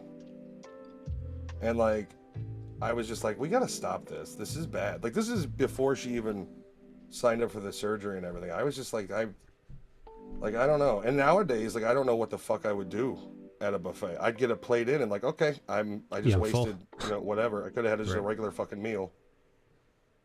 But yeah, you know, and that's you know, air fryers help. It's summertime coming up, so grilling's gonna be, you know, leaner meats and doing all my veggies and shit on the grill, and because I love to grill. No plastic bags and purses? What are you talking about, Volpsy? Oh, my grandmother. We would go, okay, this is a white trash as fuck story. You talking about saving the plastic bags? Uh-huh. Oh, yeah. No. Put them in the purse, and then everything house, on that plate went in that bitch. In my parents' house, they have a collection of those. Just hoarding the plastic bags. Dude, am I the only one in thinking, like, if I went home and you tried to offer me your Ziploc baggie of mixed mash buffet food, I'd be like, I'm not in. No, thank you. Like, as an adult, like, if my wife did that when we were going to buffets, I'd be like, I hope that's for the dogs, because I'm not eating that jumbled mess of, it looks like you've got beef and corned beef hash for some reason. Like, what the fuck? Yeah, you just took all the breakfast stuff. Was that then you fill up the bag and put in your purse. You have a meal for the next day. You know what? Yeah, it's your leftover. As long as you coordinate and the meal makes sense. Like, if it's, you know, we would take desserts home. Ooh, that's what would go in the plastic bag in Mama's purse. The desserts, the cookies and the treats. I had a buddy that would, at the Chinese buffets, you know how they had those, like, hard plastic, just cheap, like, Pepsi Cola cups, the tall ones? He would steal one every time. He would literally fill it up with whatever drink he wanted and leave with it. You know, it's part of my fucking price. That's hilarious. Those. And then I found out that you can get those cups for, like, dirt cheap. Like, I think I was able to get, like, 30 of them for $10. I remember I loved the ones from Pizza Hut because they were red, and they were, like, textured. And the textured hard plastic is still to this day one of the best thermal cups you can use too. That's why, like, out here there's a place called Beggar's Pizza. You'll find those cups at pizza joints, because the types of places that will put the pitcher of Pepsi on your table. Yep, that's it, man. Cups. That's Pizza Hut, baby. The fucking pitcher of it. Yeah, and then, like, but then you look at society. Like, you can literally go get, and I'm not even joking, a bucket of cola from KFC. Yes. Like, what the fuck are we, like, and if you don't look at it, you don't care. Like, if you're a thin person and you can just, like, you've got a great metabolism that can consume whatever the fuck you want, you don't care. But if you've ever tried to lose weight, it's like, when you look at calories, it is one of the most depressing fucking things in the world. Oh, yeah. Because it's like, you mean to tell me one Popeye's chicken sandwich is 800 calories? That's an entire fucking meal. Really? Yeah, I don't know. Oh, Nikki, have a good evening. Nikki's going to bed. Bedtime, Nikki. Good night, Nicole Gonzalez. Sleep well, you little animal. And also, welcome back, Volpsy. I know. You know, I don't think I ever asked Volpsy how she was raised. I think she's from the Northern California. I know that much, but I don't know if she's, like, from there. Yeah, I just find like I don't know. Jen wants to go to this like brunch buffet Sunday, or Easter. Yeah, Easter Sunday. Well, that's different, right? I've gone to for Thanksgiving. There were a few years there where nobody wanted to cook at all. That's basically what this is. She's like, we make dinner every fucking year. So my parents, they paid like at like a very nice, it's a very nice restaurant, but the dinner is served buffet style. The dinner is served buffet style. It's very nice, you know, tables with all tablecloths. People are dressed up. You have reserved seating. Yeah. You have waiters that come and, you know, get you your drinks and stuff. But when it's time to eat, you know, you've got essentially buffet style food, which is, by the way, delicious. I've been to a couple of those and I like it. I feel awkward nowadays. Like, I never had a problem waiting in a line in a buffet. Like, I was never the dude to be like, ah, fat guy at a buffet. And now I do have that a little bit of like, maybe because I'm so far removed, and I'm not worried about overeating. Like, my limits are pretty goddamn set by my stomach at this point. Like, you know, where it used to be, do they have a place called Flat Top in New York at all? Flat Top. So basically, Flat Top was an all-you-can-eat stir-fry place. And they would give you a bowl, and you would fill it full of the raw ingredients, meats, veggies, all that sort of shit. And they stir-fry it right in front of you. And at one point, when I was in high school, we were going and I would get 4 bowls. Yeah, and nowadays my stomach size and kind of usage is like, I know that like, you know, buffets also you go a couple times, get to that, and then you maybe if you get a third plate, it's the third plate with like desserts, and maybe one of those things that you actually do really like that you didn't get enough of. But nowadays, man, it would be all just fucking wasted. I was like, all right, I'm a plate, I'm done, we're good. Let's go home so I can nap. The shit's really salty. That's the other thing. That food's salty as fuck. Like if we go Easter, I'm looking forward to it, because it has like some of the menus got some good shit. It's like biscuits and gravy and ham and you know, so like sounds like a decent spread. But then I gotta be around people. Volpsy says, I had a really weird childhood, but pretty Asian. Really? Even though you're from mixed background? A mudblood, as Matt would say? I was actually just going to say, does it make me racist for trying to assume anything of what pretty Asian means? Like, is that automatically like, here's your yellow card? Oh, shit, I didn't even think of that. Fuck! Yeah. No pun intended on that one. Sorry. How dare you? Yeah, what is growing up pretty Asian mean? I feel like anything I say is like, really? How the fuck would you know? Right. I did not grow up. I grew up Italian Jewish, so that's what I know. Dude, miso soup for breakfast sounds fucking amazing. Ooh, miso soup is my fucking favorite. Yeah, what a miso soup and rice for breakfast instead of cereal. Did you get teased? Did you bring Asian food to school? Where like other kids had like PB&J and you had like sushi and then they rip on you? Because kids are fucking dickheads. Kids are fucking animals. If she brought her soup to school in a thermos, I would have been friends with her because I had a thermos. I can't remember, but I don't think so.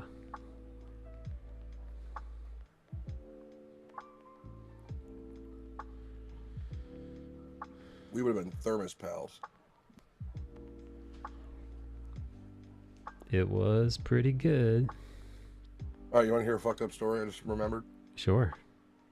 All right, so when I was a kid, and in the middle of my parents like trying to get me to lose weight to the point where they would hit me, my mom had women that she knew that worked at the school in the cafeteria dropping dimes on me if I got like an extra chocolate milk or anything. Wow. I came home one day, I got my ass whooped, and I was like, what the hell was that for? And she's like, they saw you take another milk. I was like, oh. We know what you're eating, fatty. Right? We've had our watchers watching you. Fucking narcs. All these fucking catty old women, these fat old women narking on me because I want an extra chocolate milk. Right? Volpsy says, for middle school and high school, I didn't eat lunch. Were you chunky? Is that why? Volpsy, were you a chunky monkey? I was a chunky monkey growing up. Just about my whole last life. I was definitely a t-shirt in the pool kid. See, I never did that. Like, that is, I have like undeserved confidence. Never cared. Nah, I was fucking ashamed. My little kid titties.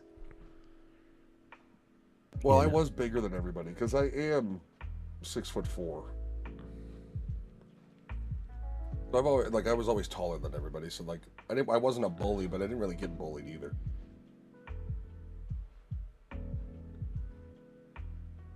You know what's funny? I wasn't really bullied for being chunky. That's so funny looking back.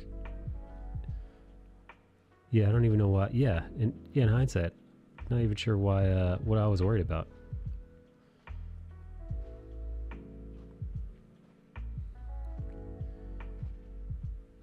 This was what, the 90s? Yeah, baby. It was becoming more normalized at that point. Like, everybody was fat, right? Yeah, there were a lot of fat kids. When you think, well, think back to the 70s and 80s. Like, there was one fat kid in your class, and that's why they made fun of him, because he was a fat kid. And then it became, I mean, look at us now. Yeah, now everybody's a porker. So, yeah, you're probably ripping on the skinny kid for not being fat. Oh, hell, you're too poor to get food? And it's like, no, King Arthur, but fuck, you're fat as hell. You don't have gout? Right? You don't have to be on several diabetes medications? No. Oh, Volpsy used to have a good metabolism. Homer Simpson, when they wrote him, or when they created him, was morbidly obese. Right. And that was the goof. Now he's average. Yeah, now he's just an everyday Joe. Also, I saw a meme that I thought was interesting. It was about the Simpsons, and it showed the Simpsons house. And it said when Simpsons came out, a man or a family could have this home on a single salary from a nothing but a high school educated person. Yes. I think that point is not received by people. I think it's should be. I don't know. I think it should be made more of. God, I wonder if I should actually color this. What color are you thinking? Well, it would just be the armor. The armor is the Crucible Knight armor, so it's that bronzish okay. color. I don't know. Uncertain. Fuck. Alright, shit.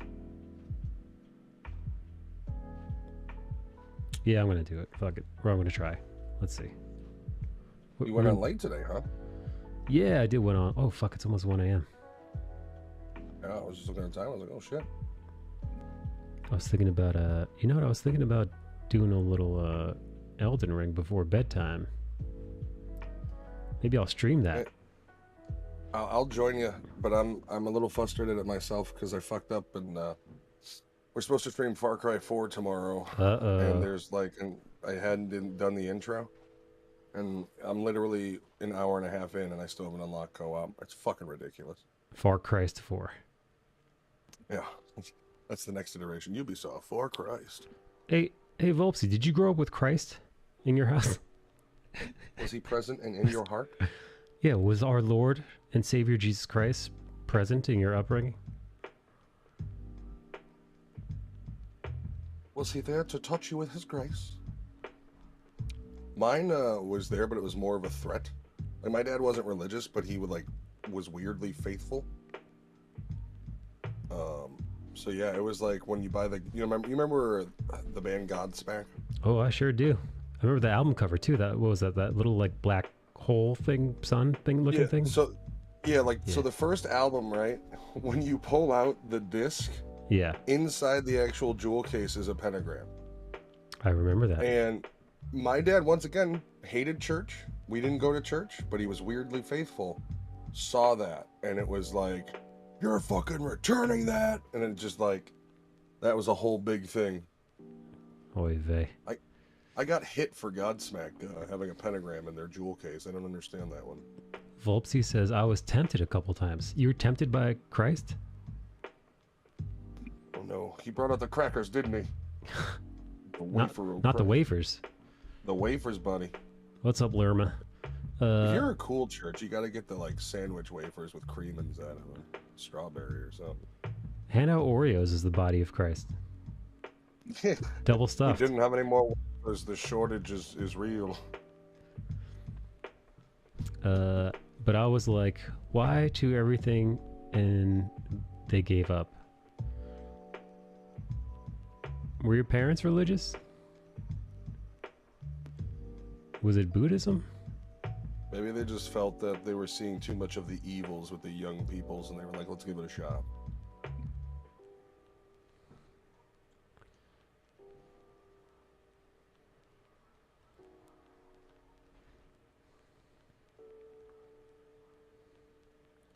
Did you talk about Mr. Smith getting banned at all? Oh, Yes, Mr. Smith goes to Washington. Mr. Smith goes home and cries. Yeah, I feel like it's a slap on the wrist, isn't it?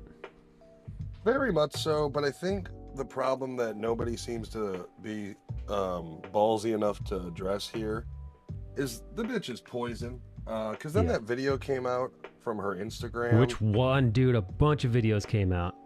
Well, okay, so the one where she's saying, you know, the doctor so-and-so is coming back to the red door. And he was like, I think you should not record me, and my social media is not something for you to, basically telling her I'm not your clout. Right. And then her reaction is, this is still the foolishness I have to deal with. You mean invasion of his privacy is foolishness, you fucking bitch? I said this earlier. Get bald ass out of here. Their relationship is so fucking toxic because one, what she does is she ambushes him in his own house, and he's just minding his own business, making like a sandwich in the kitchen, and now he's in front. He's live.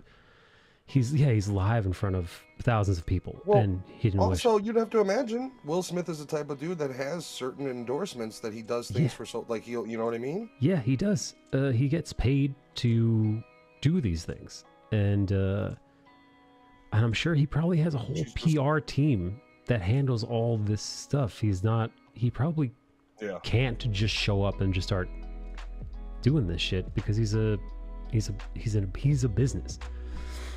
Now, his name is an LLC. Right. The thing about that is she should have known better to just, and this is, by the way, it's not just a Will Smith thing. It's an anyone thing. If your significant other is in the privacy of their own home, I mean, especially if there's celebrity and a known entity, but even if they're just a regular person, could you imagine you're hanging out in your bedroom after a long day of work and your significant other comes in and just throws you on their live stream? Hey, Chad, say hello to Matt. He's just sitting here in his underwear watching TV. What do you say, Matt? And it's like, there would be an uncomfortable accidental ball slip, accidentally on purpose. You'd be like, hey, everybody. Yeah, no, I'd be like, get that fucking camera out of my bedroom. Yeah, no, it's a wild invasion of privacy. So first off, she's a dick because she just threw him into that. But also, she's promoting their private therapists that they clearly went to counseling for to work on their relationship. She's like, hey, guess who's going to be on the show? Hey, remember the horrible problems that we've been having in our marital life together? She's going to be live on the show. What's a worse way to approach somebody with that shit than, do you think it fixed all of our problems? Like, bitch, you want the real answer or you want the social media answer? Because he looks at her like, I fucking hate you right now. Right. Well, because she's like, and then she signs off and she's like, well, it looks like we're going to have to book a few more sessions with Dr. So-and-so. Because of this foolishness, it's like she completely negates and dismisses his feelings in any way, shape, or form. Yeah, like she did nothing wrong. Now, the way I saw it was he could have handled that better, right? He's a professional actor. He could have. Slap? Yeah. I think what he would have done, what he should have done, and this is what I would have tried to, at least I would have attempted to do, I think, in this scenario. You never know. But if your significant other surprises you and you're a celebrity and now you're in front of perhaps tens of thousands of people on Instagram Live, I would have been like, oh, hello, everybody. Well, make sure to tune into my wife's show, yada, yada, yada. And then once the camera's off, you say, hey, we got to sit down. please, could you please just give me a heads up? Something. Could you just give me a warning? I was really uncomfortable. I was you know, like there's a way to communicate. I wouldn't have been that calm. I'd have been like, we're not a fucking reality TV show. Okay, we're not the Smiths. This isn't the Osbournes. Like, if you want to do things like that, like, he could have been a total dick and been like, if you're gonna do that, you need to contact my agent and sign something because you're now putting me. Like, he has his 100% legal right to do that. Yeah, no, I mean, I think the best way to communicate healthily is not to be a dick about it, because being a dick about it doesn't fix anything. I mean, like at this, and that's the other thing, right? Like, even if you get rid of like all the cheating shit, because did you watch the video of her talking about her relationship with August? No, I did not watch that. So, basically, the way they both kind of talk about it is they had like a short separation, like in the way. In the interview, he goes, "You mean when I almost kicked your ass to the curb?" And she admits, like, "Yeah, you were done with me." So, let's get rid of all the cheating and all that shit. What the fuck was going on prior to that relationship that had your relationship in those sorts of dire straits already? Like, this relationship's been going downhill for how long? God, that's so fucked, and man. the whole slap and everything is almost like they're trying to grasp at straws. So, like, see, I still love you. I slapped Chris Rock. Realistically, he should have divorced her and then went and drank with Chris Rock after the show. Like, he's got to at some point understand, like, he can blame himself so much, but he's going to have to realize she is poison. Dude, I do not understand their relationship, man. Because also there's that whole clip of her show where they're talking about their wedding day. And she's talking about how it was one of the worst days of her life. She went down the aisle crying. She was miserable. She didn't want to get married. She didn't want a big wedding. The whole show was like, and they were like, "Oh, we basically got married because you were pregnant and your mom was crying." And she's like, "Yeah." And it's like, yo, everything about this relationship sounds fucking miserable. Sounds absolutely like pure misery. I do not understand why they are together. For the life of me, I don't get it. And it's like, not to be a dick, but I mean, she has no career anymore besides this podcast and now this new fame because of her alopecia. Like, once again, he's the money in the relationship. Like, he's the one that has, you know, because of what he makes and all that, can in his clout enables the kid's behavior, it enables her behavior. Like, it doesn't seem like he's got anybody in his corner going, "You need to put your foot down and stop it all." Like, I don't think there's anybody telling him, like, everybody who's talking to him is talking to him as like, "Yo, your public image is hurting." I don't feel like anybody's got the dude's back as a dude and telling him, like, "You need to, like, you know, you're spinning out here." Because he's a fucking dude, like you said before, man. He is an LLC. He's no longer Will Smith, human in horrible relationship. He's entity dealing with PR fallout. But where's his boys? Come on, he he's gotta have somebody. Are you shitting me, dude? You think he's got boys DJ with Jada Jazzy Smith? Jeff can't come over and be like, "Yo, what the you fuck's think going on Jada with let you?" him Like, have nobody... boys in his relationship? Okay, I'll give you that, and I will say I won't even blame her for that. That's 100% his fault for allowing that. I know. Again, all of this. He again, it's why you feel bad for him in one breath, but also you're like, "Fuck, man, this guy," because you know how much of this is him making his own bed. Oh, like, a lot of. I mean, for one thing, staying with her is the root of the problem. Like, I guarantee you, he'd go through a little bit of sadness because he'd lose a bunch of money in the divorce, but then he'd be so much freer. He'd make a few more movies, not have to give her shit from it. You know, I mean, he's Will fucking Smith. You mean to tell me he couldn't have some 25-year-old piece of ass on his hand? Of course, he was most likely. Well, he was also most likely banging Margot Robbie in the Suicide Squad film. There's a bunch of. There's an interview where he makes a joke about having sex with her mother. Margot Robbie's mom? Yeah, like there's it was one of those like insults against each other, you know, YouTube videos. Yeah, I've seen a few of their videos, and they're very cutesy with each other. Well, she said hers, and then he's like, "The only reason you're saying that is because you know I've had sex with your mom." That's hilarious. That's a fucking. So yeah, I don't know. I mean, that's the thing is like the dude really needs like somebody to be like, "Yo, you're fucking Will Smith," like because seems like he's down. He's mentally fried. There's those reports of him going to rehab for whatever, and it's just like, it just seems like he is just so completely mentally beaten down that he is just dire straits. And as somebody who deals with what I think, which is depression and anxiety, like I feel for the guy in that regard. Where it's like the fact that he's got nobody to tell him like, hey, you need some help, buddy. Like, that's fucked. I wonder if he's I wonder how long he'll be canceled for. That's what I'm curious about. I mean, if he's smart, he's got enough money, go away. Disappear for a while. You just won the fucking Oscar. You mean to tell me people aren't gonna... You mean to tell me they won't be throwing fucking scripts at you? And you, if he goes away, comes back in a few years, it'll be a triumphant return. To the point of then the discussions of like, is the ban really necessary? Is what you'll see written. Like, he seems like he's changed and he's a better man. Do we need to keep Will Smith banned from the Oscars? Give him 1 or 2 movies that people love again, and he'll be unbanned. Well, dude, look, Louis C.K. literally just won a Grammy. Exactly, and here's the other thing. The clout that the director... Like, because here's the thing. The first director that puts him in his movie is going to get the questions of like, well, this movie can't be in the Oscars or whatever the issue, or he'll never... And the director, all the director has to do is have his back and be like, I don't care, I wanted to work with him, I think he's an incredible actor. And awards aren't why I go into filmmaking. And then that director's image is immediately heightened. Because then he gets to make his plea about, it's not about those awards, it's about the art. And I want an incredible actor that you people deem blacklisted. I don't feel the same way. You know, then he gets to use Will Smith as a martyr as well. He or she. And thank you, Rat Tail. Thank you, Ratty Rat. Okay, you know what?